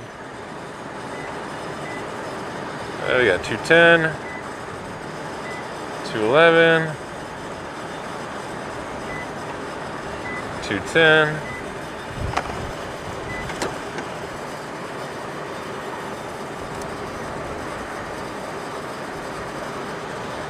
So we're pulling 4.3 amps.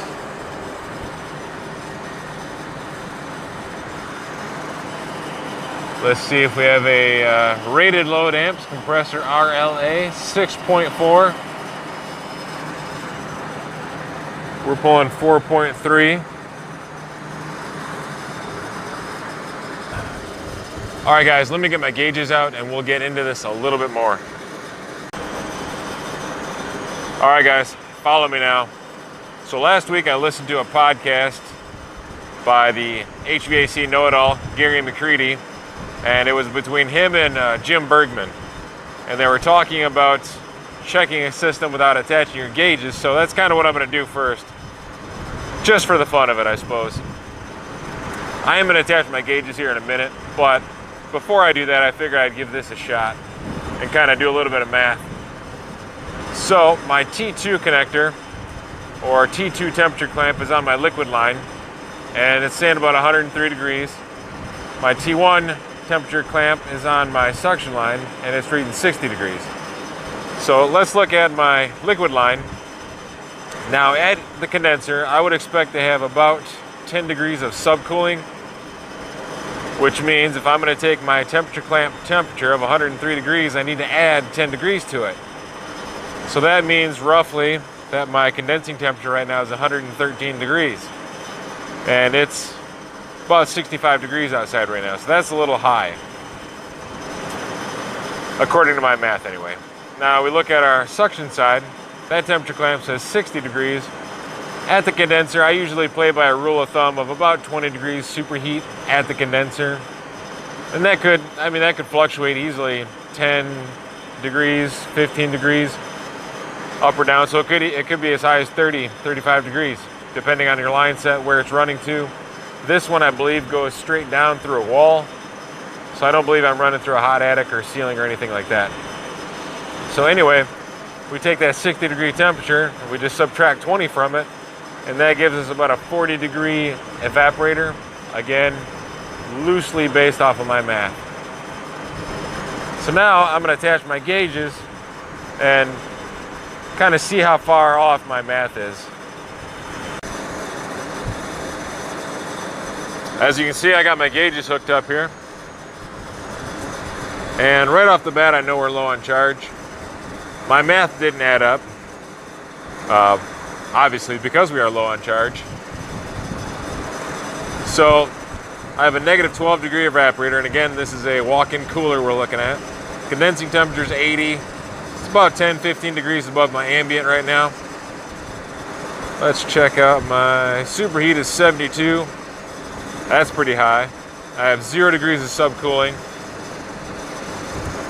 So all of our symptoms, or all of our information, points to a low charge situation. So I'm going to go get a jug of 404 out of my truck. I'm going to gas it up to normal operating pressures, and then I'm going to sweep the entire system. The walk-in coil, condensing coil, I'm going to sweep everything with my electronic leak detector, see if I can't find a leak on this unit. When I initially pulled the cap off my suction line, I heard a little bit of a hiss. So once I do gas it up, I'm going to pull my gauges off there, pull my hoses off there, and check those ports. See if maybe this is a Saturday special of just a loose Schrader core, but we'll see. Well, I've added about 8 ounces of R404 into the system. You can see back there, my sight glass is clear. My evaporator temperature is up to 33, but keep in mind my box temperature is still hovering around 55 or 60, so that's going to be a little high for now. My condensing temperature is right about 30 degrees above my ambient. Superheat's still a little high, but really you're not supposed to look at that too much until you get within 5 to 10 degrees of your box temperature, of your set point temperature rather. So I'm going to focus more on my subcooling right there, which is still around 0.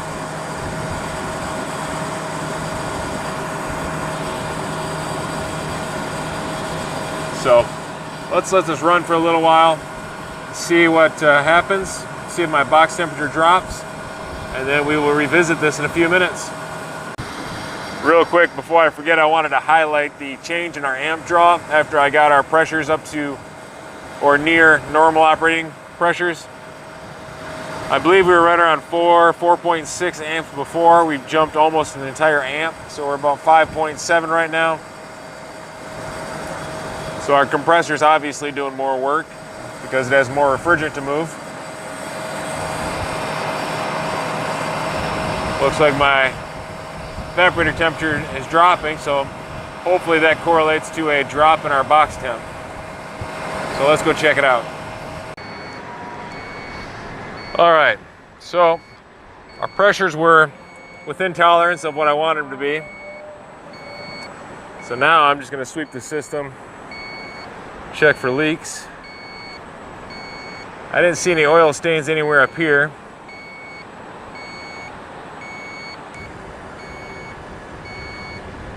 Yeah, I'm just randomly checking stuff, guys.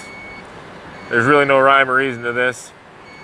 I get to talking and I sort of forget exactly what one hand is doing and what the other hand's doing.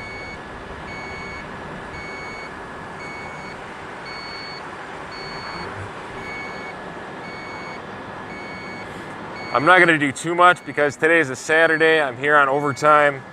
It's almost 7 o'clock, maybe 6:30, I can't remember. And I'm running out of daylight, so there's not much I'm going to be doing. And I don't see a leak anyway up here. So there's our headmaster right there. And real quick, I'll give you just a quick summary of what they do as far as how I understand them. There's a better view of our headmaster right here. So let's summarize headmasters real quick. And what I'm about to tell you only applies to systems that are properly charged. So this obviously is our hot gas discharge line. It comes in over here, and hot gas does go down into this tube. It does not go through this headmaster though. It doesn't do anything inside here. It just stays right here. So keep that in mind. Hot gas discharge in the summertime will go through here into our condenser, condenses into a liquid. It comes out here, a warm / cool, high pressure liquid. It's high pressure. And that high pressure is what keeps this diaphragm closed, that keeps this tube closed, or this opening closed. So our high pressure liquid comes in through here, goes straight down, up around here into our receiver, and then out to our TXV. In the wintertime, when our pressures are much lower, because obviously everything's colder, so in the wintertime, this hot gas comes in over here, and already, even if we have, say, a huge load on the evaporator coil downstairs and we're absorbing a lot of heat, as soon as it comes out of the compressor, even in this line, it'll start to condense because it's so cold outside, if it's 30, 40 degrees out, whatever. So this pressure's already lower, it's already starting to condense right here, we'll say. And comes down through here, blah, blah, blah, turns into a liquid, comes up through here. But now, it's not as high pressure as it would be in the summertime. So there isn't enough pressure to properly seat or close this diaphragm in here.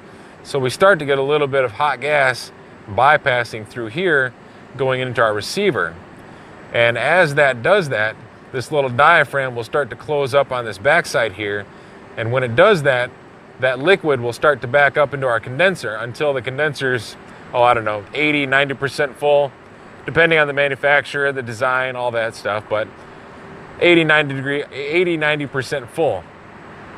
So this will be full of liquid, and that essentially makes our condenser smaller, because since it's full of liquid, it can't condense anything. The entire thing's full of liquid. We have maybe that much of the condenser where air is actually going through, and it's actually condensing a little tiny bit of refrigerant, and that little tiny bit of refrigerant still bleeding off into the receiver, because this, I believe when it's lower than 55, maybe 30, I don't really know.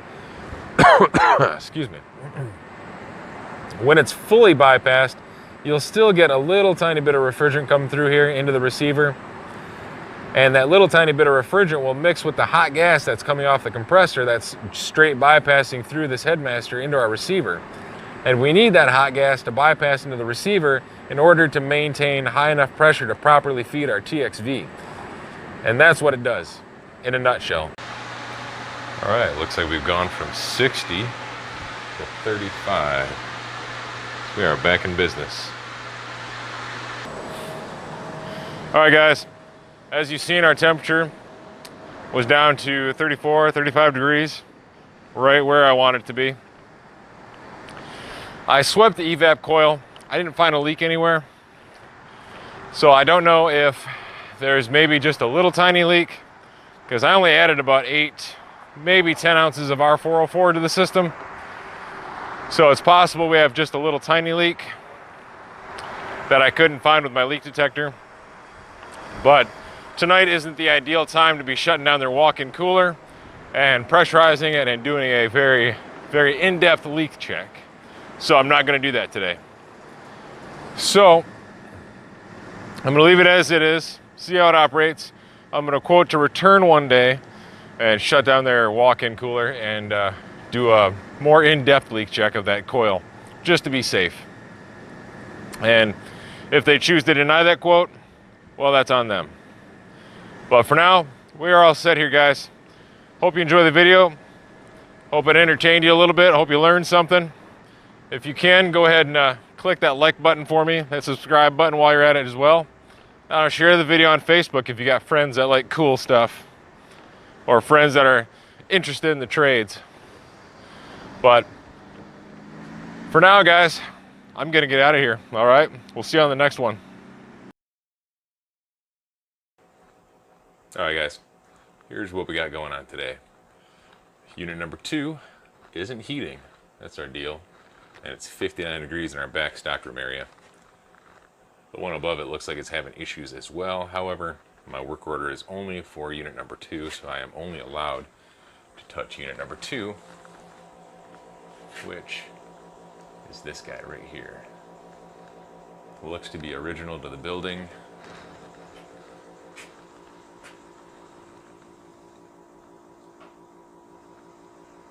Can't really see if there's a... I don't really know if this is direct fire or a heat exchanger.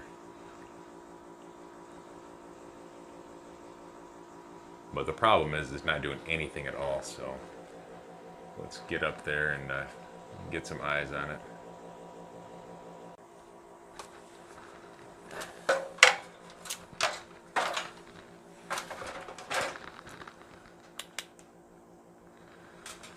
There's our evaporator, as you can tell. No filters. Seem to be missing a side panel for some reason. Wow. This thing is a special kind of mess. My initial thought is this is going to be a replace only quote. So let's crawl up here and get a better look at things. Alright, there's our data tag. I'm not real familiar with Worthington Corporation nomenclature, but it's got to be old. I'm guessing maybe 1980. It's a CFC-807. It's just a guess. So here is our blower section. The blower is very dirty. Our motor is in just disarray. Ginormous TXV. I'd like to condemn that and cut it out and see what's inside. But I can't do that right now.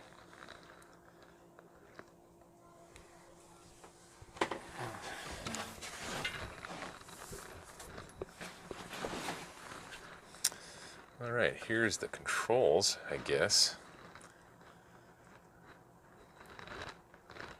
Or just a bunch of random wires is what it really looks like. Now in a situation like this, with this unit being this old, I'm not overly concerned about repairing it right now without visually inspecting the heat exchanger. Now the condensing unit up on the roof is just as old and no longer works either. I believe it was a bad compressor, shorted to ground, and they rejected our quote to replace that. So, in my opinion, there's no point in doing anything with this air handler if you're not going to fix the compressor upstairs. So, I mean, obviously we're going to have to pull that blower out, clean it. Talking about I would just replace that motor. I don't even know if I would mess with it at this point. I would probably rewire it just to see if it worked real quick, but based on the age, I'd hate to rewire it, get it up and running, have it fail in a week or less maybe. There's no blower. I'm missing the side panel. I'd have to make a side panel. Right back here, right back there is where our burner section is. So I'm going to move some stuff out of the way, crawl back there and see if I can possibly get eyes on the heat exchanger and get some pictures of that.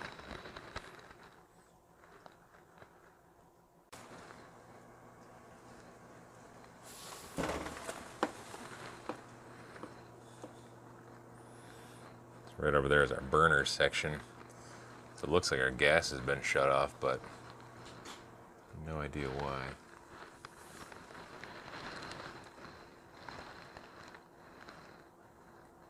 Right back there is our heat exchanger, but doesn't appear to be a way to get that panel off to inspect that heat exchanger whatsoever.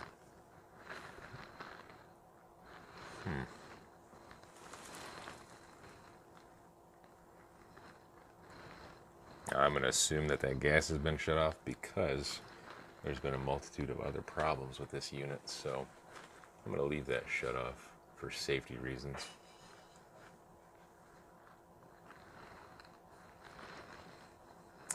The other thing that's odd is if you look at this pipe right here, this gray pipe with the bolts going through it, that appears to be a spray painted black pipe. At first I thought that was a gas line, but it's actually going up through the roof. There's one back there, there's one back there as well. Those are actually being used to support this burner section of this unit, which is probably no longer up to code.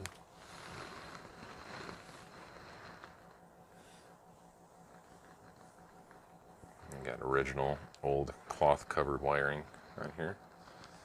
That's probably not up to code.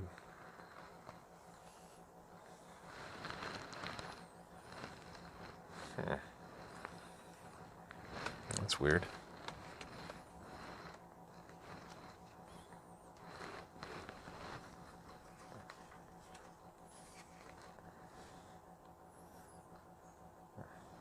Alright, well, I'm not sure what's going on here, but it looks like somebody used a belt as some sort of support,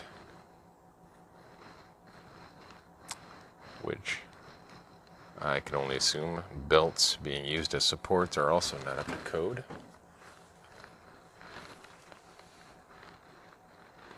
There's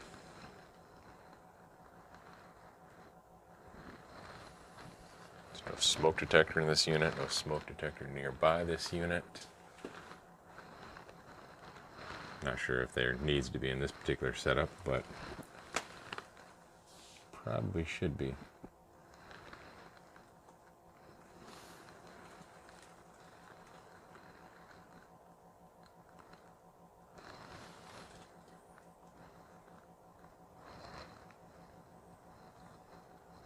There's our energy management board back there blinking. That just means it's communicating. Of course, right now it's communicating nothing because it's not working.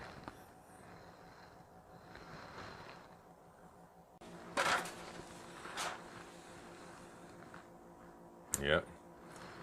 So if you guys are ever in a pinch, you don't have any zip ties or other fasteners, you could always just use your belt, I guess, right?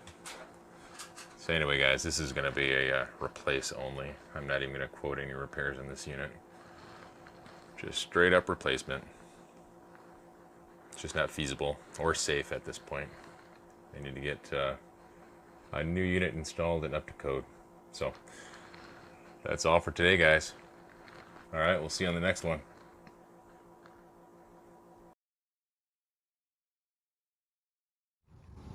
Hey guys, so as you can tell, I have officially moved to Alaska, and I'm currently doing commercial heating and air in Alaska. No, that's a complete lie. I am in Michigan, and it's November. It is wintertime, although in my opinion it's a little early for snow. Anyway, I figured today would be a good opportunity for me to take a little bit of time and point out 3 things that I always tell my new guys when they start with me, 3 things in the wintertime to really be mindful of. So I'm going to flip this camera around and we'll cover these real quick. They're really simple. I'm sure a lot of you experienced guys already know this stuff, but when I was new, somebody had to tell me before I knew it. All right, so let me flip this around and tell you what I'm talking about, or show you what I'm talking about rather. Let's pan around here. This is our rooftop. It's covered in snow, and for the most part you can see this large gas line. So this is the first thing we're going to talk about. Now, right now the snow isn't as high as it normally is, but you'll get the idea what I'm talking about. As you walk around these rooftops, sort of drag your feet or be very mindful of where gas lines and conduit go, because you can very easily trip over these and then smash your face on whatever piece of equipment's nearby. All right, rule number 1. Rule number 2, these are rubber roofs, and in the extreme cold they get very slick. And what helps that slickness out is that sometimes the insulation isn't very thick on these rooftops, so you get a little bit of snow directly on top of the rubber that sort of melts or melts and refreezes, and it becomes super slippery. So be very careful. I like to walk slow and drag my feet, not because I'm milking the clock, but because I don't want to go too fast and slip and fall and look stupid, because I've done that many times. And the other thing, number 3 here, is when you're setting a ladder up, of course you want to strap it off, make sure you're safe. But that very first step on the edge of a slippery rubber roof that probably has ice buildup and snow buildup and everything else, that is going to be the most important step you'll take on top of a roof. You can very easily slip and tumble and find your way to the ground a lot faster than it takes to get down a ladder. So be very careful out here, guys. All right? That's all I got for you today. We'll see you on the next one, all right, guys?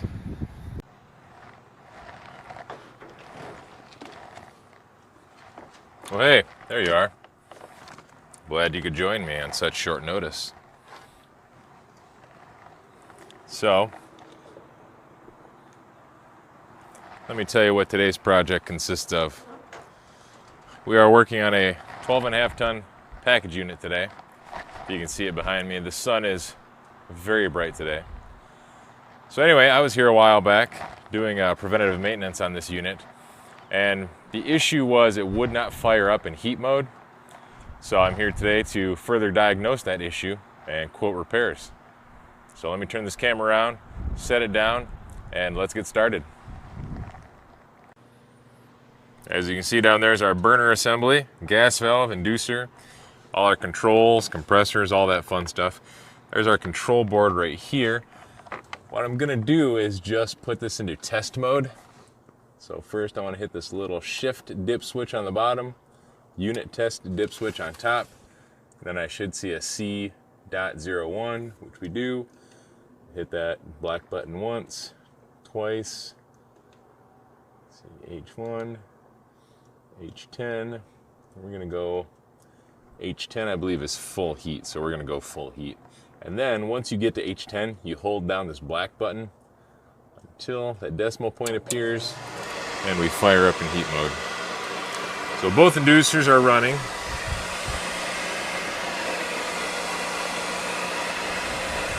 Looks like we got a wasp nest in there. That's exciting.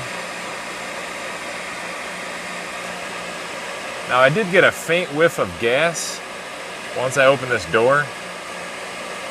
Not real sure what that's all about though.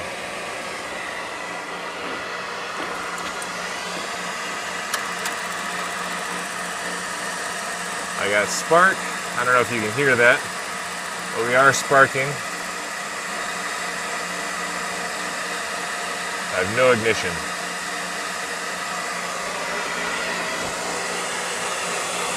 Let's see if we can see our sparker way back there. We might be able to see that.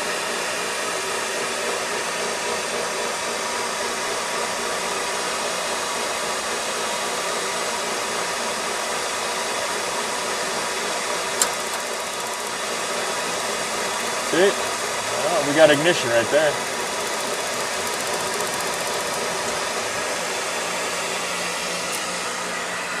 Alright, well that's weird. So we got ignition on this first burner after the second attempt of lighting, but it wouldn't go to these other burners. Now normally, when I see this exact same problem, it's usually on package units that are set on the ground, and what I'll find is these orifices are usually plugged up with spider webs. Alright, there's our third attempt.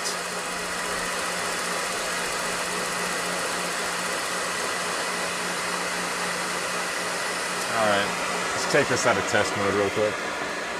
And to do that, I just hold down this black button until our little decimal point right there disappears. And now we're out of test mode. So, quickly to recap, this first burner here ignited, and it looked really, really weak. There wasn't a whole lot of flame to it, but there was a faint flame coming out of this first burner. And obviously I need that flame to spread all the way across down here, because right down there is our flame sensor. So, since it wasn't doing that, apparently on either side, because neither side lit up, I need to, I guess I'm going to pull the burners off real quick, check the orifices, make sure there's nothing plugged up. I'm going to start right here, just so I don't waste my time and remove all the burners, check all the orifices, because if it started over here, if this orifice was clear, it should have came out over here and at least spread to this burner. So we'll start there, but I will probably end up just inspecting all of them just to be safe. See if I can get my little mirror up underneath here and check those out. Real quick, guys, before I get into inspecting these orifices, some of you guys that maybe aren't familiar with these sorts of systems or are new to the trade even, you may think that our pressure switch wasn't closed all the way, that's why we didn't have full ignition, or we might have a gas valve problem or an ignition board problem, maybe a flame sensor problem. But a couple things. For one, if my pressure switch didn't close, I wouldn't get spark. I wouldn't hear a spark whatsoever. My gas valve wouldn't open. I could distinctly hear my gas valve clicking, and I could smell gas coming out of my flue.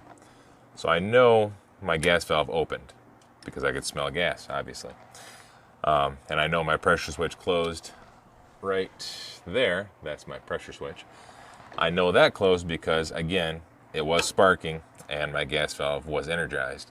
If that pressure switch, which is basically a safety switch that hooks into my inducer assembly, if that pressure switch isn't closed, then my gas valve won't come on, my sparker won't come on, and it'll just display a fault code on my control board. So anyway, let's get to checking out these orifices right back here. Not sure how successful a mirror is going to be on these, especially on that one.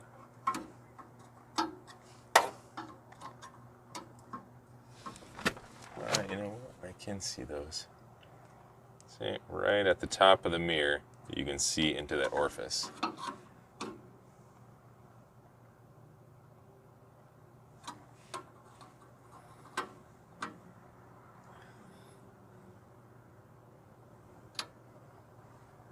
All right. Now, in my experience, when I have found these plugged up, it's very visible from this angle. But this one right here I couldn't get a good view of, so I'm going to pull this burner off. I'm going to twist that orifice right out just to show you. All right, I got my burner out of the way. There's my orifice. I already got it loosened up. Let's just pull this guy right out of here. All right. As you can tell, it's nice and clear. So there should have been no reason for that orifice not to spit out some gas and make a flame for us. Now these burners, just a quick description or explanation of how I understand them to work. I believe these are called Venturi burners. Venturi, I'm not sure if I'm pronouncing that correctly, but what happens is the gas will come out of this orifice, and it's designed to come out at such a pressure or such a speed that as it's coming out of this orifice going into this burner right inside of there, it's actually pulling in air, oxygen around it, and as it's doing that, it's combining it into a combustible mixture. And once it reaches the end of the burner where there's already a flame established, of course, then it ignites and goes through the heat exchanger. That's how I understand them to be anyway. So I think I'm going to put this burner back on here, and my next step is going to be to test my incoming and outgoing gas pressure with the unit running. And then I'm still getting a faint whiff of gas, even though the unit's off right now. So I might check my gas line just to make sure I got no leaks anywhere.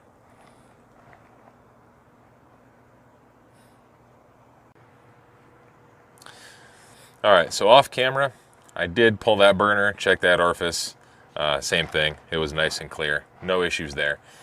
But I was still getting a faint whiff of gas, so I threw some soap bubbles on my valve over here. And right around the top of this gas valve, around the nipple, it's leaking.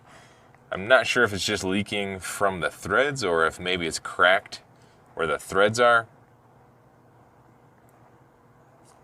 But I need to address that before I go any further, because it's probably not safe just having gas pour out of there while I'm playing around with sparks and everything else. So let me shut the gas off, see if I can't tighten that valve up, see if that fixes the problem, and yeah, we'll go from there. Alright, first things first, I open up this union.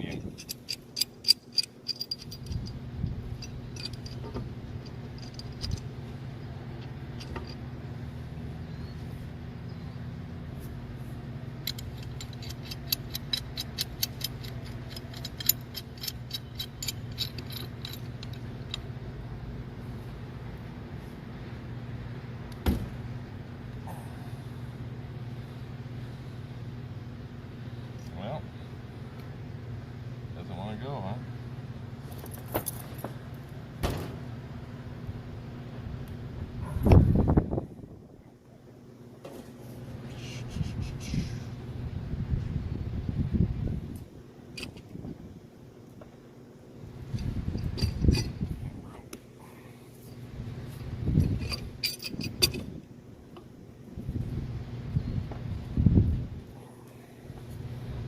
There we go. It's just been on there for a little while. That's all.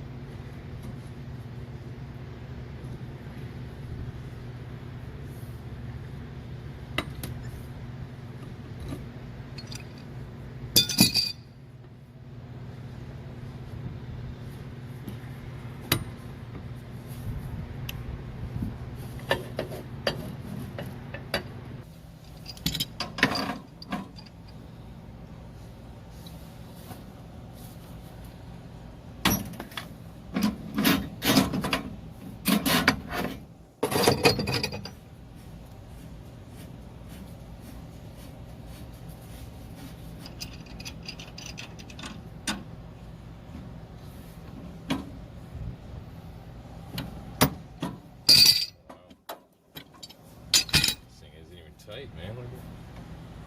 Just pull that out right out by hand.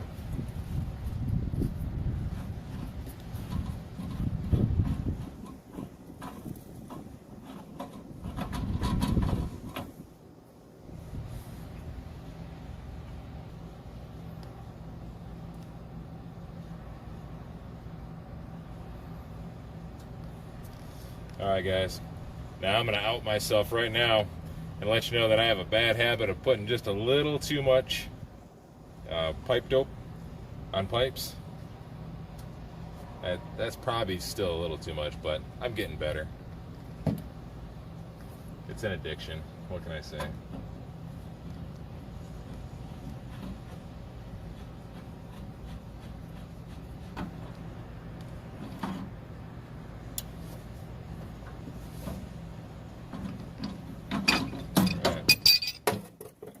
Nice and tight.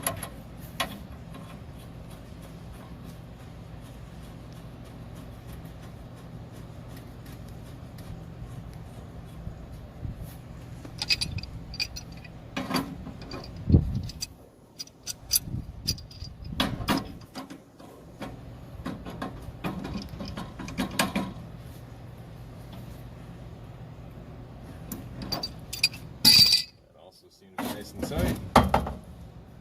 A little bit more pipe dope out here.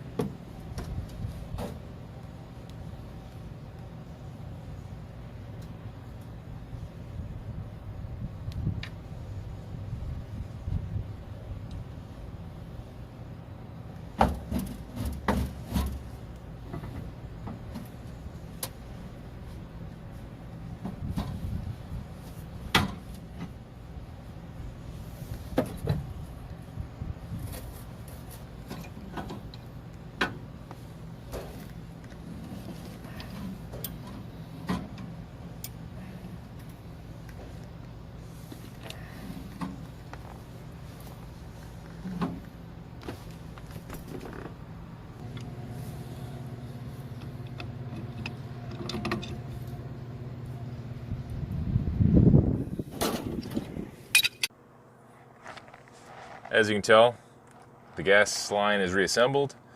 The gas is back on. I'm going to hit this with some bubbles, make sure everything's good.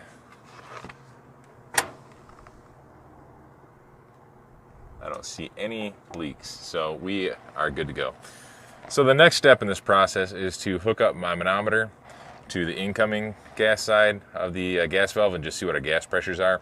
And then what we'll do is we'll hook up to the outgoing, the burner side of the gas valve, and see what those pressures are once our valve opens and begins the ignition process. All right?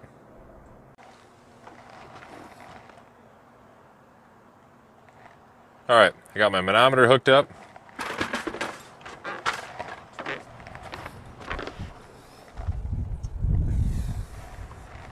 Gas is on. My gas pressure dropped for some reason. That's weird. Oh, I was mistaken. It didn't actually drop, it shot up. It's on the other side of this little pointer metal thing. So we are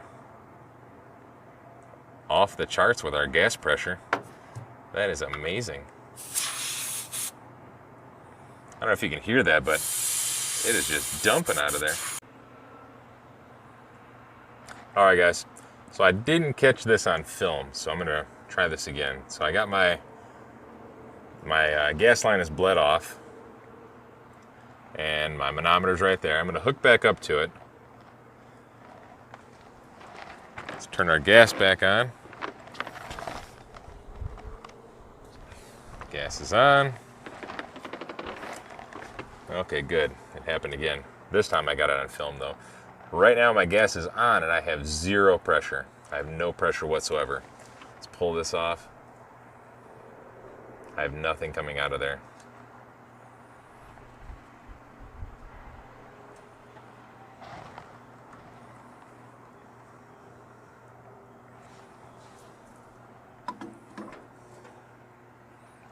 And again, just so we're clear, that's the inlet side of my gas valve.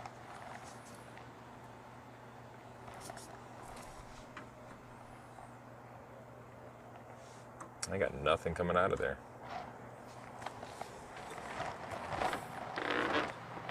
So either my ball valve has failed internally somehow, which I don't really believe is the case because the stem turned. I know that doesn't mean that this is fully open, but I kind of feel like my regulator is bad.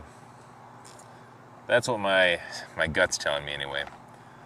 But that regulator, I don't see a port to test that. I also don't know what the incoming gas pressure should be on this.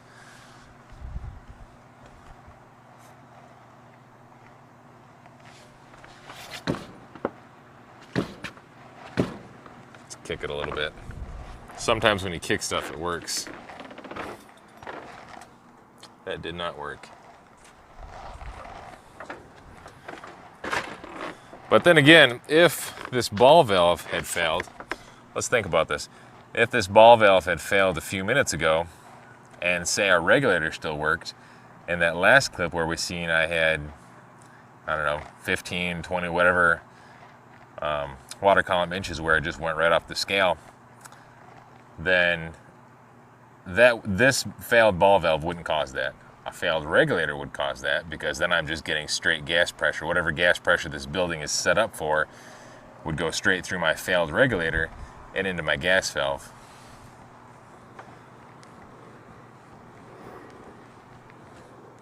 Yeah, it feels like that is opening and closing. Let's see if that did anything at all. No, I still don't have any gas pressure. Okay, well, you know what I'm going to do? Because the other complaint was that that unit right there wasn't heating properly. And I think that unit was the other one that they were complaining about. So I'm going to go hook my manometer up to those units and see what kind of gas pressure we have over there. Here we are at RTU number 4, which is the neighbor to the one we were just looking at. Gas is off. I'm going to pull out this little Allen screw here so we can hook up our manometer, and we'll see what the incoming gas is to this side as well.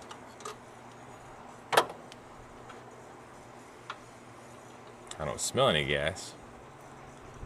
Even though I have the gas off, there should have been a little bit of gas in the line.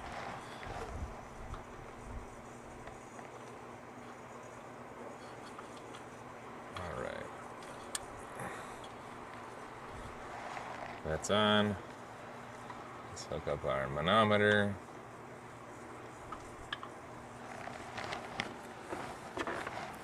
Let's turn this guy on here.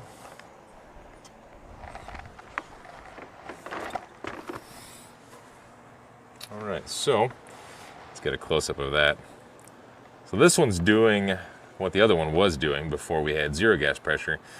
You can tell my needle spun all the way around, and we are on the back side of this little metal pointer that indicates zero. So we're up above 10 inches of water column on this.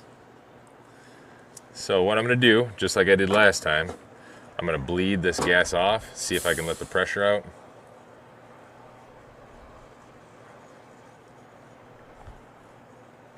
All right.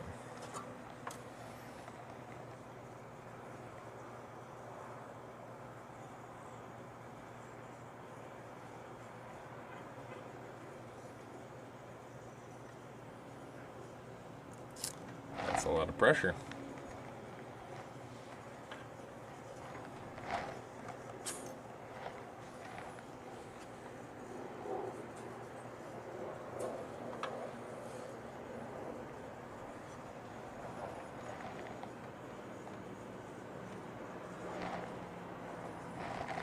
All right, so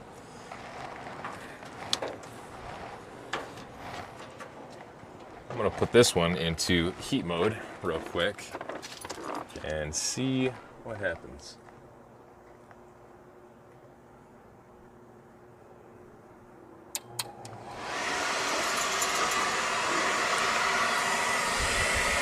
So what I'm looking for is, as soon as that gas valve opens, my gas pressure should drop down to a normal range right here, 2.5 to 4.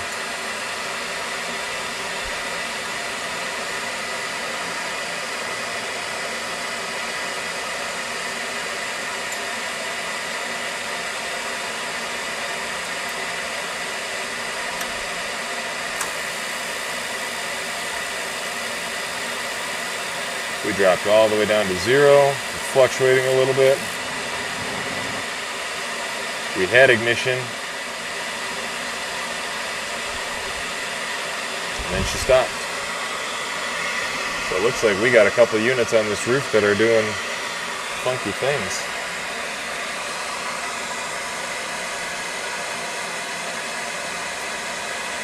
Now, I either coincidentally have two bad regulators, or this building has gas pressure issues.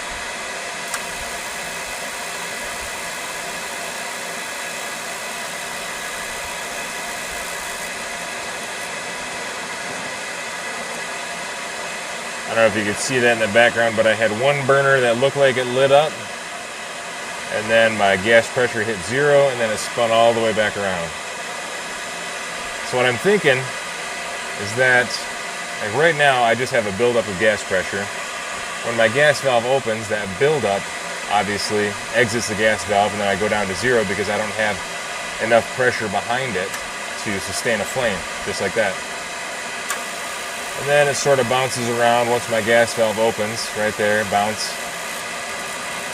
Might get a little, I got 1, 2, all my burners just lit up. Now our gas pressure is within normal range.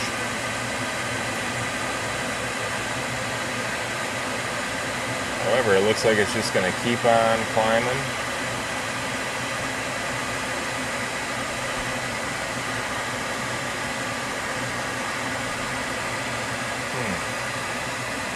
Alright, well, let's shut that down. Well, I have never seen this problem before. I've seen low gas pressure, and slightly higher than normal gas pressure due to a bad regulator, but never seen this specific issue. And I know this strip mall is getting, half of this strip mall is getting renovated for some new businesses coming in. So I wonder if maybe that has something to do with the change in gas pressure to the building. I'm not real sure. All right, guys, I'm just wrapping up here. I did speak to the facility manager of this account and explain the issues. And he's going to have the gas supplier come in, double check pressure at the meter, and then see if they can check and or replace these regulators on the outside of these rooftop units. I'm not exactly sure if it is the regulators or if there is a building pressure issue. As I showed you, R2 number 4, the neighboring unit to this unit, did have very similar issues.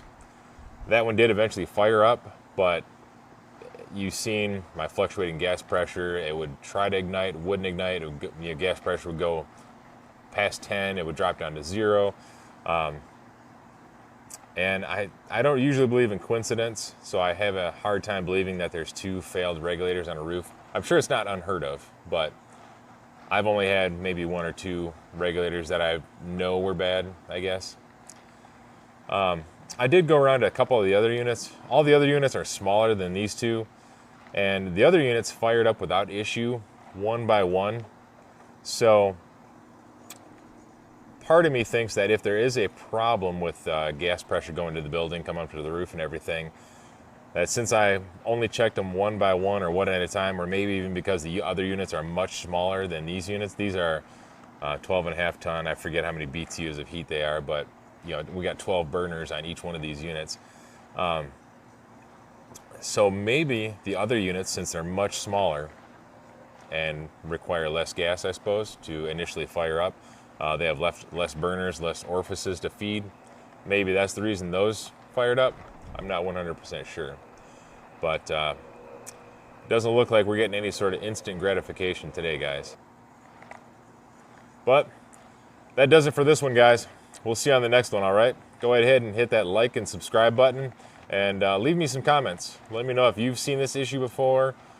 Maybe you have some insight. If you're a plumber or a gas worker, let me know, because I'm curious to learn. I'm curious to know what would have caused this sort of issue. All right, so we'll see you on the next one.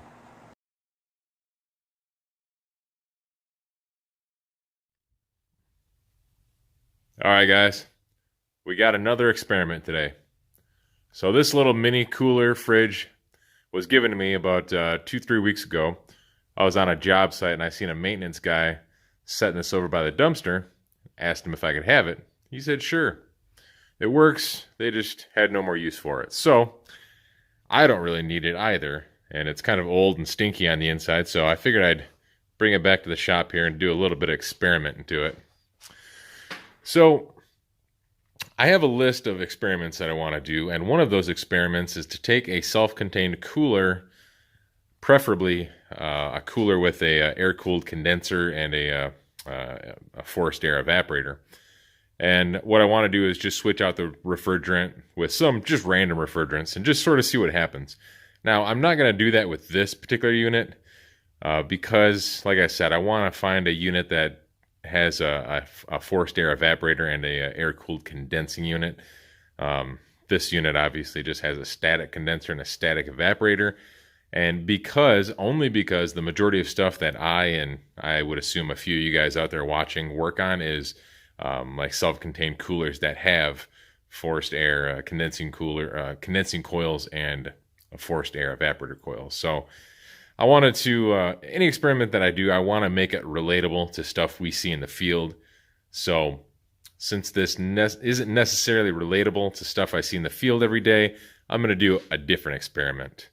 A experiment that is probably going to destroy this compressor, this unit itself. Now, you'll notice here, I have my suction line removed. I've already recovered the charge, and there's my discharge line. And in case you're wondering, the charge was 2.4 ounces. So it didn't take very long to recover the charge, if you know what I mean. Anyway, What I'm going to do first, just to make sure that it's working and just to show you that this compressor, this vapor pump, actually pumps air, I'm going to put some water over on this side and just let it pump air through the water, just for a few minutes. And I'm going to take an amp draw of our compressor and see what it's doing. And then, for the finale of this experiment, I'm going to take that bowl of water and I'm going to sit it over here. I'm going to let the compressor suck that water inside of it and blow itself apart so I can see what happens. I assume what's going to happen is it's probably just going to go off on lock rotor amps as soon as it starts compressing the water. I can't imagine that it's going to move a whole heck of a lot of water through it, but I'm real curious to see what it does.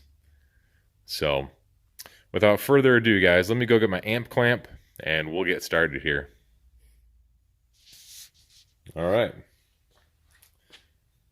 As you can tell, here's my hot gas discharge line sitting in my Cool Whip bowl of water. Let's plug it in and see what goes on here. See, we're pumping air through there. Pulling 0.5 amps.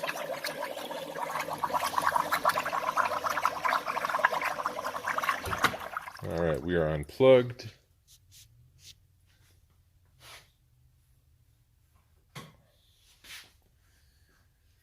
All right, now what I'm going to do is I'm going to slide this bowl over to the suction side. I'm going to let the compressor suck water into it and, yeah, see what happens. All right, let me switch this around and I'll bring you guys back in just a second. Okay, here's our grand finale. On the left, you'll see I have my suction line sitting in a bowl of water. And over here, I just have a bowl to catch any sort of water that spits out of there. Now, what I think will happen, like I said earlier, is as soon as I plug this in, it'll start pulling in some of that water, and it'll probably seize up and go off on internal overload, which if it does, I might just bypass that so we can just see what happens to a compressor when it gets liquid pulling back into the pistons. So, and this isn't an exact representation of what would happen if you were to get liquid slugging into a compressor, but given the circumstances, it's probably pretty close. So, here we go. Let's plug her in.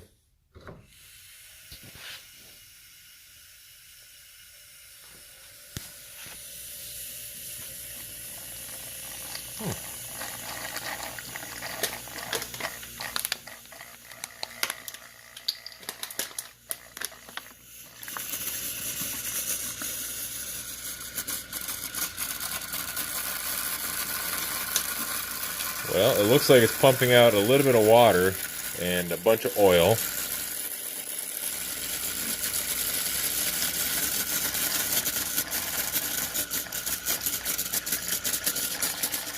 Hey, we might need to grab some more water here.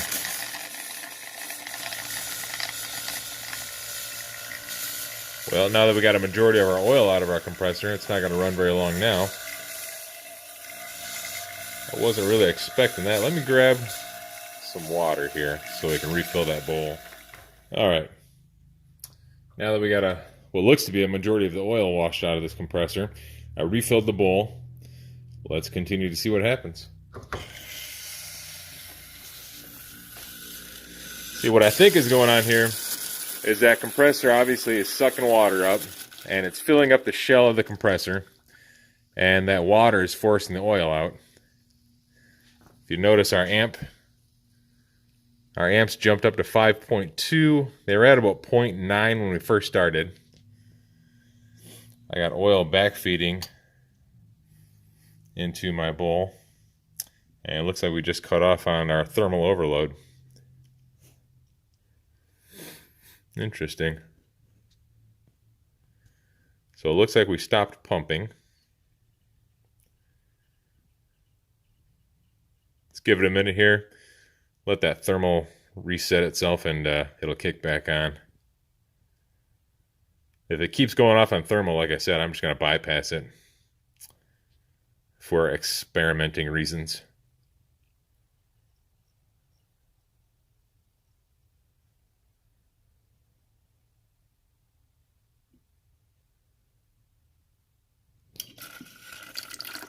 Right, kick back on, pulled 5.2 amps, pumped for a second.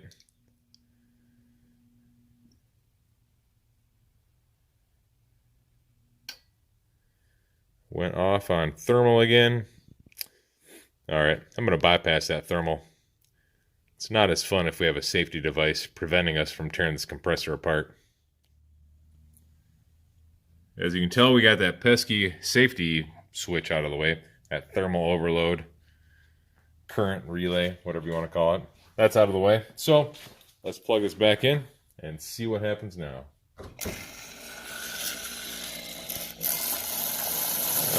Our amp draw went from 3 to 8 to 4 to 5. It's not pumping as much water. It is sucking up some water though, although it's sort of slowing down now. Pulling 5 amps still, nothing happening. I'm sort of surprised there's not any rattling going on.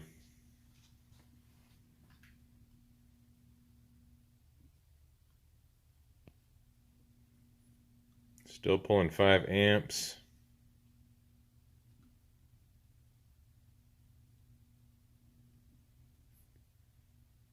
Nothing coming out of our discharge line anymore. It appears that some of the water is going back in through our suction line, so we're not pumping at all, but we're still drawing high amps. So I wonder if our cylinders have seized up.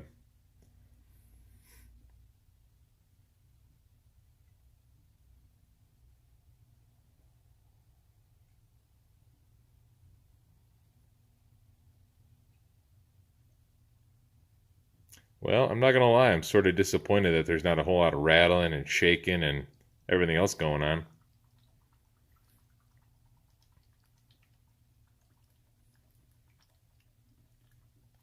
But if I had to guess, our pistons are probably locked up right now.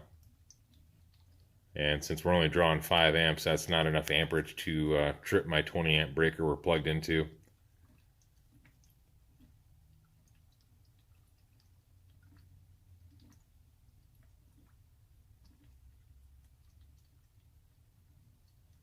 I'm going to give it another few seconds, and I think I'm going to unplug it before it catches on fire.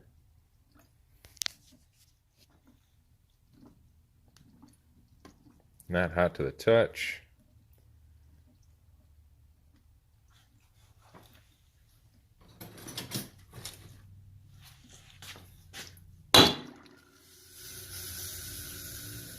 Smack it with a hammer, it comes back to life.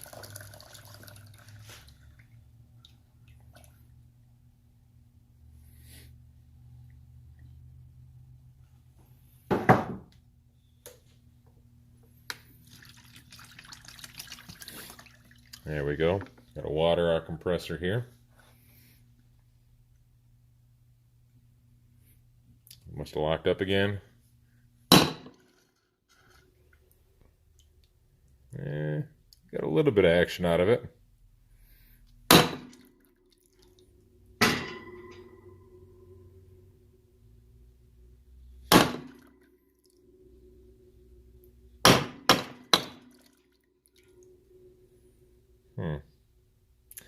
I don't know if it's spitting anything out because I'm hitting it with a hammer, or if me hitting it with a hammer is just temporarily freeing up our pistons. Looks like some of the water is going back into our suction side bowl here.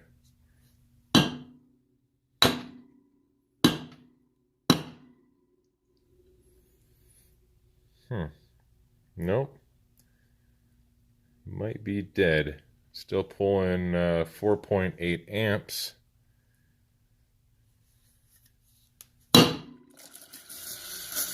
There we go. I freed her up for a little bit.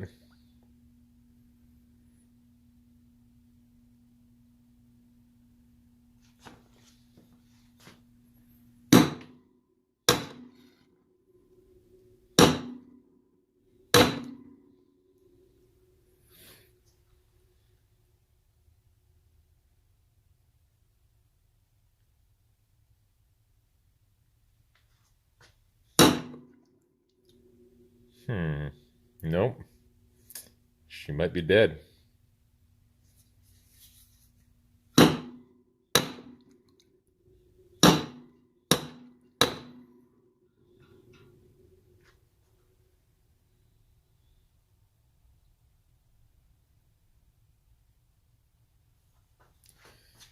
Well, guys, I think I'm going to call it. I think she's dead.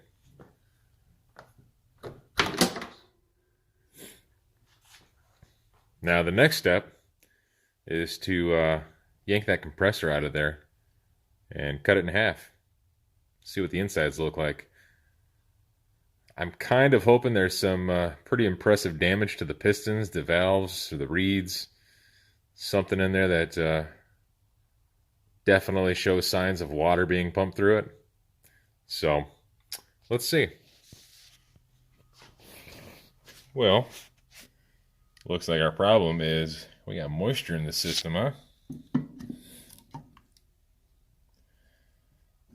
All that water down inside there. I'm surprised this thing didn't just short the ground and electrocute me with my little experiment here. Now, as a reminder, guys, anytime you guys are doing some off-the-wall experiments like this, be safe, okay? As safe as possible. Don't do what I do, all right? So, next thing I'm going to do is I'm going to pull this compressor motor out of here, and we're going to check out our pistons, see if I can get to them, and see what those look like. All right, let's see if I can do this one-handed here. So I got my valve head, or what I call the valve head, pulled off here. And this is our little reed plate right here. Of course, it's all wet. Doesn't seem to be cracked or damaged or anything like that. And right here, this is our piston, of course.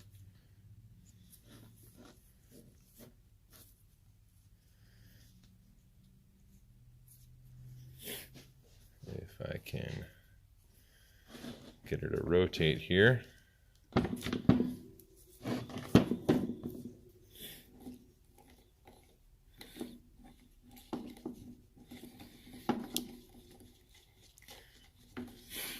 As you can tell, that's our piston moving up and down.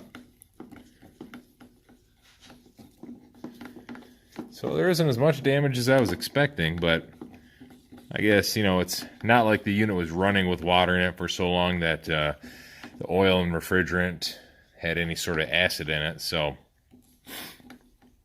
but I was, I guess not really hoping, but I was kind of looking forward to maybe catastrophic piston failure. Like I was thinking maybe this piston arm right here would just snap right off, or the shaft might just snap right off. Something crazy, But no, nothing too crazy. Nothing too crazy at all in this one. Windings didn't short out, which is probably good, so I didn't get electrocuted, I guess.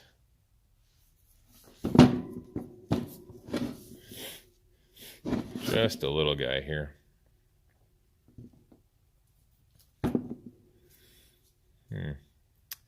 I wonder what's under these domes.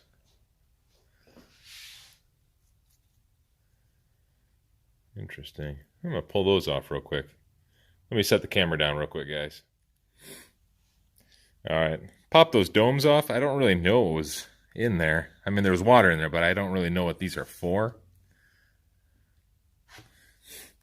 But I was able to hook my drill up to the other side of this shaft. So that's a pretty good idea of what it looks like when it's probably running full speed, maybe near full speed.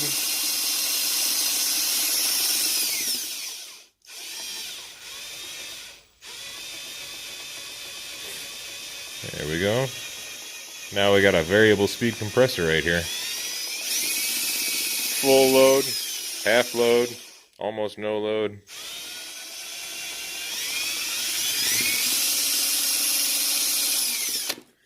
That's pretty cool. I might just save this compressor for experimental purposes. Awesome. All right, guys.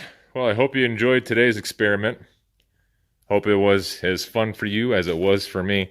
I'm going to go ahead and clean my mess up here and get out of here for the night, all right?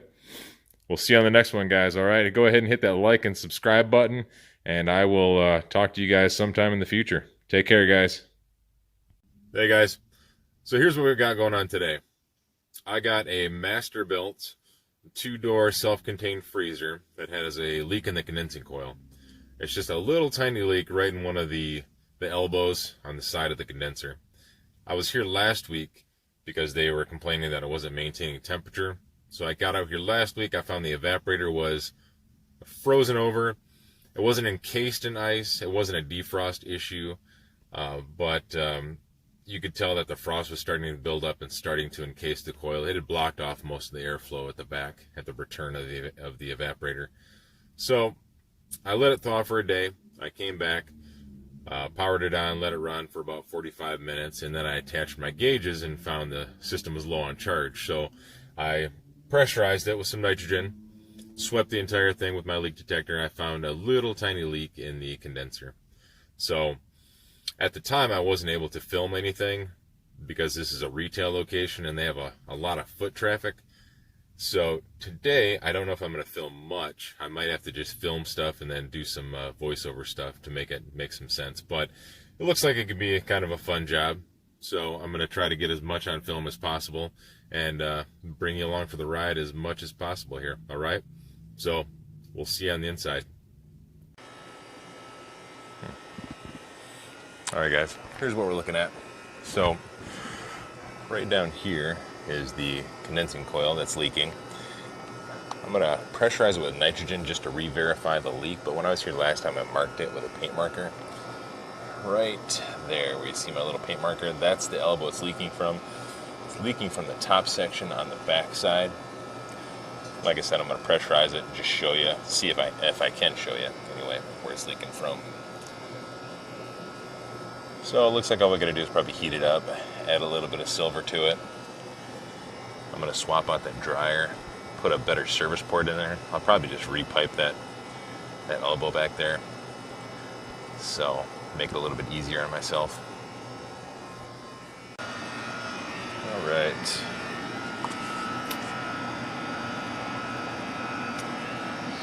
740.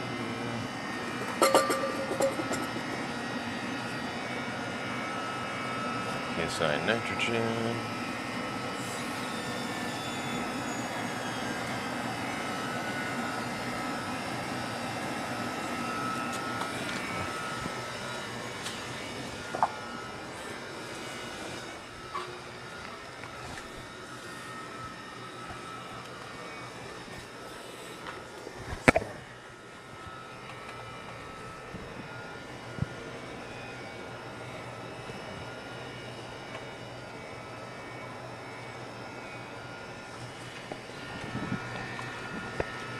Maybe this will be a better angle here.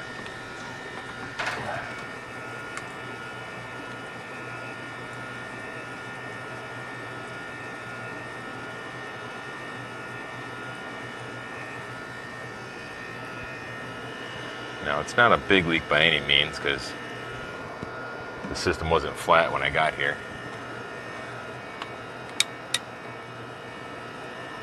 Can't seem to get this lighting correct here.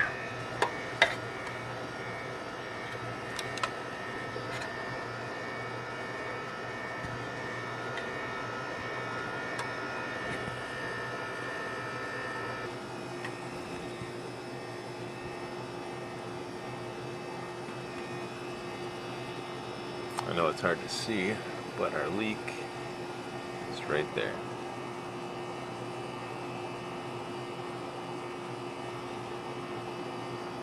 Just a little tiny guy. So, probably just hit that with a torch for about 1 second. We'll be able to seal it up in a matter of seconds. So,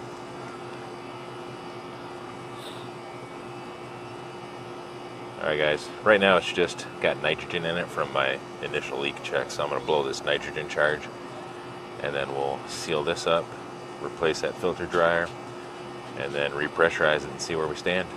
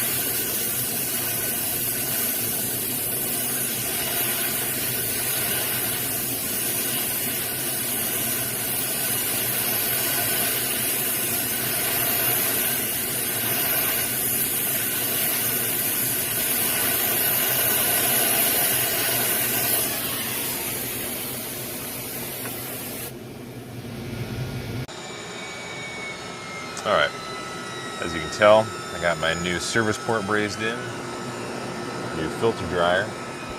I ran out of acetylene, so I have to get that replaced. We're up to 150 some PSI. I'm going to valve it off, go around front, and check for leaks at that little tiny elbow.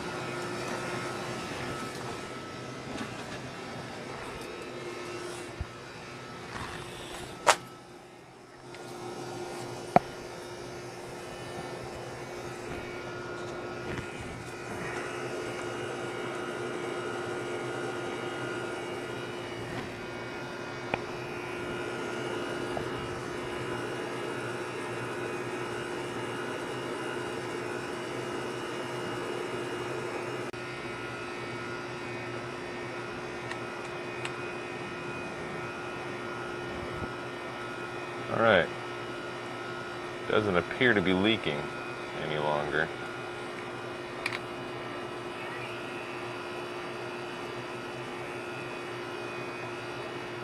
Looks good.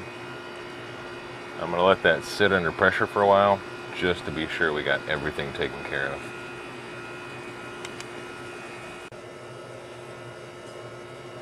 Alright guys, well it looks like I spoke too soon. It looks like either I have created another leak or I found another leak on the front side of this elbow. So let me see if I can squeeze any more acetylene out of that tank, and we'll have to put some more heat on this. Alright guys, it looks like we got her sealed this time. If it'll focus, right there. Yeah, I ended up just heating it up and just laying a half a stick of solder on there just to make sure I got everything sealed up. So I'm gonna let it sit under pressure for a little while, make sure everything's sealed, and then we'll start pulling a vacuum. Alright, so we've been sitting at about 172 PSI for going on 15 minutes now. So I believe we are nice and tight. Everything is sealed up. I'm going to go ahead and blow this charge, hook up the vacuum pump, and start cleaning up some of my mess here. Well, we've been holding at about 380 microns for roughly 10-15 minutes. So I'm gonna get my 404 hooked up. We're gonna weigh in our charge, turn it on, and see what kind of operating pressures we get. First, need to zero our scale out. I have my hoses hooked up. I have my valves closed, because what I like to do is I like to run refrigerant into my hoses first before I introduce it into the system, like so. See, so right now my manifold set is full of refrigerant all the way up to my service ports. So my entire gauge set, hoses and everything, took about 2 ounces of refrigerant. So I'm going to go ahead and zero that out. And then I'm going to weigh in my charge, which is 3 pounds, 6 ounces, 58 ounces altogether. 3 pounds, 6 ounces, right into my high side.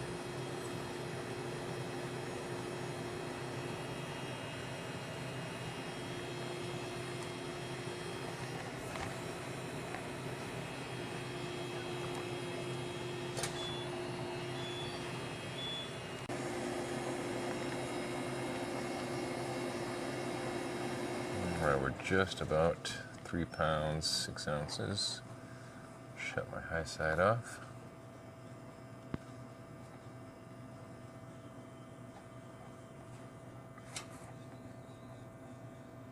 There we go, 3 pounds, 6 ounces. Alright, now I did have to dump a bunch of that into my suction side, which means I probably have liquid sitting on my compressor in it or near it. So I'm going to let that settle, let the system sort of equalize before I turn it on. But in the meantime, I can get some of this stuff packed up. Not too bad. Went from 77 to 25 now. Let's see what kind of pressures we got.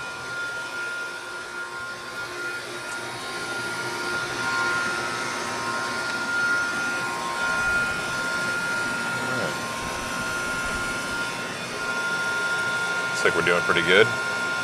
108 degree condensing temperature, negative 15 degree evaporator. Our set point is negative 10. So about negative 15, negative 20 on my evaporator is fine. Cool. Looks like we are just about all wrapped up here, guys. Almost.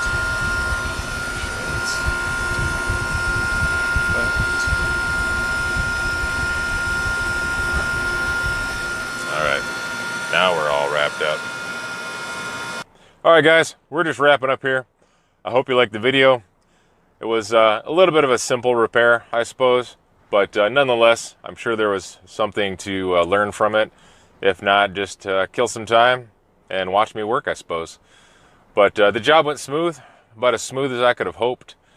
When I left, the box temperature was down to 1 degree. Set point was negative 10, so it was well on its way to reaching that negative 10. Pressures were right on. I think my evaporator temperature was negative 15. Condensing temperature was 111.